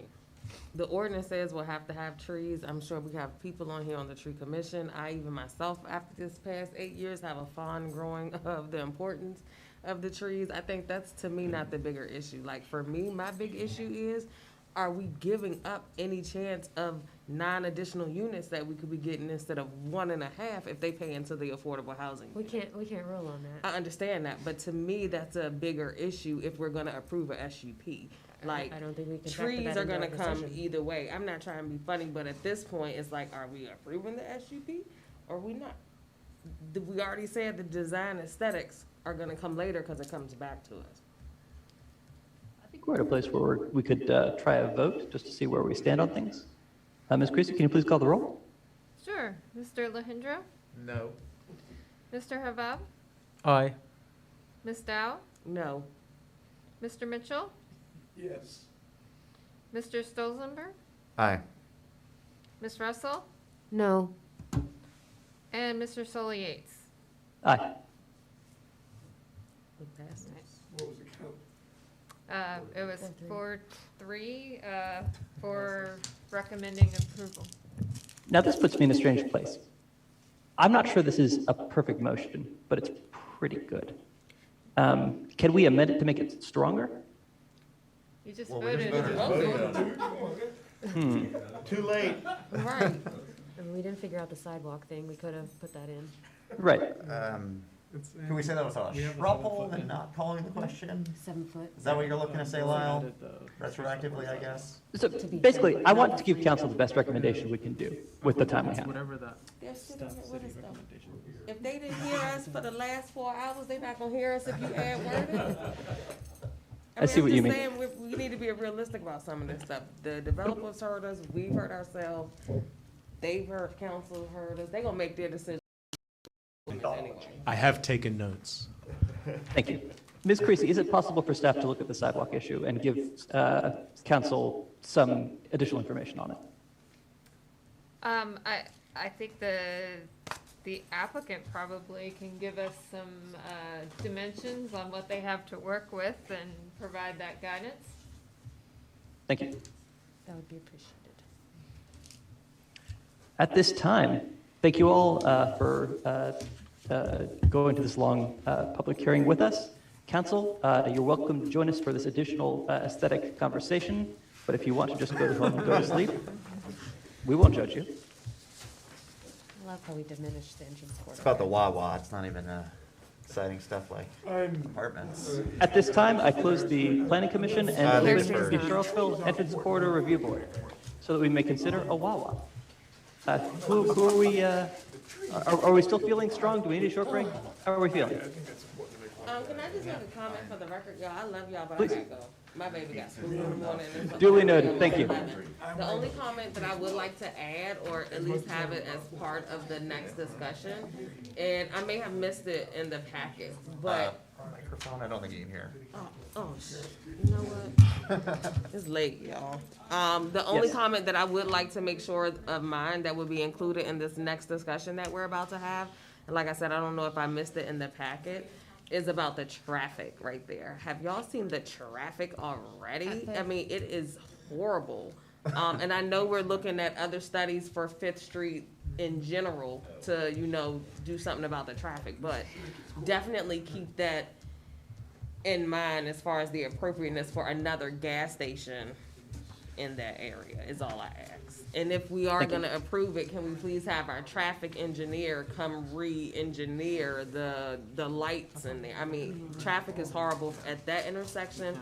It backs up and congests the next intersection where I-64 is, and then also the section prior to that at a very dangerous intersection, which is that Fifth Street and, what road is that? Harris Road? There's so many accidents that happen right there. And I mean, if you go through at any given day and time around 5 o'clock, it's gridlock and like people are stuck in the middle of those intersections. So my biggest concern would be to make sure that we mitigate any traffic, any impacts that we could, and whenever y'all decide to come up with, sounds great to me. Thank you, Ms. Dowell. We'll be talking about aesthetics. Y'all have a good night. This is by right, Good right? night. Yeah, unfortunately. Thank you. Thank you. Come again. I'm sorry, who can tell us about the aesthetics of a Wawa? Mr. Warner has the staff report. Mr. Warner, please. I guess I'm here and I'm in my, I'm just not invisible, I'm not visible to you all, so it feels awkward to me. And I see two Lyles, so I don't know what's going on exactly. We're working on it, hold on.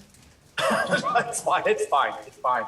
It's, Missy texted me, told me to fly through this, so I will try to be brief as I can. So again, What are we? oh, Oh, we've got the commission, we're good. Continue.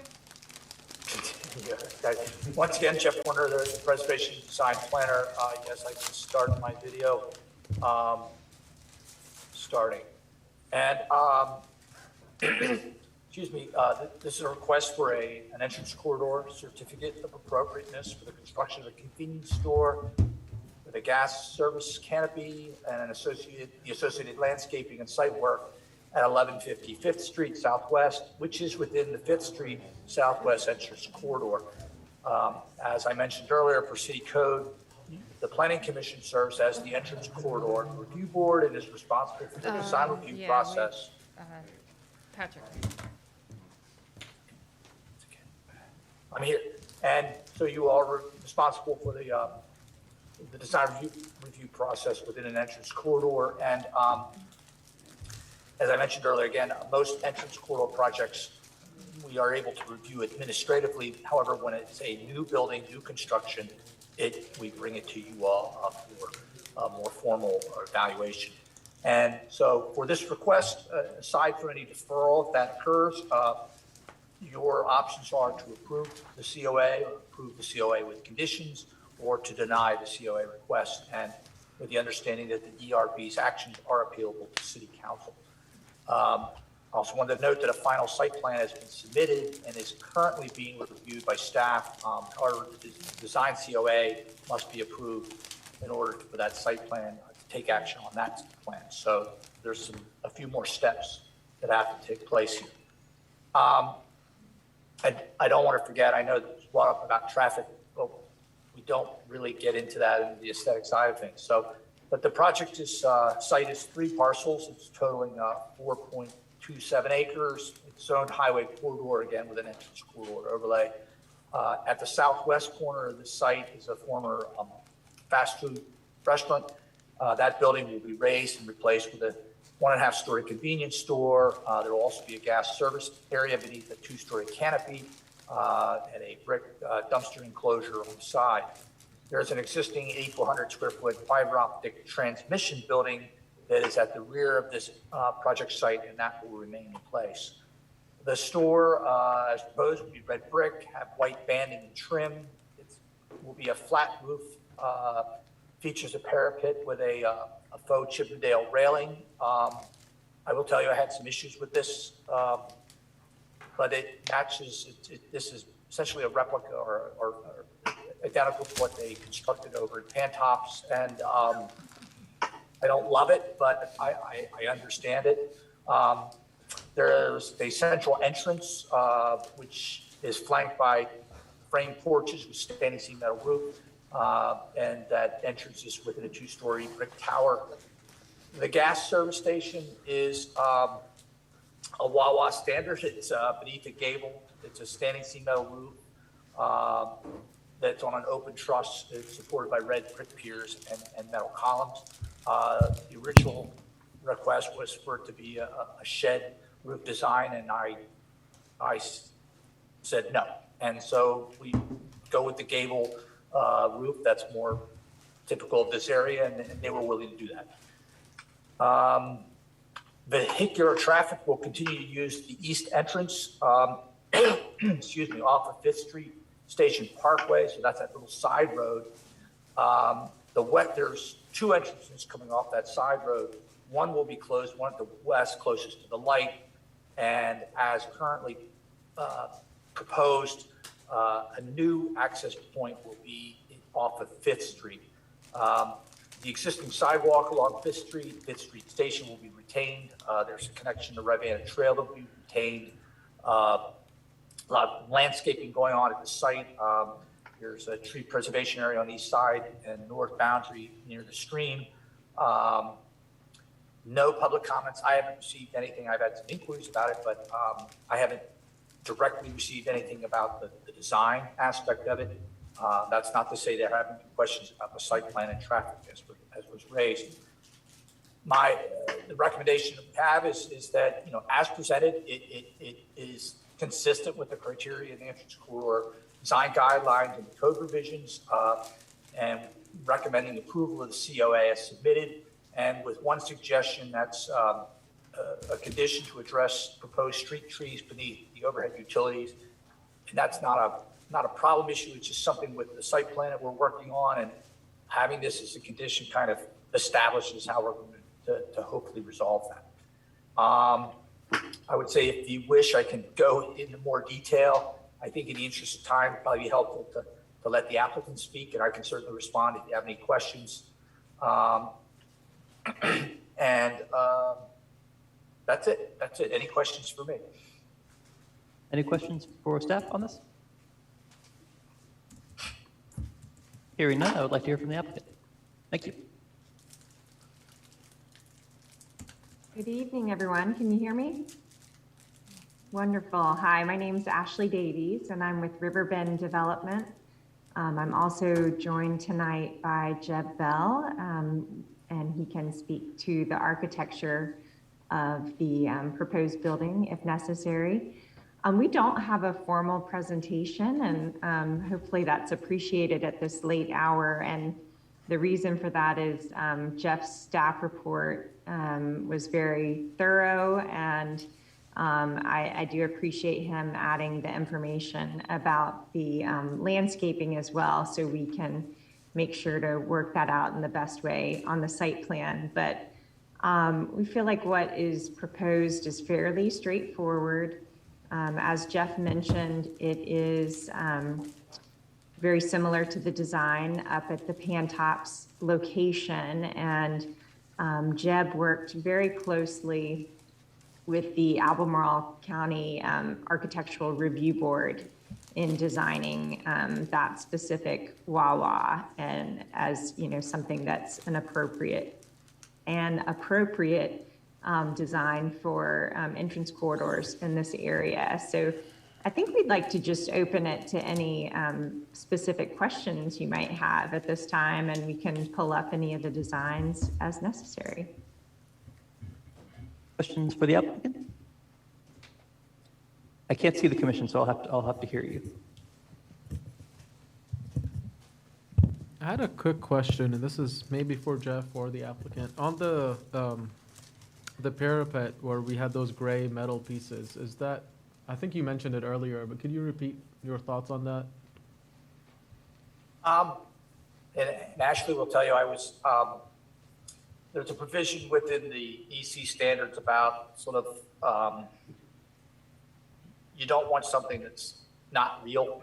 And so, but there's also that challenge within the entrance corridors, and particularly this one where the provisions clearly state this is auto-centric, this is auto-oriented, this is kind of, we're getting exactly what we want there.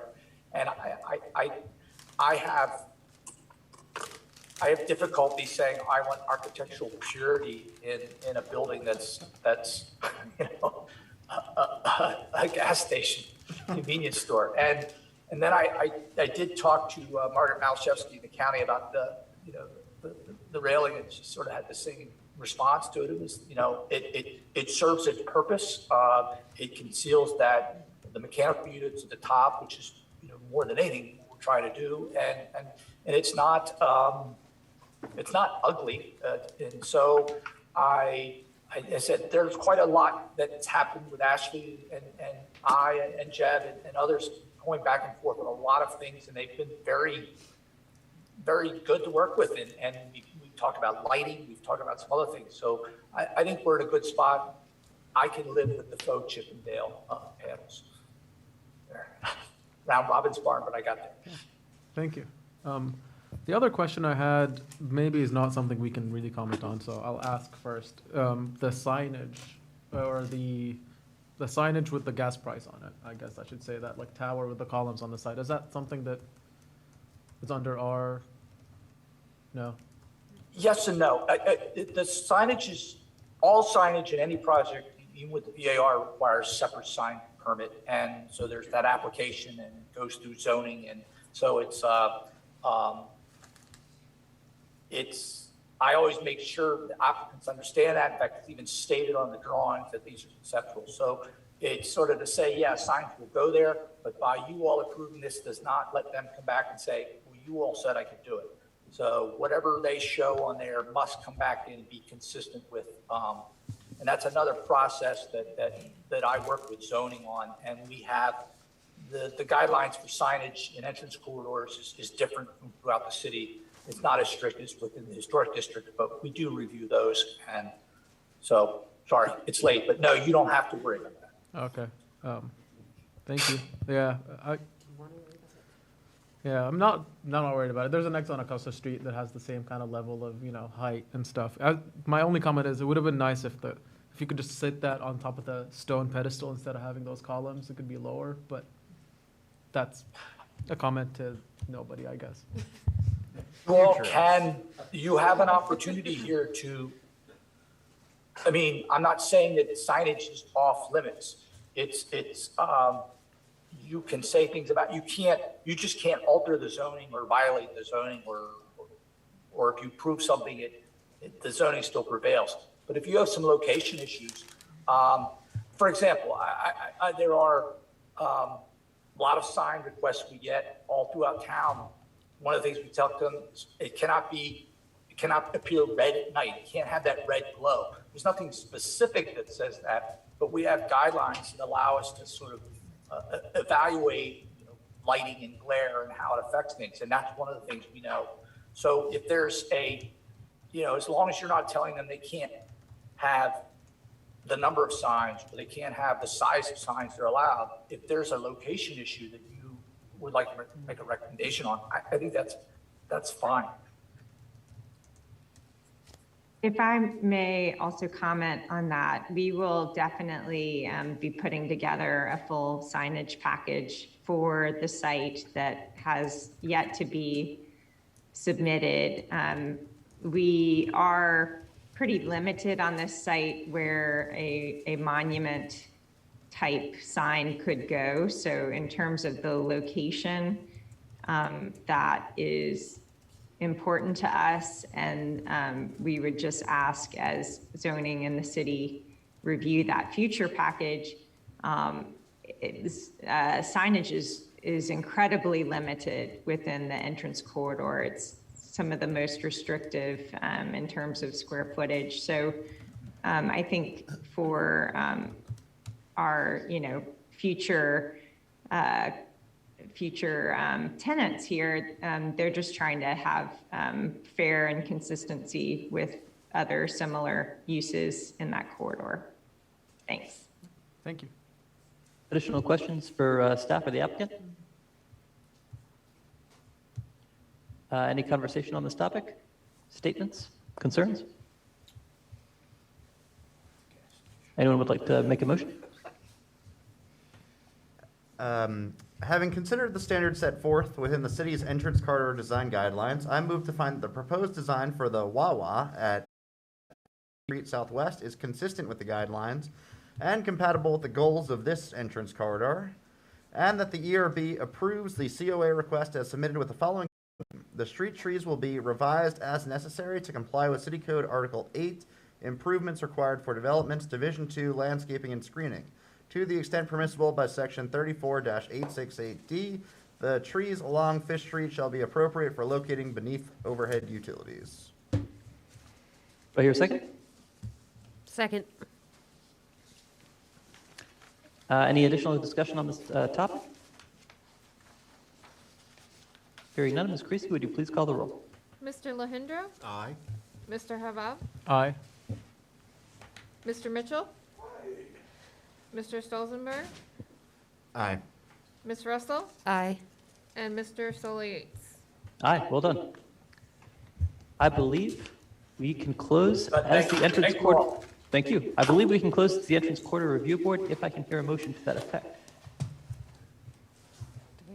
Move to adjourn the entrance corridor review board Second? and also this meeting? Aye. Okay, and also this meeting. Can I get an aye to adjourn? Yes, please. Sounds perfect. Sleep well all. Thank you very much. Thank you.